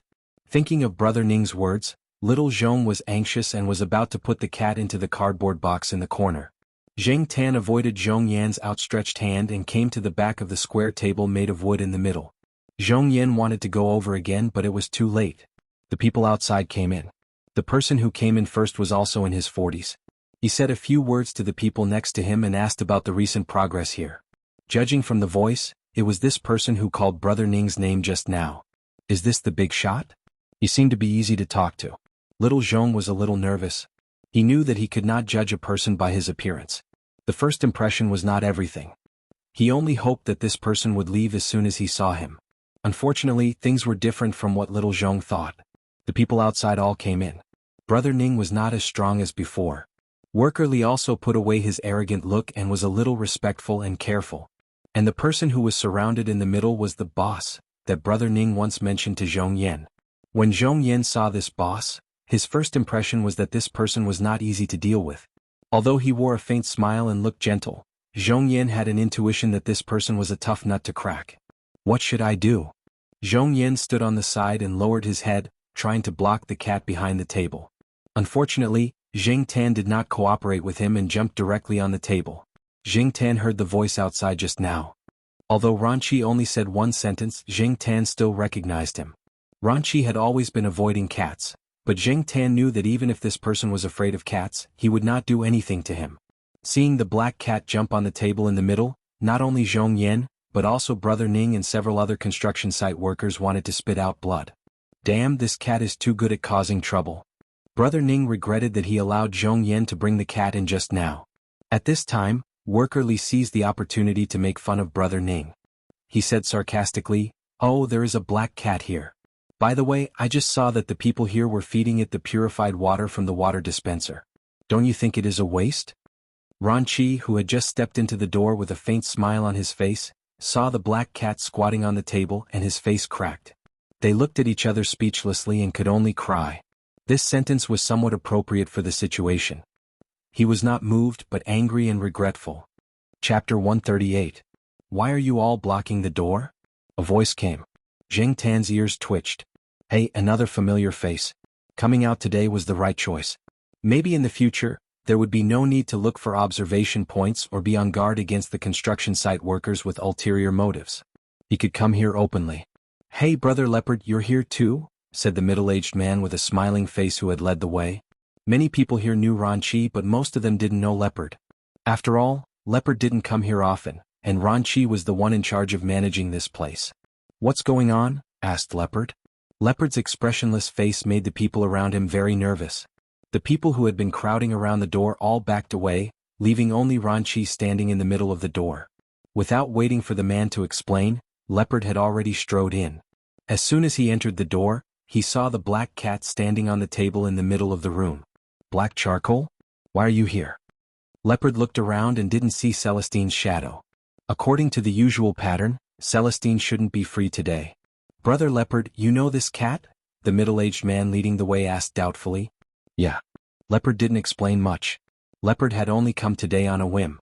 They didn't know much about construction, but Yi Hao had said that now they were all outsiders and insiders. All they had to do was go around and supervise them. Whether they knew the industry or not was one thing, whether they went to check was another. This was a matter of attitude. Therefore, Ranqi, who didn't know much about construction, and Leopard, who happened to be free today, came to wander around. They didn't expect to meet Jing Tan. There were a lot of people around. Even if they didn't know the details, they could guess the general situation from Leopard's attitude. Leopard was expressionless just now, but now he was smiling. The others did not know, but Leopard and Ranqi, who were always by Yi Hao's side, knew very well that the black cat had played an important role in being able to come into contact with the third Master Feng. Although it could not be said to have contributed much to the project in terms of social interaction, it was thanks to the cat. Even Master Tang VII had spoken. At that time he had said, "You have to pay more attention to that black cat. Who knows, you might need its help in the future." Leopard did not quite understand how much help this cat could provide. No matter how great a cat's influence was, it would not be able to affect such a large project. But since Master Tang VII had already spoken, all Leopard needed to do was to obey. Master Tang VII and Yi Hao both had the same attitude, so it would not be wrong to do as they said. Jing Tan ignored Leopard and Ranqi. He stared coldly at Engineer Li. Leopard, who knew a little about the cat, could tell that the cat was not in a good mood. He glanced at the pale-faced Engineer Li and did not say anything. He just asked the surrounding workers to leave. It was time to go to work, and it was not a good idea to squeeze in here. Zhong Yan was also pulled away by Brother Ning. Only a few people who accompanied Ranqi were left in the room, as well as Brother Ning, who had gone out to make arrangements for the work. The person who led the way told them what had just happened. Brother Ning added a few words. He did not exaggerate and was just telling the truth. Ranqi kept a straight face and sat in the seat furthest away from Jing Tan. Leopard did not care about it now. Although he used to think that the cat was evil, he did not care about anything else as long as it could help his people. After understanding the whole story, Leopard did not say anything. Ranqi was the main person in charge here. Even if Ranqi did not like cats, he could handle things well. After staying here for a few minutes, Ranqi and Leopard went to check other places. Jing Tan followed them. After the inspection, Leopard bought Jing Tan a roast chicken. Jing Tan only ate a bit of the drumstick. Although Jing Tan was in a bad mood, a roast chicken was not enough to buy him over. Jing Tan knew that Ranqi and Leopard would solve the problem. He did not throw a tantrum. Everyone benefited from each other. There was no need to fight over a small matter. Zheng Tan knew this clearly. Leopard sometimes said a few words to Zheng Tan. This was all thanks to Celestine. Celestine had told Yi Hao, when facing this cat, you have to speak human language. You can't fool it like a pet that doesn't know anything. Ranchi and Leopard were next to him at that time. They also heard this, but one had never practiced it and the other was practicing it for the first time. Could a cat understand human language? Leopard did not think so before, but now he was hesitant. After eating and drinking, Zheng Tan went home to sleep. Ranchi and Leopard, who had finished their inspection at the construction site, also went back to report to Yi Hao what had happened today. That cat is everywhere. Yi Hao rubbed his forehead. 2 days later, Celestine drove Leopard to the eastern courtyard. It was almost New Year's Eve. Although New Year's Eve did not mean much to the people in the city, it gave some people an excuse to solve some interpersonal problems. Leopard was ordered by Yi Hao to come and take a look. With Celestine there it was more convenient. After all, the Jiao family did not know Leopard. However, when Celestine's car drove into the courtyard, he saw a car parked in front of Building B. The third Master Fong was standing there, proudly saying something. Early in the morning, the Jiao Pa received a call from the third Master Fong, saying that he would come over. Zheng Tan looked at the calendar. Tomorrow was New Year's Eve. He was on time. When the third Master Fong came over in the car, he did not go upstairs. Instead, he asked Zheng Tan to go downstairs. When the third Master Fong opened the car door proudly, Zheng Tan saw a small car. He could not take his eyes off it. It was smaller than the kind of car that children drove. It was designed to look like an off-road vehicle. It was convertible and the steering wheel was relatively big. He did not know how it would look like. Zheng Tan was happy. He suddenly felt that the third Master Fong was a good person. He was very considerate. No wonder Tong Qing appeared at the place where the Jiao Wei and the others had their sports car. He knew that Zheng Tan liked cars, so he asked someone to make it for him. What do you think? Not bad, right? Do you want to drive it out? The third Master Fong leaned against the car door, shaking his legs. He was as smug as he could be. Leopard and Celestine's jaws almost fell out. Was this the third Master Fong? Was this really the third Master Fong? Fong Xiaokong glanced at Celestine's car, but he did not plan to pay attention to it. Instead, he said to Zheng Tan, "The weather is good today. Let's go for a drive. But you have to do me a favor." Zheng Tan was very happy with the car in front of him. The car was in the back seat and the space was too narrow. Zheng Tan squatted on the car to feel it. He could not drive and his heart was itching. Besides, he was very grateful to Fong Xiaokong. Since he could help, he would do it. As long as it was not life-threatening and he did not have to do anything perverted, it was fine. Celestine and Leopard opened their mouths and watched the 4 cars drive away. As for Zheng Tan, he did not notice Celestine and Leopard at all. Tong Qing had blocked their view and after getting in the car he only cared about the car. He completely ignored Celestine. That little bastard who despises the poor and loves the rich. Celestine scolded jokingly. Celestine was only joking, but Leopard was already irritated. He never knew that the third Master Fong had such a side to him. He treated him like a familiar person or a friend, and not like a business partner. Fong Xiaokong sat in the front passenger seat and told Zheng Tan what they were going to do today. There was nothing else. In summary, drive around and play with the children. Their destination was Old Lu's house. Old Lu's house was a large villa, and the backyard was big enough for Zheng Tan to drive around. Lu Yao's little friend did not seem to be doing well recently. Old Lu was annoyed.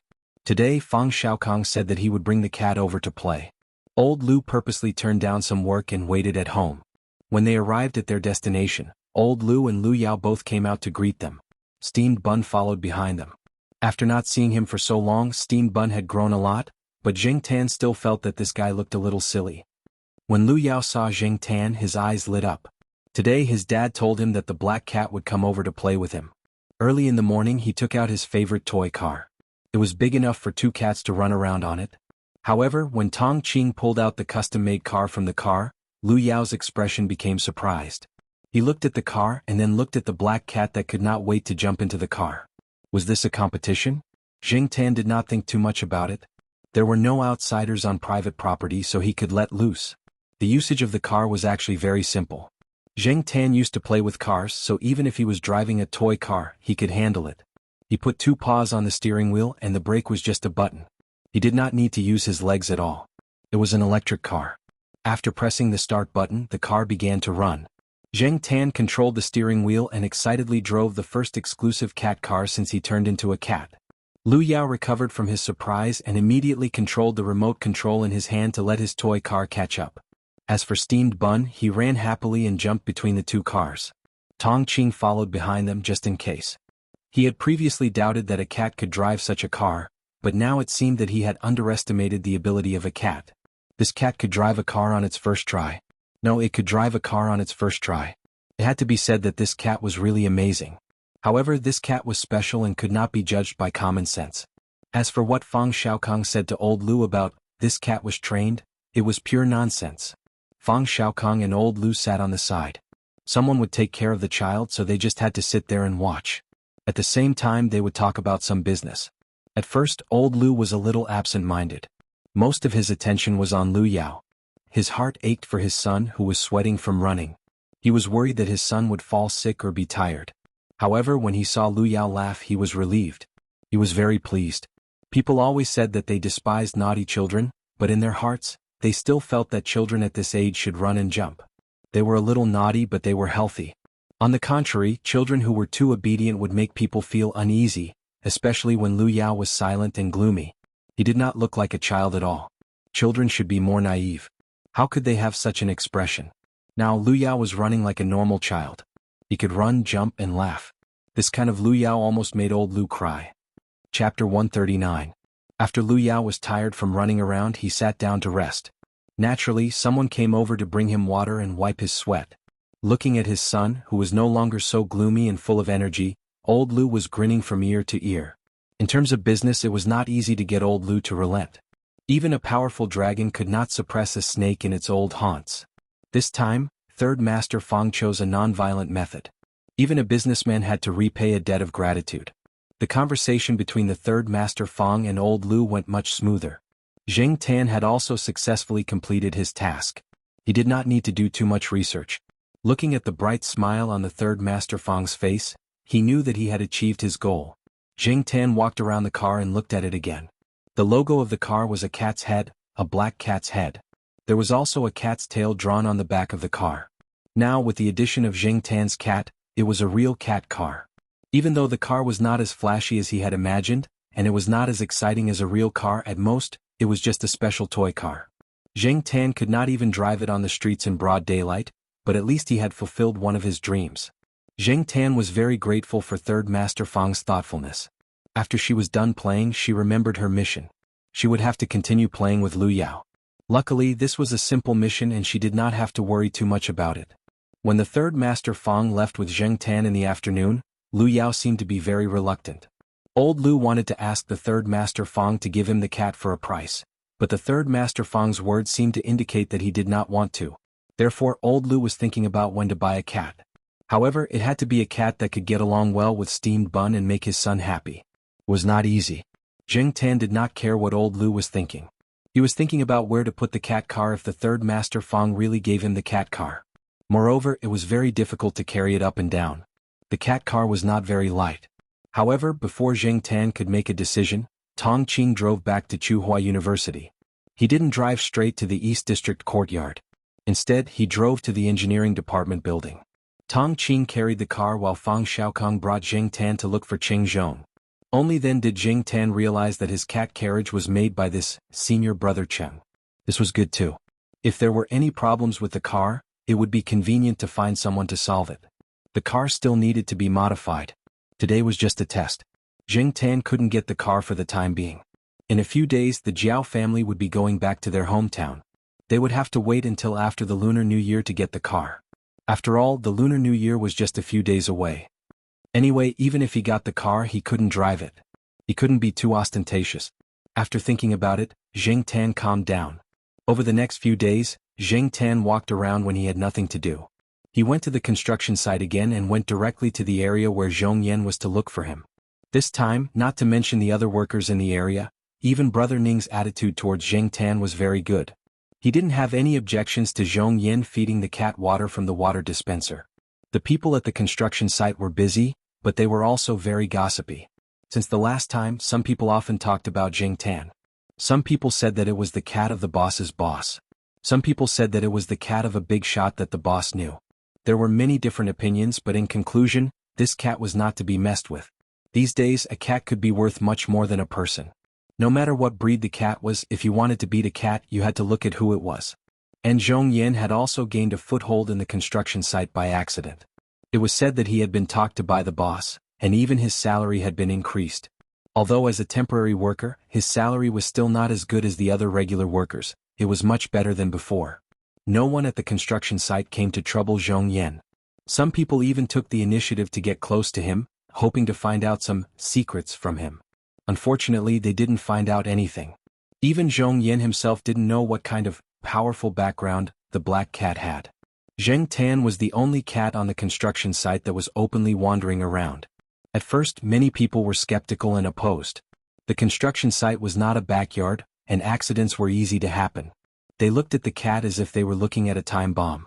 But later they found that their worries were unnecessary.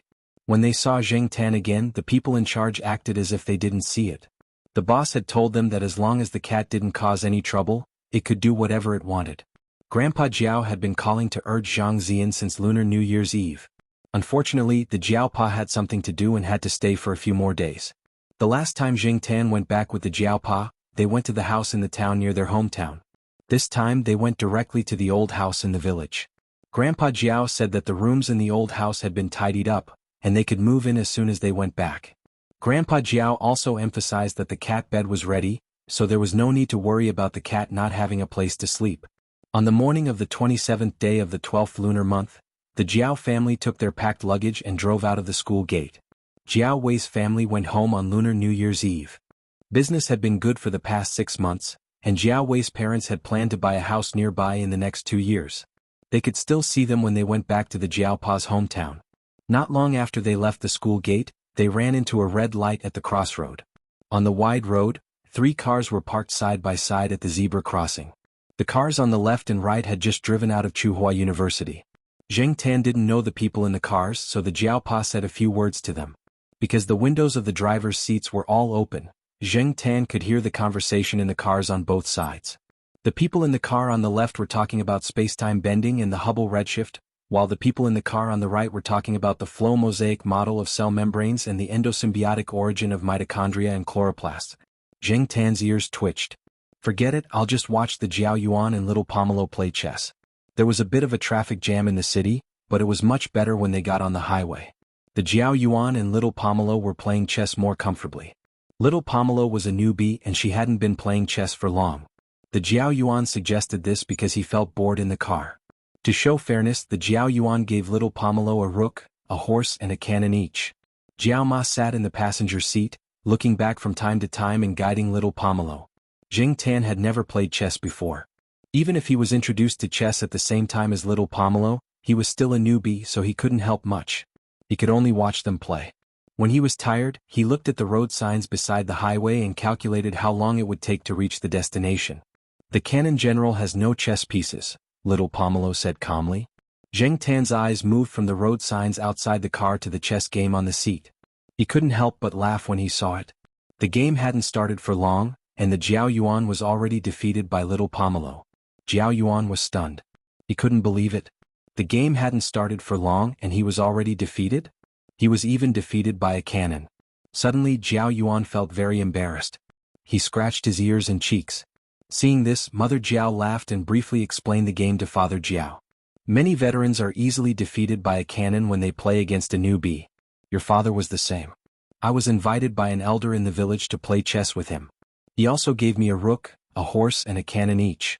It was my first time playing against such a veteran, so I was excited and nervous. But not long after, the elder was defeated by a cannon. I still feel happy when I think about it. Father Jiao talked about his experience in the past. He still remembered that the elder's face turned red when he was killed by the heavy artillery not long after the game started. Who asked that elder to underestimate the enemy? But I only won that one time. After that, I didn't win against him again. Every time I went back to play chess with him, I never won. But now the old man doesn't allow me to play rook, horse and cannon. He only allows me to play rook, horse and cannon. That's my improvement. Jiao Yuan rearranged the chess pieces and started another game. This time he won 5-1. Just like what Jiao Pa said, Jiao Yuan lost the first time because he underestimated his opponent. After that, Jiao Yuan became more cautious. Little Pomelo was still a newbie, so the result was predictable.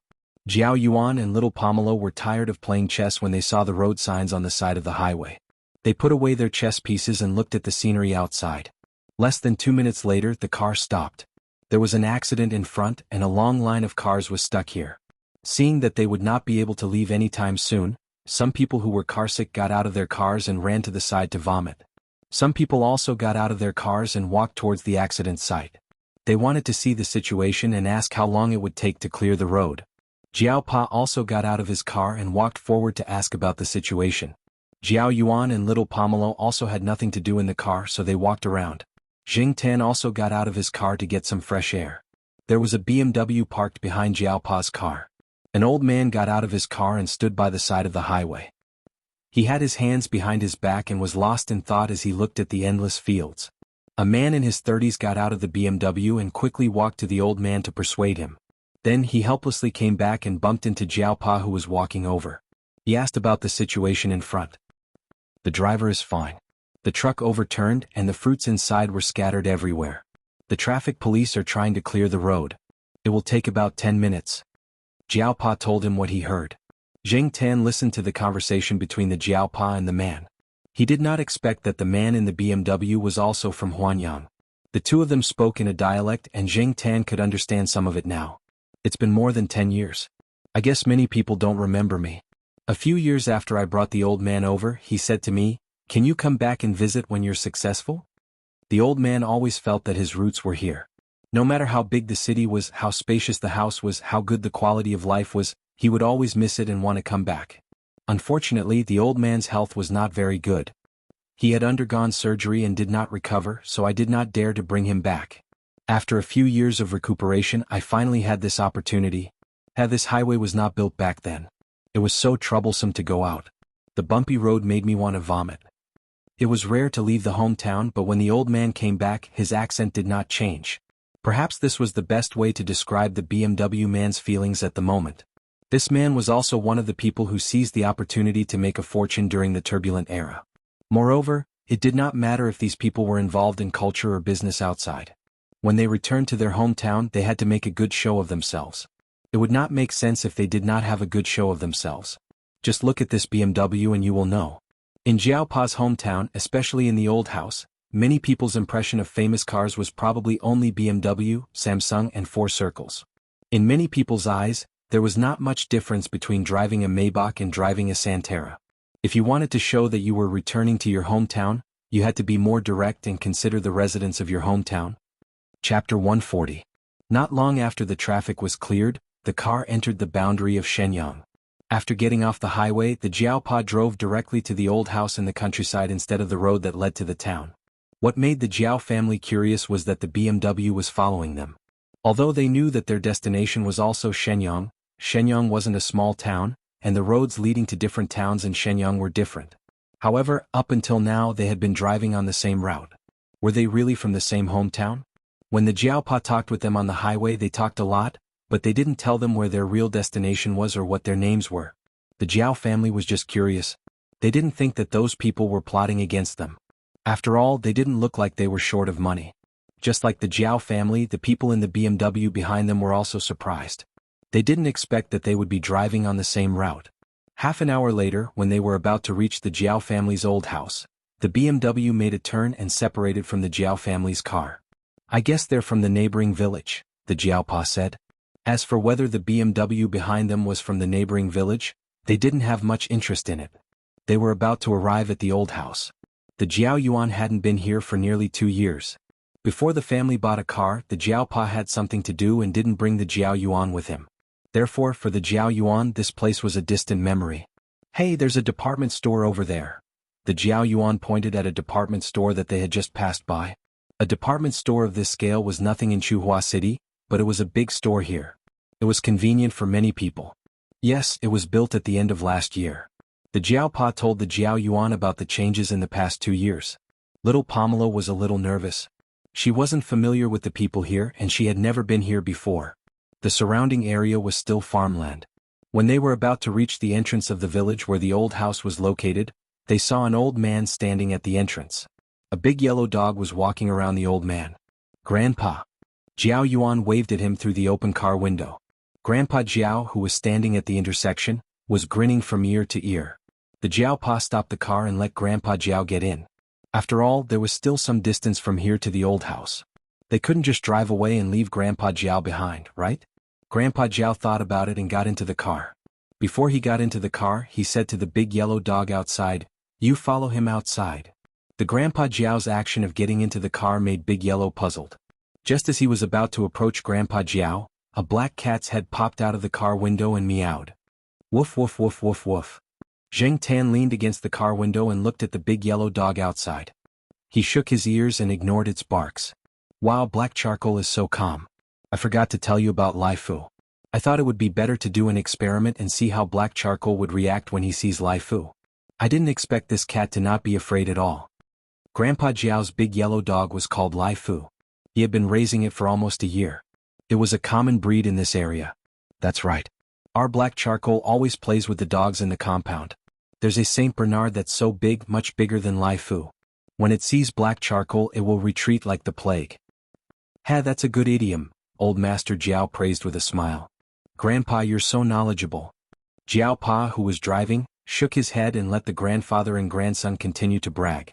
Even if the big yellow dog didn't understand Grandpa Jiao's actions, when it saw the car start to move, it moved its attention away from Zheng Tan and chased after the car. After entering the village, the road leading to the old house was a bumpy dirt road. There were children and old people in the car, so the Jiao Pa drove slowly. The big yellow dog didn't get tired of chasing after them and often ran in front. Jiao Yuan looked at the big dog following outside the car from time to time and asked about it. In this village there were many dogs with the same name in the village. In fact, many people raised dogs without naming them.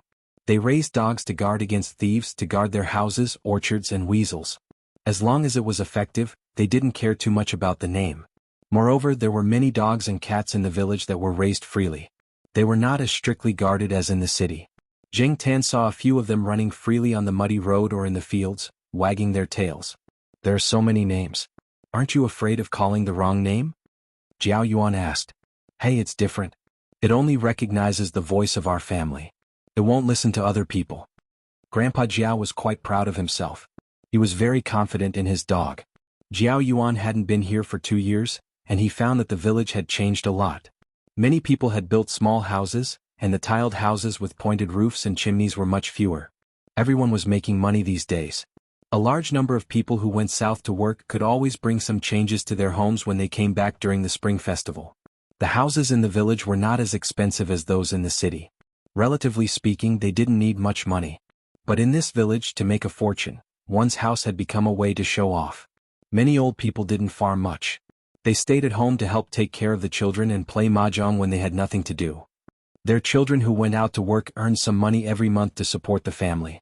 Jiao Pa had wanted to renovate the ancestral house. Many people in the village had built small houses, and he was afraid that the old people would feel uncomfortable if he didn't build one himself. However, Grandpa Jiao rejected the idea. He didn't want to tear down the ancestral house and build a small 2-story or 3-story house like other families. Grandpa Jiao was very attached to this old house. Even though he had a house in town, he and his wife still lived in the ancestral house most of the time. Many people in the ancestral house knew Jiao Pa. Even the university professors were in awe of him. They directly ignored the word deputy. In the village, everyone's attitude towards intellectuals and officials was obviously different from other people's. When they arrived at the ancestral house, Jiao Wei came over to help move things. When Grandpa Jiao was cleaning the ancestral house, Jiao Wei came over to help. In Chuhua City, it was Jiao Pa who helped them. So, in the ancestral house, Jiao Wei tried his best to take care of them. After Zheng Tan got out of the car, the big yellow dog started barking at him. After 2 barks, it changed its angle and continued barking. Many dogs were like this. The more you ran, the more they chased, and the more they chased, the more they ran. It was a vicious cycle. Usually, dogs that were tough on the outside or had some training and were smart enough would not bite randomly. Zheng Tan didn't run. First, he felt that the big yellow dog wouldn't bite him for the time being. Second, Grandpa Jiao was there. He wouldn't let the dog bite him.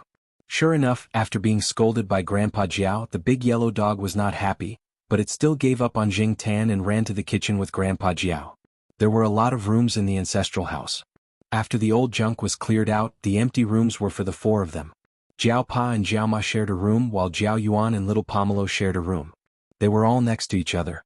Although little Pomelo's surname was not Jiao, Grandpa Jiao and Grandma Jiao were very good to her. They put some small plants in the room to make it more lively. Little Pomelo had a big cat tree in her room. It was Grandpa Jiao's masterpiece. Since old Master Jiao did not know how to surf the internet, he asked someone to print out a picture from the internet and made a cat tree himself. It looked the same and the material was of good quality. Jing Tan stepped on it and felt that it had a good feel to it. At night, who would sleep on a cat tree when there was a bed? The cat tree was only used during the day for naps and lunch breaks. Jiao Wei's grandmother raised rabbits. He caught 2 palm-sized rabbits for Jiao Yuan and little Pomelo to play with. At first, Jiao Wei's grandmother was worried that Jing Tan would do something bad to her rabbits. Later, she found that Jing Tan wasn't interested in them at all, so she gradually relaxed. The next day after breakfast, Grandpa Jiao went out to buy something. Grandma Jiao and Jiao Ma were marinating bacon at home. Jiao Yuan and little Pomelo helped them for a while, and then went to watch the rabbits at Jiao Wei's grandmother's house. Jiao Wei led them to the entrance of the rabbit hole and placed a canned food bottle. They tied the canned food bottle with a rope and held the other end of the rope in their hands to hide it. When the little rabbits came out of the hole, they would pull the rope. The canned food bottle would fall and block the hole. Jiao Yuan and little Pomelo would then run in to catch the little rabbits. After watching for a while, Jing Tan felt a little bored and wanted to go back to the cat tree to take a nap. When he jumped onto the wall of Jiao Wei's house and was about to go back to the old house, he saw Jiao Pa walking out with a bag. He looked around as he went out. Jing Tan, who was familiar with Jiao Pa's style, felt that the Jiao Pa was acting a little strange. Since he had nothing to do, he jumped off the wall and followed him. On the way, Jing Tan saw a few cats lying on the haystack basking in the sun. It was cold and the cats hid their paws well. They didn't bother to respond to Jing Tan. Jing Tan was exposed by a big dog. It kept barking when it saw Jing Tan. Fortunately, it was tied up, otherwise it would definitely come up and fight with Jing Tan. The Jiao Pa turned around and saw Jing Tan. His expression was a little complicated. He sighed. Forget it. Follow him. Don't run around. There are a lot of dogs around here. Jing Tan was even more confused. Who was the Jiao Pa looking for? He followed the Jiao Pa for 5 minutes and came to a brick house. Looking at the house, Zhang Zian guessed that it had a long history. The windows were papered over and the house looked a little shabby. Compared to most of the houses in the village, this house didn't look very well off. The Jiao Pa stood not far away and looked at the house for a few seconds before walking over. The wooden door was open and the sun shone in. Zhang Zian could see the dust floating in the air. There was a wooden deck chair at the door and an old lady was lying on it. She seemed to be sleeping. She wasn't wearing the old clothes that Jing Tan had imagined. Instead, she was wearing clothes made of good material. However, this person didn't care about her appearance. She was a very strange person. A tortoiseshell cat that was missing a leg was lying on the old lady's lap. It was much thinner than Li Yuanba. When it sensed that someone was coming, it moved its ears and opened its eyes a little. It glanced at the person and the cat, then closed its eyes again. It looked like it didn't want to pay attention to them. The Jiao Pa walked over and put down the things in his hands. There were some health products and daily necessities brought from Chuhua City. They weren't cheap. The old woman who seemed to be asleep on the recliner slowly opened her eyes.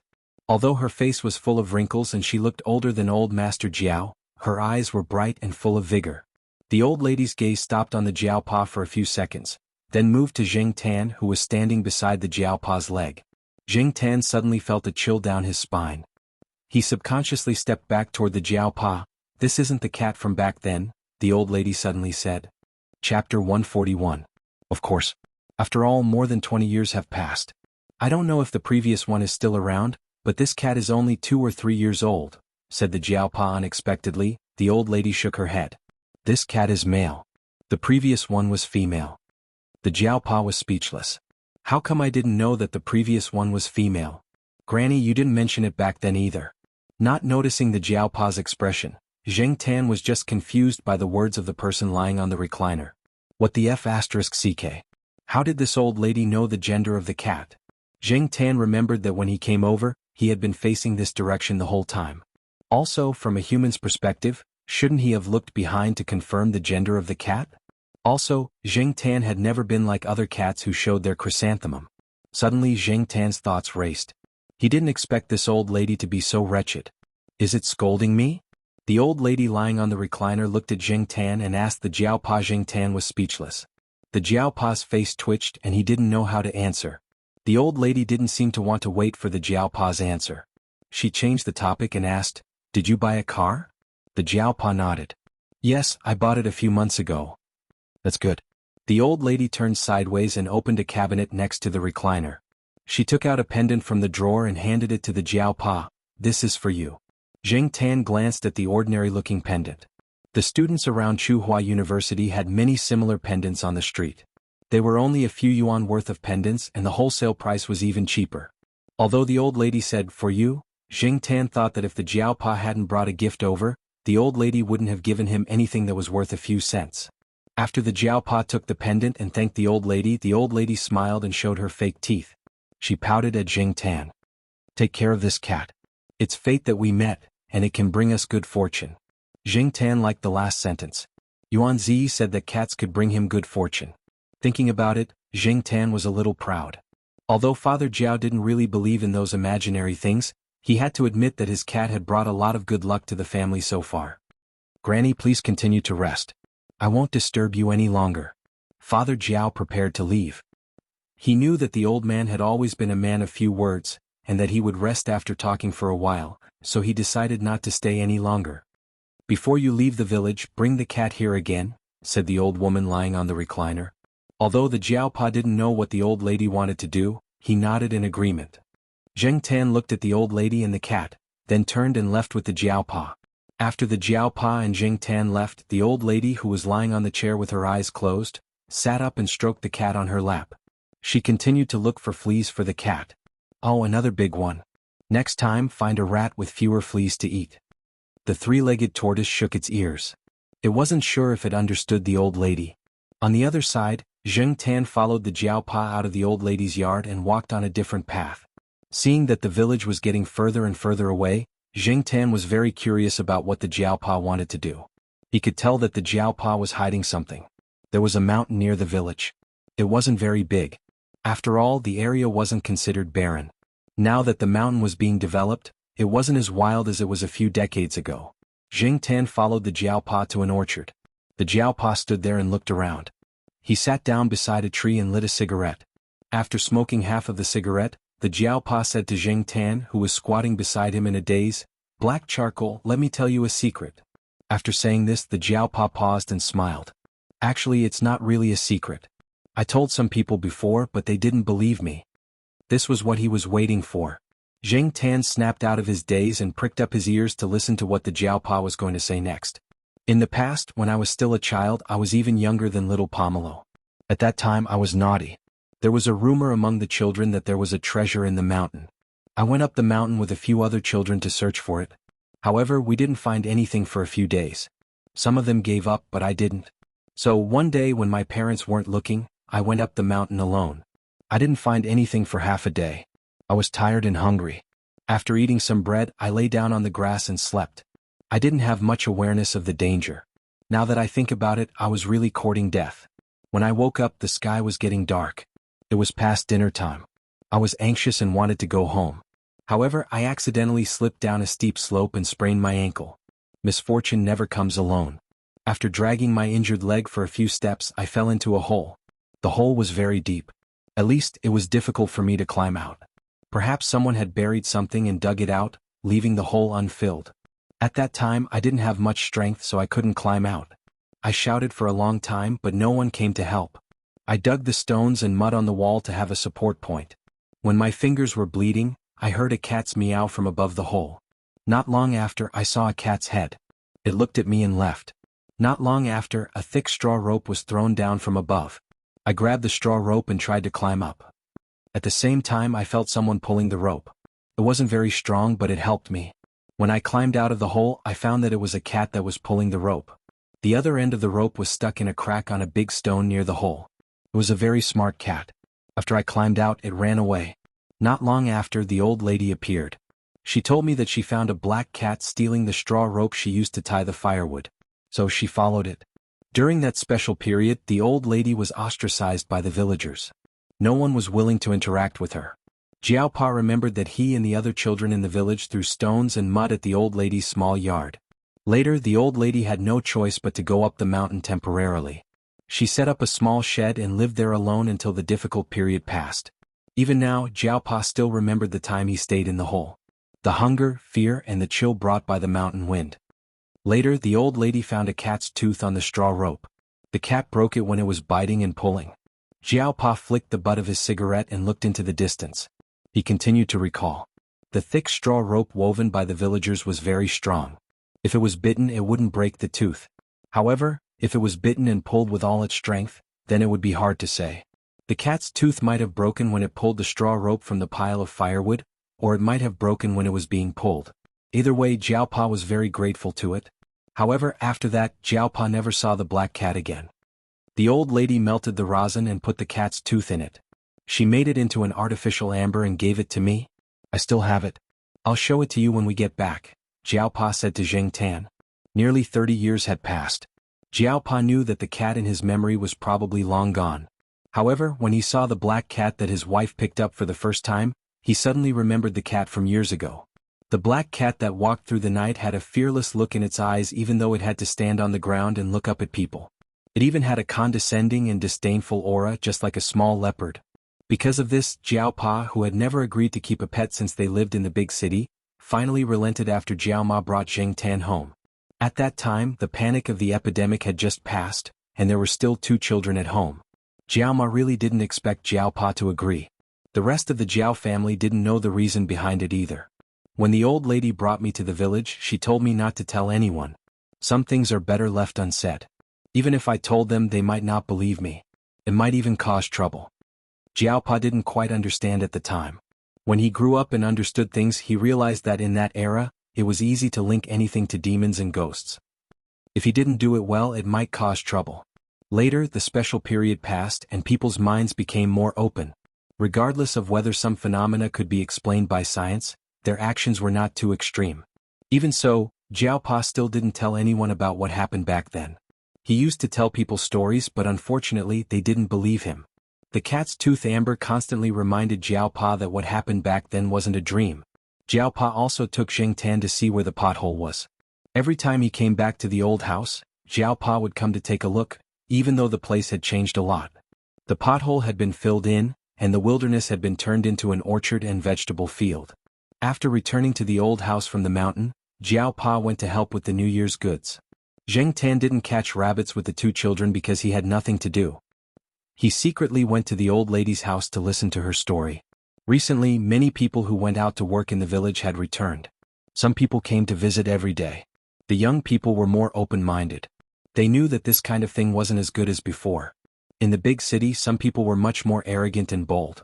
They could make a lot of money by talking nonsense.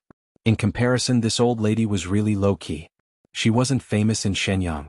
She only had a little influence in the local village. It was said that she was almost 90 years old. She wasn't from this village in the early years. Now the villagers were in awe and fear of her. Now, before people in the village went out to work, they would come to find her and ask for safety. Of course, there were also many people who didn't believe in this kind of thing. Science was popular now.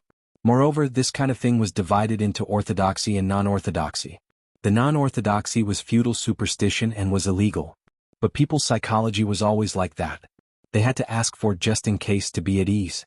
Therefore, although people said that they didn't believe in this kind of thing on the surface and didn't interact with the old lady, there were many people who gave her money and gifts in private. After a long time, everyone came to a tacit understanding.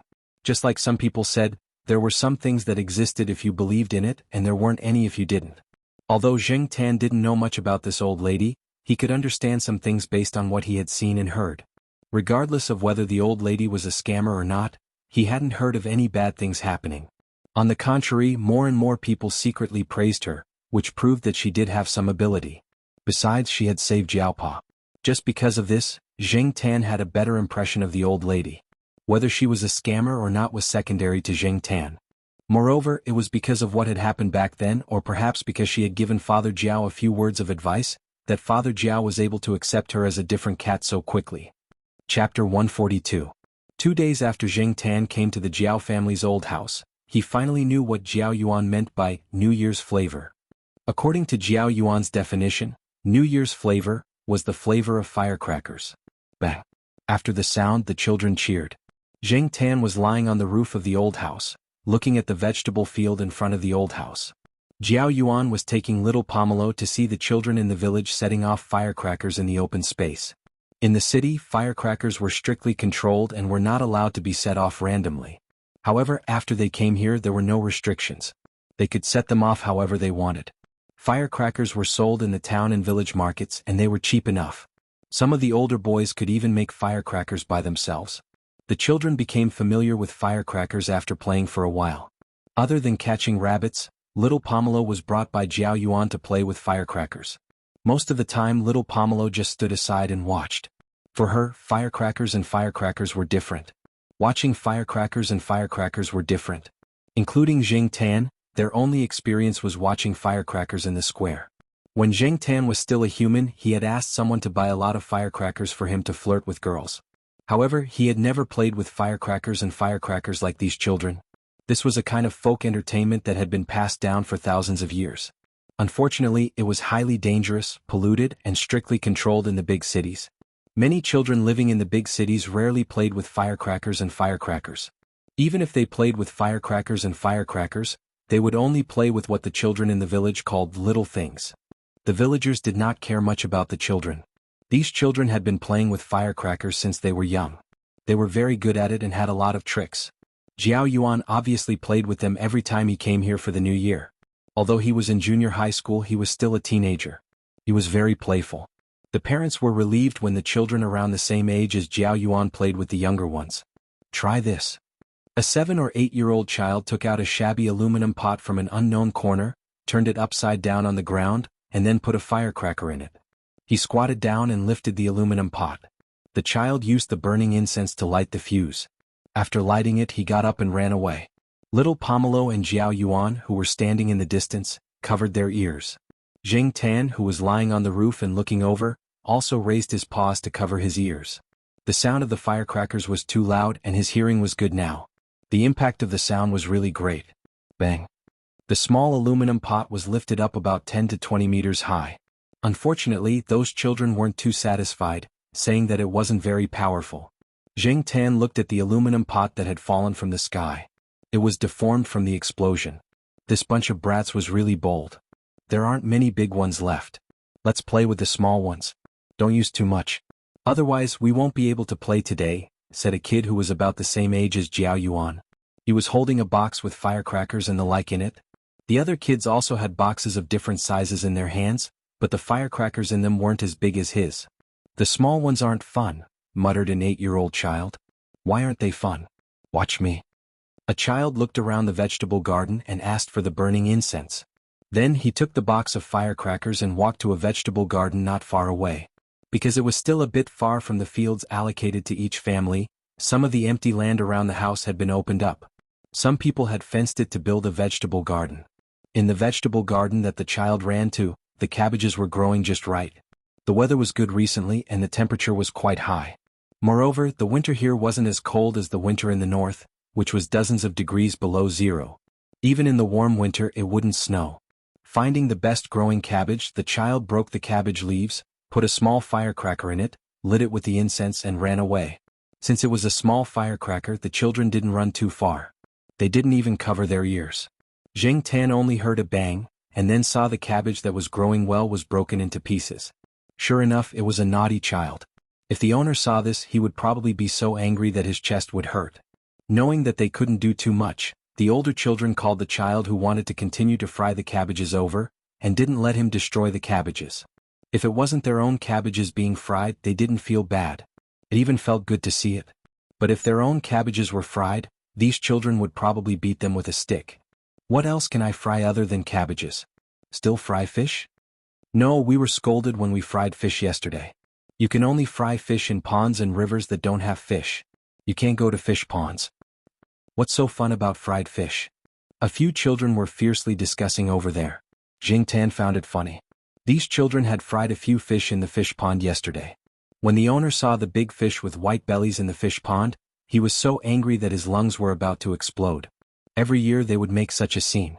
These naughty children didn't learn from their mistakes. After being beaten, they continued to fry fish. Therefore, when the naughty children met firecrackers, it was terrible. Zheng Tan was thinking about it when they came up with another idea. The target was a water tank placed in the corner of a vegetable garden. The village had running water now, but most people still liked to use well water. Every family had this kind of clay water tank to store water. The water tank placed in the corner of the vegetable garden should have been there for a long time. The water inside was very turbid, and it even emitted a foul smell. It was probably placed there by the owner to water the plants. Hey, I suddenly thought of a story from a language book. A child said. I know. A little kid raised his arm and wiped his snot with his sleeve. It's called Sima Guang Fried Fish Tank. Jing Tan Jiao Yuan Little Pomelo. Good awareness. The level had increased and it was even more ruthless than Sima Guang. After frying the cabbages in the water tank, these naughty children really knew how to cause trouble.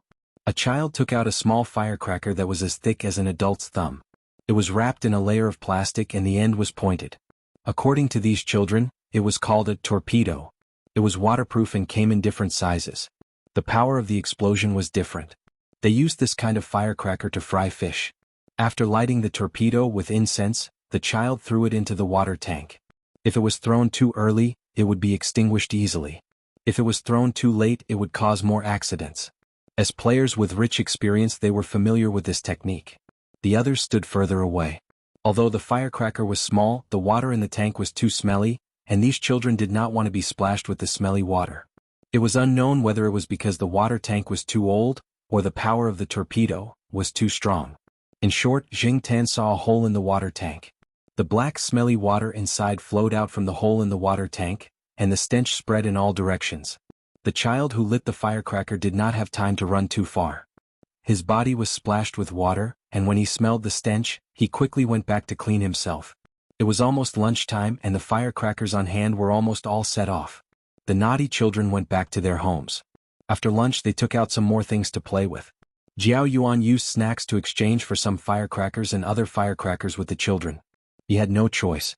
Even if he had pocket money, he could not buy firecrackers in such a short time. There were no snack bars or shops nearby. Even if there were not many types of firecrackers. This was an inconvenient place. When exchanging firecrackers with the children, Jiao Yuan deliberately picked some with longer fuses.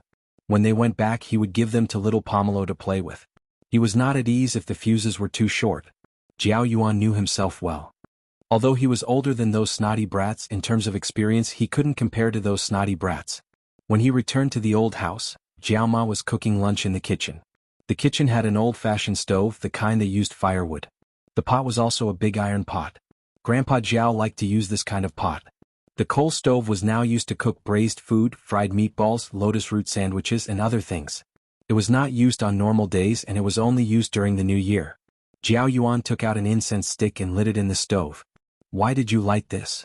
Jiao Ma frowned. To set off firecrackers. Jiao Yuan answered. Be careful not to hurt yourself. Also, don't scare black charcoal. Jiao Ma was worried. It's okay. Black charcoal is not scared at all. It watched us play this morning. It even knows how to cover its ears. Jiao Yuan grinned. After lighting the incense, he and little Pomelo went to the backyard of the old house to play. The good thing about living in the countryside was that it was big and had few restrictions. There was a tall pile of firewood in the backyard. Some cedar trees were planted here and there. Grandpa Jiao had already cleaned the weeds and leaves on the ground. There was also a water tank here, but Jiao Yuan did not dare to blow up his own water tank. Grandpa Jiao had bought some fish and put them in this water tank for the new year. Yesterday he marinated the fish, washed the water tank and put some water in it. He did not touch it for now. The old lady sat at the back door of the kitchen, frying lotus root sandwiches. She looked at the two children in the backyard from time to time. Although the children in the village often played with firecrackers, her grandson was different from the rascals in the village. He had little contact with firecrackers and the old lady was worried. Jing Tan jumped onto the pile of firewood and looked down. Jiao Yuan poked a small hole in the ground with a metal stick and stuck the small firecracker in it. He let it stand upright so that it was easier to light it. After it was lit, the firecracker made a pop sound. These were all small firecrackers. Jiao Yuan did not dare to play with big ones in his own yard. First, it was dangerous and would scare the old lady. He was just doing it for fun. In the backyard, Jiao Yuan and little Pomelo were much more relaxed. They each held an incense stick and played with the firecrackers. After playing for a while, little Pomelo looked at Jing Tan, who was climbing on the pile of firewood, and said, "Black Charcoal, do you want to play?" Jing Tan moved the tip of his tail. It seemed that his claws were a little itchy. "Here, Black Charcoal, you play too." Jiao Yuan stood on tiptoe and handed the incense stick in his hand to Jing Tan. Jing Tan looked at the incense stick, turned his head, and jumped down from the pile of firewood. Little Pomelo took out a tissue, wrapped one end of the incense stick, and handed it to Jing Tan. Little Pomelo was so considerate. Jing Tan bit the incense stick wrapped in the tissue, and walked towards the firecrackers that were already placed. Jiao Yuan's mouth twitched. His cat's obsession with cleanliness was really awkward. When he lit the firecracker, Jing Tan was a little nervous. Although it was a small firecracker that was not very powerful, he had too little experience with firecrackers, so he was a little excited. When the firecracker emitted sparks, Jing Tan turned around and ran. Pop! It was a success. The old lady who was sitting in the house scooped up the fried lotus root with a colander. While she was dripping oil, she took the time to look at the situation in the backyard. She happened to see her son's precious black cat holding an incense stick to light firecrackers. Her hand suddenly trembled, and a few pieces of lotus root fell out of the colander.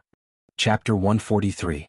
As for the two children setting off firecrackers with the cat, the old lady felt that it was fortunate that it was in her own yard and only her family members knew about it.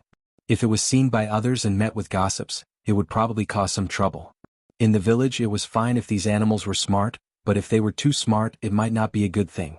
After the old lady mentioned it to the Jiao Pa called the two children and Jing Tan over and gave them some instructions. The firecrackers were released for fun. Jing Tan did not need to play with them all the time, so it was fine if he restrained himself. "Hey Dad, did the dog eat something bad?" The Jiao Pa pointed at the pile of poop under the grapevines in the corner of the yard. "Something bad?" Grandpa Jiao walked over to take a look. It's true. Compared to the usual dog poop, the pile of poop under the grapevines was much thinner. However, the Jiao Pa and Grandpa Jiao looked at the big yellow dog who was squatting beside the coal stove, full of energy, waiting to pick up the leftovers. It did not look like the dog was suffering from diarrhea at all. "It's fine. It looks like it's been eating too much food. The dog has been eating a lot for the past few days. Just don't feed it too much food." Old Master Jiao was no longer worried when he saw that. There were not many rules in the village when it came to raising dogs. Cats and dogs often ate with people, and the villagers did not have the energy to care if the food was harmful to the cats and dogs. In fact, most of the cats and dogs here did not live to a normal age. There were many people who tricked the cats and beat the dogs, or some people who sold the dogs for some reason. However, cats were not worth much and people did not care if they did not want to raise them. In short, the lives of cats and dogs were cheap. No one would spend time on them. If people could not take care of them, how could they take care of them? In comparison, Grandpa Jiao was good enough. "Should we tie it to the side?" "It's not good to keep squatting there," the Jiao Pa said. If the dog was squatting there, there would definitely be spills for it to pick up. She still had to fry meatballs later. The old lady's hand shook again, and the dog became happy again. If you keep it at home, it can hum and sing for a long time. Let it out to play. You don't have to look for it. It will come back when it's time to eat. Many dogs in the village are like that. Aren't you afraid that the dog beaters will take it away? Who would come to beat the dog in broad daylight? Besides, Lai Fu won't go far. It's just taking a walk in the village. There are people watching. The person who beat the dog won't come at this time. Just tie the dog up at home at night. Don't worry about it during the day. Grandpa Jiao was very confident in his dog. As he spoke, Grandpa Jiao walked over and pushed the dog out of the door. "Go play by yourself. Come back when it's time for dinner." The big yellow dog was unwilling to give up and wanted to squeeze through the door, but Grandpa Jiao blocked the door. After a few tries, the big yellow dog realized that it couldn't squeeze in. It barked twice, turned around, and walked away. "It won't throw a tantrum, right?" the Jiao Pa asked worriedly as he watched the big yellow dog leave. "How dare it? Throw a tantrum, my *SS. You'll know when it's time for dinner." Grandpa Jiao waved his hand. "It's not like those spoiled cats and dogs in the city. Oh, speaking of which, I heard that some cats and dogs in the city are very petty and vengeful. Is that right? How's your Black Charcoal's temper?" "It's okay," the Jiao Pa squeezed out these 3 words. He thought for a while and said, "Anyway, it's pretty good to the family." The Jiao Yuan and little Pomelo washed their hands and helped the Jiao Ma make dumplings. They used to make dumplings at home before, so the dumplings didn't look distorted. At least they still looked like dumplings instead of misshapen dough. Jing Tan was bored, so he jumped over the wall and followed the big yellow dog. He knew that he wouldn't get lost if he followed the big yellow dog. Don't you care about the cat? Grandpa Jiao raised his chin and pointed at the wall. It's okay. It's smart. The Jiaopa wasn't worried. After Zheng Tan jumped down from the wall, he followed the big yellow dog in front of him. He kept a distance and kept an eye on the surroundings. There were many dogs in the village and not every dog was friendly to a cat. The big yellow dog who came out of the Jiao family was familiar with the place. It walked around the village and asked for food by smelling. It knew which family would give it food and which family wouldn't. Animals were sometimes much smarter than people thought, but most of the time, their intelligence was ignored by people. A cat lying on a wooden bucket and sunbathing with its paws opened its eyes a little when it saw the big yellow dog. It didn't run away, and when the big yellow dog walked far away, it closed its eyes again and continued to sunbathe. Looking at Big Yellow collecting food while walking, Zheng Tan really admired this guy's ability. Not only was he thick-skinned, but he was also a little smart. These two traits would make him the type that wouldn't starve even if he was a human. While thinking, Zheng Tan suddenly heard a dog barking in front of him. Woof, woof, woof. There was a warning growl in the dog's barking. This barking was different from when the big yellow dog saw the Jiaopa and the others. It was obviously vigilant and aggressive. This kind of barking only appeared when it was facing certain dangerous people. Sure enough, when Zheng Tan raised his head, he saw the big yellow dog baring its teeth at a person not far away. Not far away, the man's appearance was passable, not to the extent of being unsightly. However, coupled with the scoundrel aura that he exuded, the impression he gave others had plummeted to the negative. The person had a toothpick in his mouth and was shaking his legs. When he saw the big yellow dog, he wasn't afraid at all. He even laughed, then picked up half a brick on the ground and threw it at the big yellow dog. Judging from the strength of the brick, if it really hit the big yellow dog, it would probably break a few bones. Fortunately, the big yellow dog ran fast, and the brick only grazed its back, so it wasn't hurt. No wonder the big yellow dog's attitude was so bad, and it was even a little afraid of that person. This person was obviously not a good person. Zheng Tan looked at the people around him.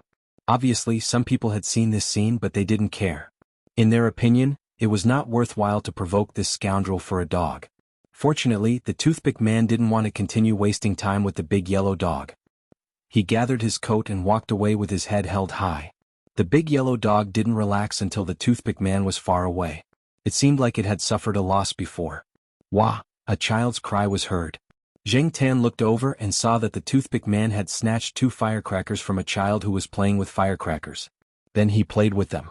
When he threw the firecrackers, he threw them into the vegetable field and blew up a few healthy cabbages. The people who saw this scene only said a few words and didn't argue with the toothpick man. Zheng Tan pulled his ear. Forget it, it's better not to meddle in this kind of business. Jiaopa already told us to keep a low profile. When it was almost time for dinner, the big yellow dog came home on time. Zheng Tan couldn't help but feel that animals' sense of time was really good. They couldn't look at the time on their phones like humans, and most people hadn't started eating yet. Therefore, no one told the big yellow dog that it was time for dinner. When the big yellow dog came back, it was obviously a lot lighter. Just like Grandpa Jiao said, it didn't throw a tantrum at all. Zheng Tan was still not far behind it. He watched it run into the old house's gate, and then it ran out in a few seconds and barked at the gate. Zheng Tan ignored the big yellow dog and went straight into the house. He saw the toothpick man snatching a piece of fried fish from little Pomelo's hand. *CK your grandpa? Zheng Tan immediately became angry. If he didn't see the Jiaopa coming over, he would have slapped that guy a few times. Zheng Tan could pretend that he didn't see anyone bullying other people, but Zheng Tan couldn't tolerate anyone bullying his own family. When the big yellow dog came in, it went straight to the kitchen. When little Pomelo saw the big yellow dog coming back, she knew that Zheng Tan must have come back too. She picked up a piece of fried fish and walked towards the gate to give it to Zheng Tan. However, the toothpick man snatched it away when she was in the hall. Little Pomelo pursed her lips and stared at the annoying stranger in front of her. She hesitated whether she should throw the chopsticks in her hand at him. Grandpa Jiao was also angry when he saw this. He grabbed the shoulder pole and chased the man out. The man shouted as he walked out, "I heard that Brother Ming Sheng and the other professor's projects are worth at least 1,000,000 yuan, so I came to see how rich they are. What are you doing? Don't talk nonsense. Most of that money is from the country. It's used for research. If you talk nonsense again, I'll send you to the police station." Grandpa Jiao swung the shoulder pole at the toothpick man. The villagers valued seniority very much. For the toothpick man, he didn't care about his peers or juniors, but he didn't dare to hit the older generation. Previously, he hit an older person and was ganged up on by the villagers. He was almost sent to the police station. Although the toothpick man was chased away by his grandpa, Zheng Tan's anger didn't subside. He was thinking about when he should go and deal with that guy. However, tomorrow was New Year's Eve. Zheng Tan thought about it and decided not to cause any trouble. He would go and find that toothpick man in a few days. The villagers ate dinner early and there weren't many entertainment activities. Everyone was used to sleeping early. Since New Year's Eve was coming, everyone was busy so they slept later. Grandpa Jiao heard that a family sow had given birth to piglets, so he wanted to go and take a look. Jiao Yuan wanted to go, so Grandpa Jiao brought him along. Little Pomelo stayed in the room and watched TV with Jiao Ma. She didn't go to see what was going on. Zheng Tan was curious so he followed them. Grandpa Jiao took a shortcut behind the house. Zheng Tan followed him for a while and suddenly stopped. He moved his ears and tilted his head. He followed the direction of the sound and saw the toothpick man who snatched little Pomelo's fish. He was standing there with a cigarette in one hand and a phone in the other. He was talking on the phone, showing off a box of torpedoes he stole from the market today. He tested 2 of them and found that they were quite powerful. He was going to sell them to the children in the village at a higher price tomorrow. Okay, I'm not talking to you anymore. I'm going to take a dump. The toothpick man turned off his phone and took a deep puff of the cigarette between his fingers. He threw the cigarette but far away and walked into the outhouse while humming a tune. Zheng Tan narrowed his eyes and wagged his tail a few times before heading in that direction. Compared to watching a sow give birth to piglets, Zheng Tan was more willing to take this opportunity to teach the toothpick man a lesson. Zheng Tan ran into the toothpick man's house. According to what the toothpick man said on the phone, he found a box of torpedoes in his room. It was a medium-sized type. Zheng Tan carefully opened the box and took out 2 of them. He closed the box and ran back to the toothpick man's outhouse. It was already dark and no one saw a cat walking upright. The toothpick man's family was in another room with a TV, so no one noticed that a cat had entered their house. The village's outhouses were all built with brick walls. They were built near the back door or in the backyard, and there was a large pit for the urinal. Part of the urinal was outside the outhouse wall, so the villagers could scoop the manure to fertilize the vegetable fields. At the same time, it was convenient for Zheng Tan to take revenge. The cigarette butt that the toothpick man threw outside flashed in the night wind. Zheng Tan picked it up and quietly approached the outhouse. Zheng Tan recalled the appearance of those naughty kids when they set off the torpedoes. He lit the fuse and threw it into the outhouse where the toothpick man was squatting. He turned around and quickly left. He still remembered the stinky water splashed on the kid who blew up the water tank. He would be worried if he didn't run away. Chapter 144. It had to be said that the power of the torpedo was really good, and the effect was also quite ideal. Zheng Tan heard a lot of splashing sounds as well as particularly abrupt and sharp shouting and cursing sounds at night. The stench spread everywhere, and the toothpick man didn't even pull up his pants completely before he rushed out of the outhouse. After running for 2 steps, he was tripped by his pants and rolled on the ground. Then he got some feces on the ground and rushed into the house with a body full of feces. The impact of the torpedo on the feces pit was too large, even the firewood was splashed a little. Zheng Tan was glad that he used the firewood as a shield so he didn't get hit. The trees in the yard of the toothpick man's house were splashed. What made Zheng Tan admire was that the outhouse was quite sturdy, and he didn't see any obvious cracks. Of course, there might have been an explosion, but he couldn't see it himself.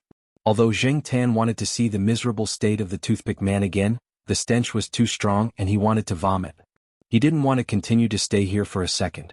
The noise here had already disturbed some people, and the house of the toothpick man had already started to become noisy. Zheng Tan quickly left the backyard of the toothpick man's house, and when he left, he had to avoid the smelly drip. The villagers living in the surrounding area didn't care about the explosion at first, they just thought that some naughty kid was blowing up a puddle or something like that. Who knew that after the explosion, there would be shouting and cursing. When they opened the door to see what was going on, the night wind blew in, bringing with it the smell of the outhouse. Zheng Tan took 2 torpedoes from the box of the toothpick man. He blew one up and there was an extra torpedo in the spare. Zheng Tan hid it under a tile, and if he didn't lift the tile, he wouldn't be able to see it. And no one would lift the broken tile in the corner of the yard for no reason. If he saw the toothpick man provoking his family in the future, then he could use it again. When Zheng Tan returned to the backyard of the old house, he still felt that there was a smell of the outhouse on his body. He didn't know whether it was psychological or the stench was still there.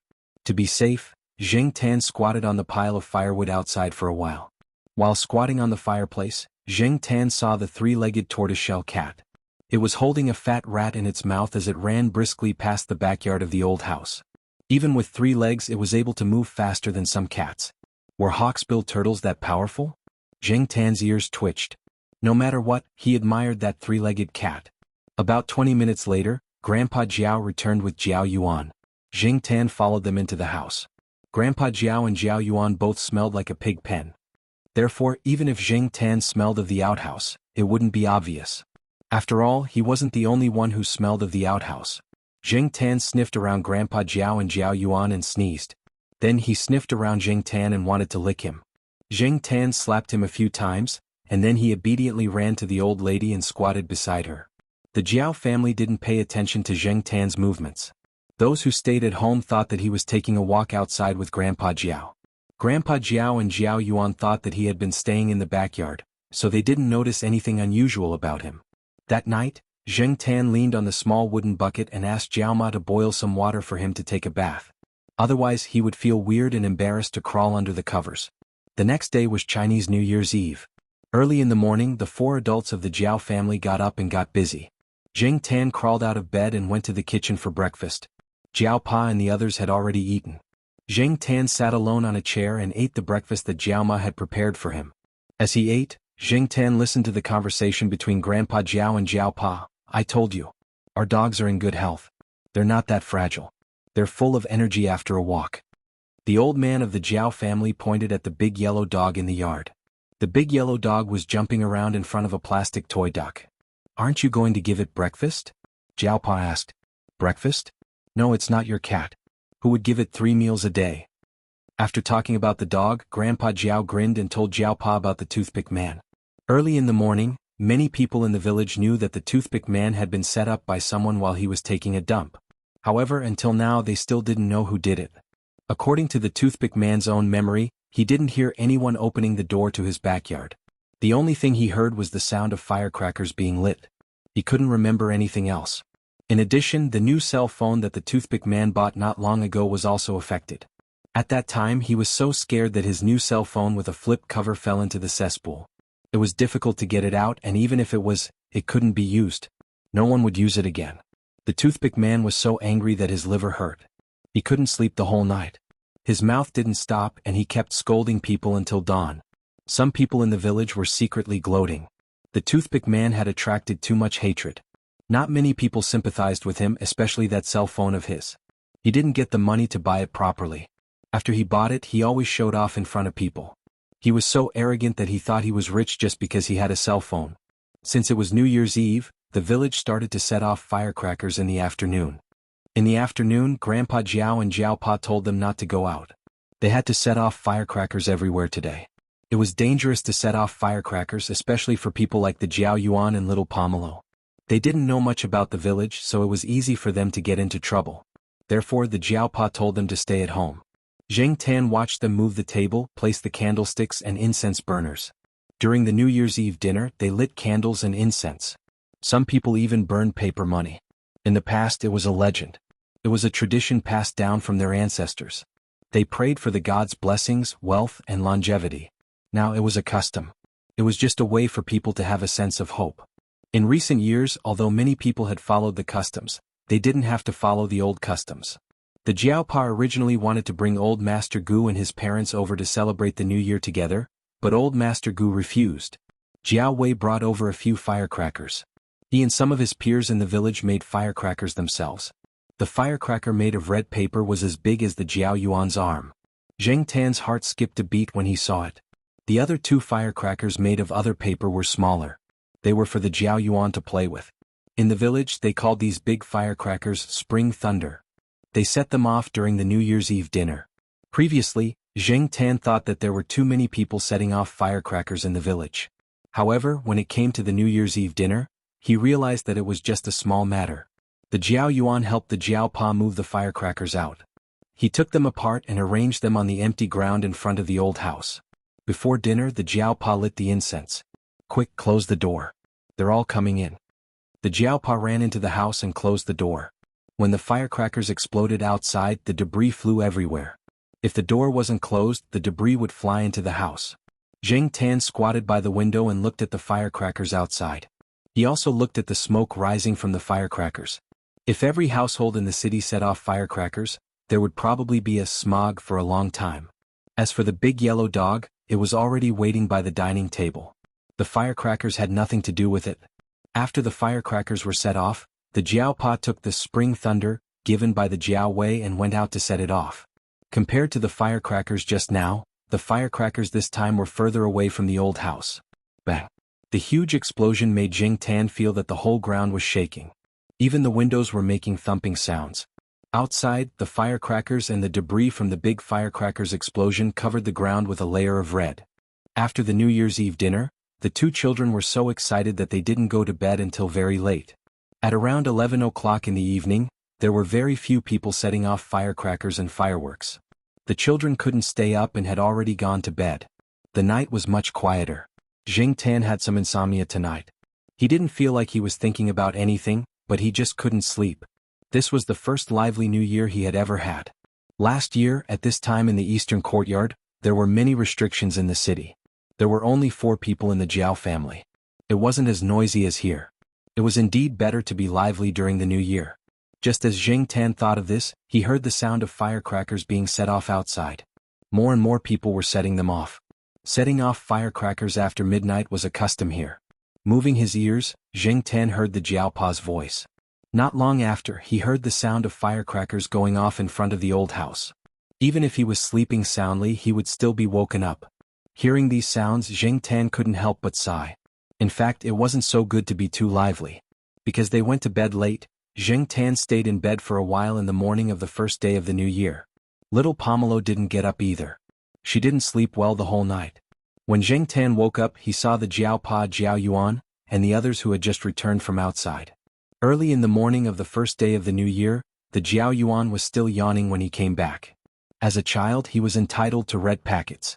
Jiao Yuan and little Pomelo received red packets from Grandpa Jiao and Grandma Jiao. Jiao Wei's parents came over and gave Jiao Yuan and little Pomelo one each. As a cat, he didn't have any red packets. However, when Zheng Tan woke up in the morning, he received 2 red packets from Jiaopa and Jiaoma. When he opened them, there were fish slices and pork jerky. Zheng Tan didn't have much to do on the first day of the new year. He basically slept on the cat tree that Grandpa Jiao had built. On the second day of the new year, the Jiaopa, his parents, and Zheng Tan drove to Grandpa Gu's house, which was Jiao Yuan's maternal grandfather's house. The Jiao family and the Gu family lived not too far apart. They could reach there in half an hour by car. After spending a few days at the Gu family's house, they came back to the Jiao family's house. It was said that the toothpick man had been quite well behaved these days. Some people guessed that he had been set up by someone, so he didn't go out much these days. The reason why the toothpick man was behaving like this was because he was afraid of being retaliated against again. Secondly, it was because of his reputation. After all, there were not many people in the village who didn't know that the manure pit had exploded when the toothpick man took a dump. Visiting relatives and friends had nothing to do with Zheng Tan. Seeing the big yellow dog running around and having fun, he couldn't stay idle anymore. After dinner, he went out for a walk. During the time he spent in the old house, Zheng Tan had become more familiar with the surroundings and could wander around by himself. Walking in the fields, the old house behind him became smaller and smaller. In front of him, in the fields that stretched into the distance, there were a few graves.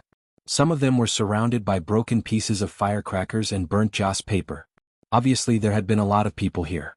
Some of the graves were still covered in weeds, and there wasn't even a single joss paper. No one cleaned or worshipped. As Zheng Tan walked forward, he paid attention to the surroundings. Suddenly, he saw a few people coming towards the fields. Chapter 145. A group of people walked to the tombstones, placed incense, burned paper, set off firecrackers, and knelt down. Zheng Tan watched them complete the series of actions. When he went to the Gu family mansion, he followed Jiao Yuan and little Pomelo to the tombstones. When the people went back, Zheng Tan was about to leave, but he didn't expect to be seen by a little kid. Among the group, the little kid was very happy when he saw Zheng Tan. It was probably boring to follow his parents and grandfather to the tombstones. After all, at his age, he couldn't understand the feelings of the elders. When he finally saw a cat, he was excited and ran over. However, before he could run far, he tripped on a big piece of soil under his feet. When he fell, a small toy in his hand flew towards Zheng Tan. The child's mother quickly went forward to help him up and patted the dirt off his body. The rooster is gone. The child didn't cry, but he looked very sad. He even raised his empty hand to show his mother. Rooster. Jing Tan looked at the thing that flew over. It was a cartoon version of a rich man's golden chicken toy, like a key. There was a ditch between Jing Tan and the child. The ditch was quite wide, about 1.5 meters. There wasn't much water in the ditch, but there was a lot of mud. There was also some withered grass growing beside the ditch, which was a hindrance. If it was a young man with good athletic ability, it would be easy for him to cross the ditch. However, there was no one in the crowd who looked like they had good athletic ability. The middle-aged man who had spoken to Father Jiao was wearing an expensive suit and leather shoes. It was very inconvenient. And it seemed that the middle-aged man wasn't ready to cross immediately. Go forward. You can cross from there. Go back and pick it up, the middle-aged man said. The child didn't care about his father's words. He pushed his mother's hand away, pointed at Jing Tan across the ditch and shouted, "Cat, cat." Yes, that's a cat, cat. The child's mother thought that the child was just identifying things and praised him. Cat, cat. Yes, a big black cat. The child's mother patted the dust off the child's pants and prepared to lead him away. Shaking off his mother's hand again, the child pointed at Jing Tan across the ditch and shouted, "Kitty, throw it over here. Let Kitty throw it over here. Kitty, you can't throw it away. Daddy will pick it up for you later, okay?" The child's mother explained patiently. Let Kitty throw it, cats can't be thrown away. Before the child's mother could finish her sentence, she heard a soft slap. The cute little rooster that reflected golden light in the sun fell to the ground next to her. The child's mother. The child didn't have as many complicated emotions as his mother. He happily picked up the golden chicken from the ground and tried a button on it. The golden chicken immediately made a rooster crow sound. It wasn't bad. It was good. Thus the child grinned and laughed quite happily. Just now, Jing Tan had originally planned to ignore them, but when he saw the child's reaction, he thought for a moment and scooped up the golden chicken toy to his side. With a hook of his claws, he threw it over. Throwing a little toy wasn't too out of line, was it? Jing Tan wagged his tail and left without looking at them again. That cat. Is it the cat of the family we saw on the highway? The old man looked at the black cat that ran away and wondered. No way? There are many cat owners here, and now that people are more open-minded, there are many black cats like this.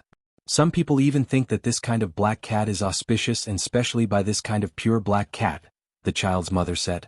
Although it felt a little strange, the old man and the middle-aged man didn't talk about this topic anymore. According to the Jiaopa's plan, they would stay here for the 15th day of the lunar month before returning to Chuhua City. However, the old lady had said in advance, so on the 15th day of the lunar month, the Jiaopa brought Jing Tan to find her. Still a little far away, Jing Tan heard the sound of playing the eru from where the old lady lived. Jing Tan didn't know how to appreciate music and he didn't like listening to eru. However, when he heard this sound, he felt an indescribable sense of vicissitudes. When the Jiaopa pushed open the gate and walked into the yard, Jing Tan saw the old lady sitting on a chair by the door playing the eru. He didn't expect her to be able to play the eru so smoothly at her age. If he didn't see it with his own eyes, Jing Tan would have thought that the old lady had hired someone to play the eru.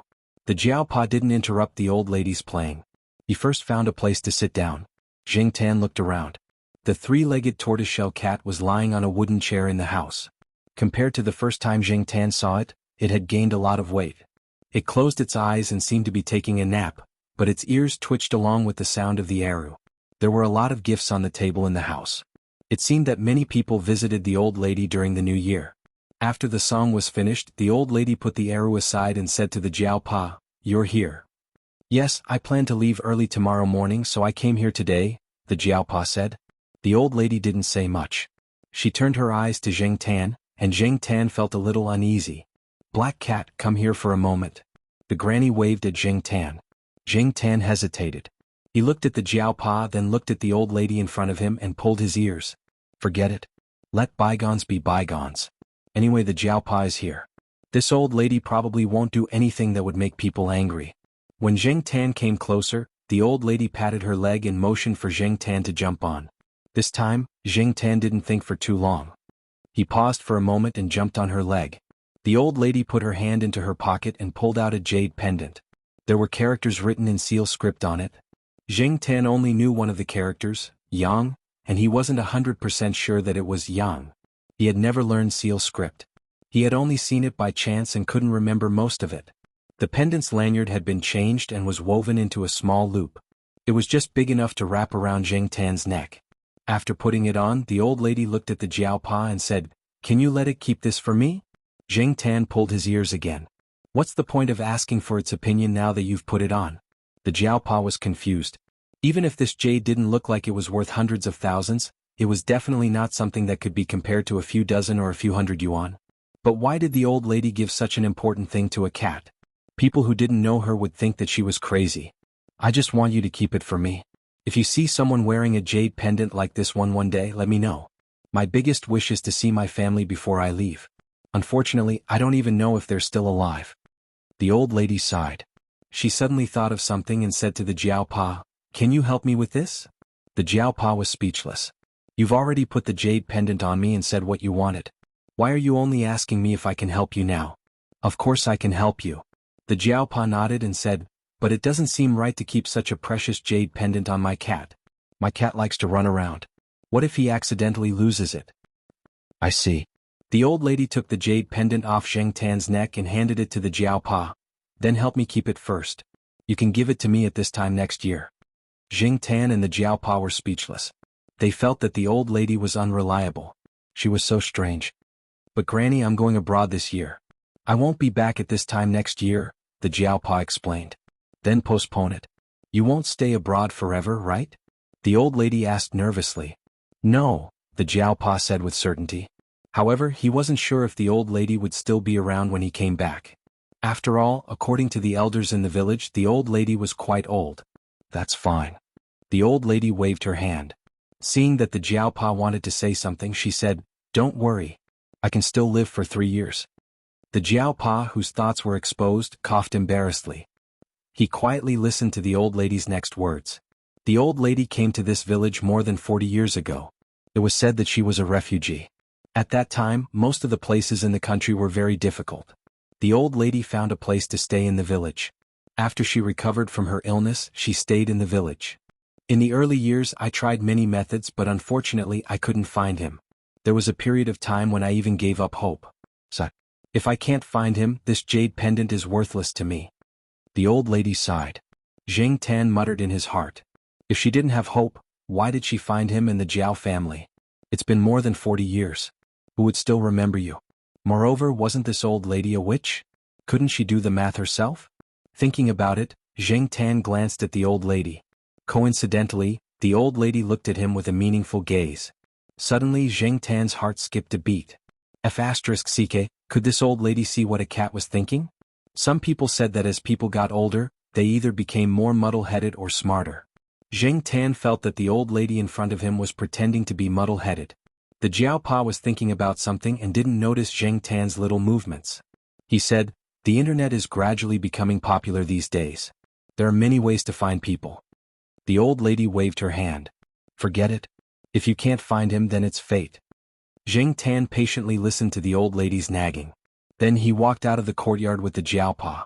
The old lady was really good at talking. Once she started talking, she would inadvertently change the topic and then inadvertently come back to the topic. Zheng Tan was too lazy to care about what to do with the jade pendant that the old lady gave him. He left it to the Jiaopa. He was just a cat now. He just needed to eat and sleep well.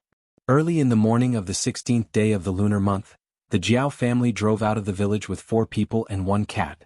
After driving for a short while, they saw the familiar BMW appear at the fork in the road. Originally, the Jiaopa didn't plan to stop and say hello. Unexpectedly, there was a traffic jam in front of the wide road. This time, the 2 cars stopped next to each other and rolled down the windows. "We meet again. Yes, it's fate." The Jiaopa smiled and greeted the other party. He took the other party's business card. Xianxia, general manager of a company in Nanhua City. If it was just a suspicion when they went to the tomb, this time, Xianxia was sure that the black cat looking at him calmly through the window was the one they met at the tomb. Chapter 146. My company is in Nanhua City. You can contact me whenever you want to visit. This is my private number.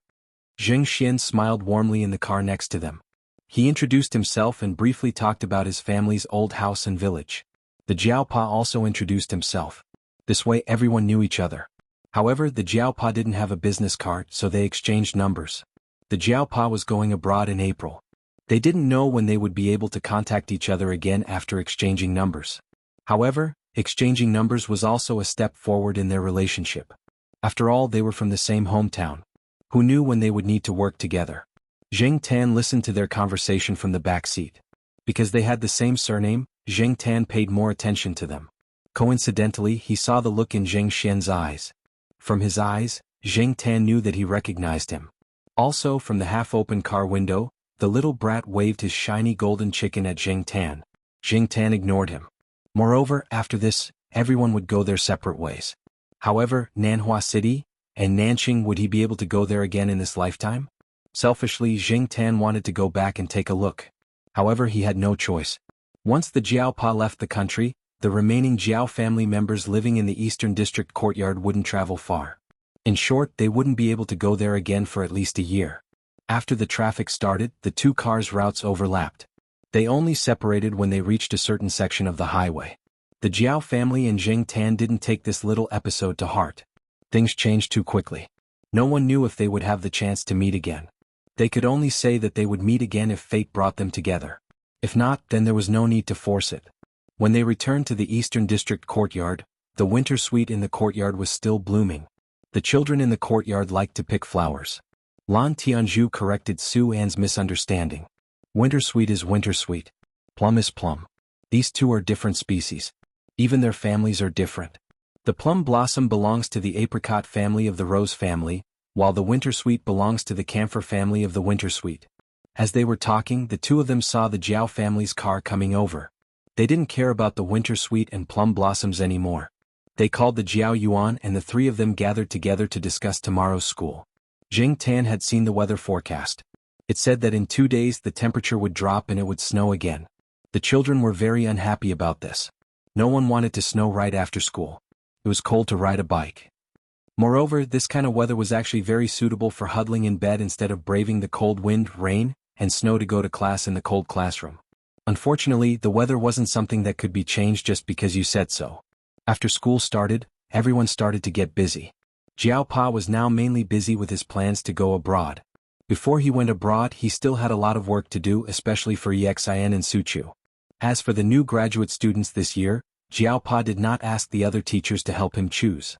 He had already made up his mind to only accept one graduate student. He would not be able to take care of more than one graduate student while he was abroad. All he had to do was to wait for the results of the postgraduate entrance examination to be announced. The remaining places were given to other teachers. This new graduate student was different from Xian and Su Chu.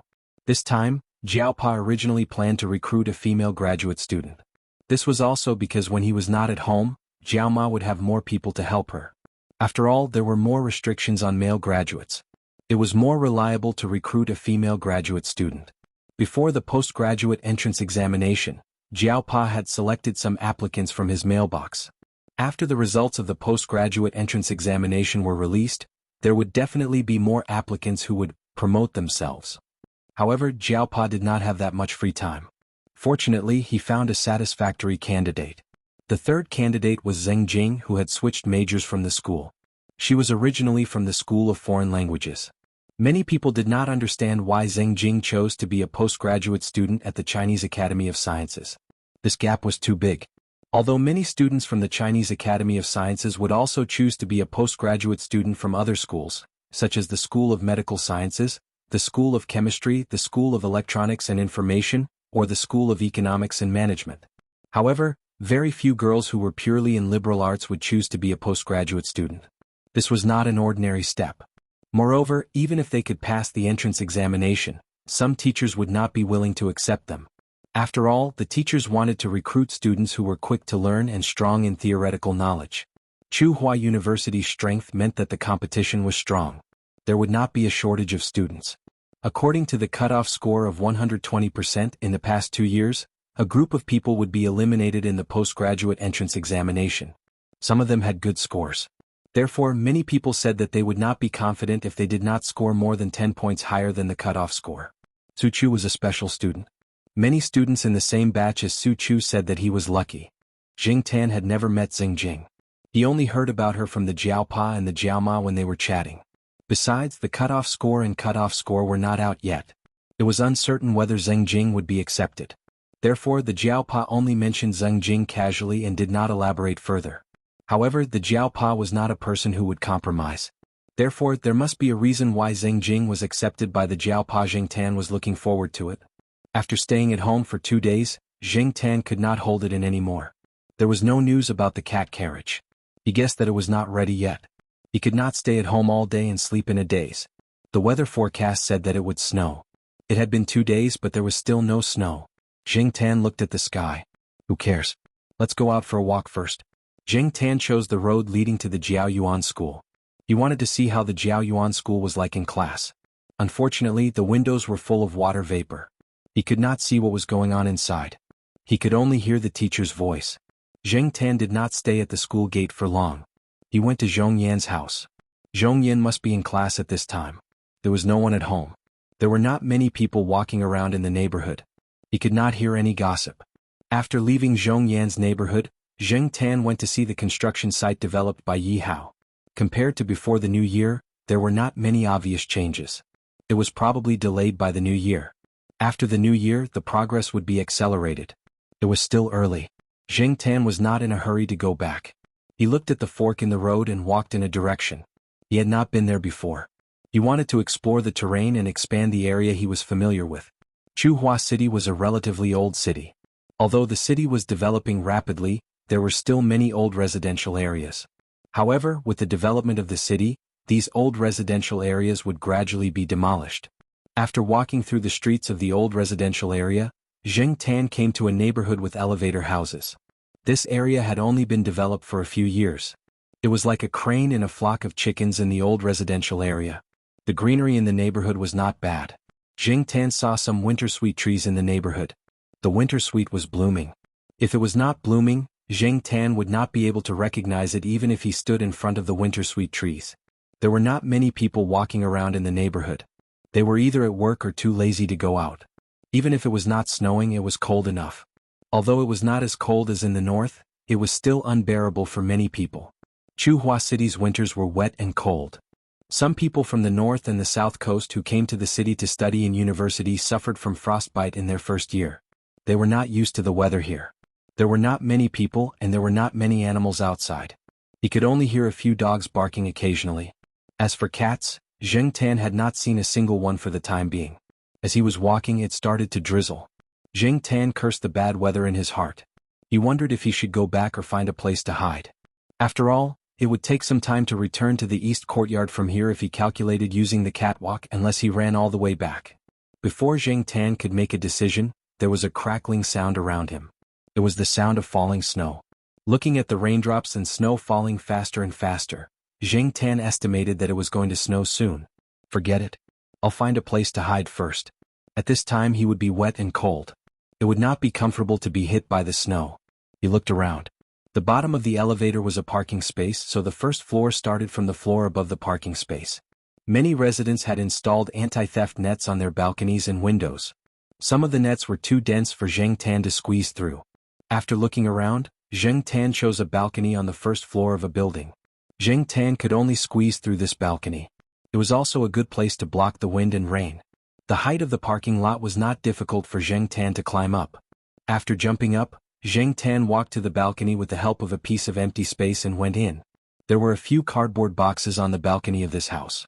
There was a layer of dust on the boxes. It seemed that no one had touched them for a long time. After listening to the movements in the house and confirming that there was no one, Zheng Tan pulled 2 cardboard boxes down and used them as walls to block the wind.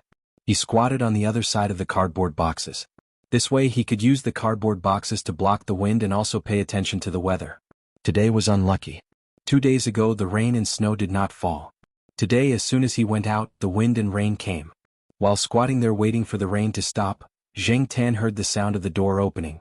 After a while, footsteps came closer. Zheng Tan adjusted his posture and prepared to leave immediately if the owner of the house rejected the cat. The door on the balcony was opened. A middle-aged man in a black coat walked to the balcony. As soon as he took a step, he noticed the black cat squatting next to the cardboard boxes. The man was stunned. When he met the cat's eyes, he did not show any sense of rejection. Suddenly he thought of something and turned back to the room. The door was not closed. Zheng Tan moved his ears and heard the sound of people walking back and forth in the house. Then there was the sound of the microwave. After a ding sound, The man came out with a cup of milk in a disposable paper cup and put it in front of Zheng Tan. Sure enough, there were more kind people. Zheng Tan sighed in his heart. However, many people did not know that cats could not be fed milk casually. Many cats were lactose intolerant. If they drank milk, they would have diarrhea. The consequences were more serious.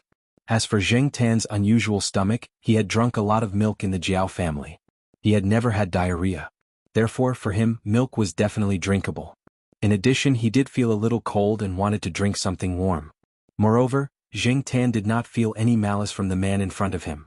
However, it was necessary to be vigilant. Zheng Tan took 2 small licks. Then he pretended to look at the scenery outside. He moved his ears, lowered his head, and took another lick. He glanced at the man in front of him and then looked at the scenery outside. He pretended to see something interesting or threatening. He repeated this several times. In this way, after a while, Zheng Tan felt that there was no problem with drinking the milk. Then he drank the rest of the milk. The man saw that the black cat in front of him looked outside from time to time. He thought that the cat was just wary of the people outside. He chuckled. Quite alert.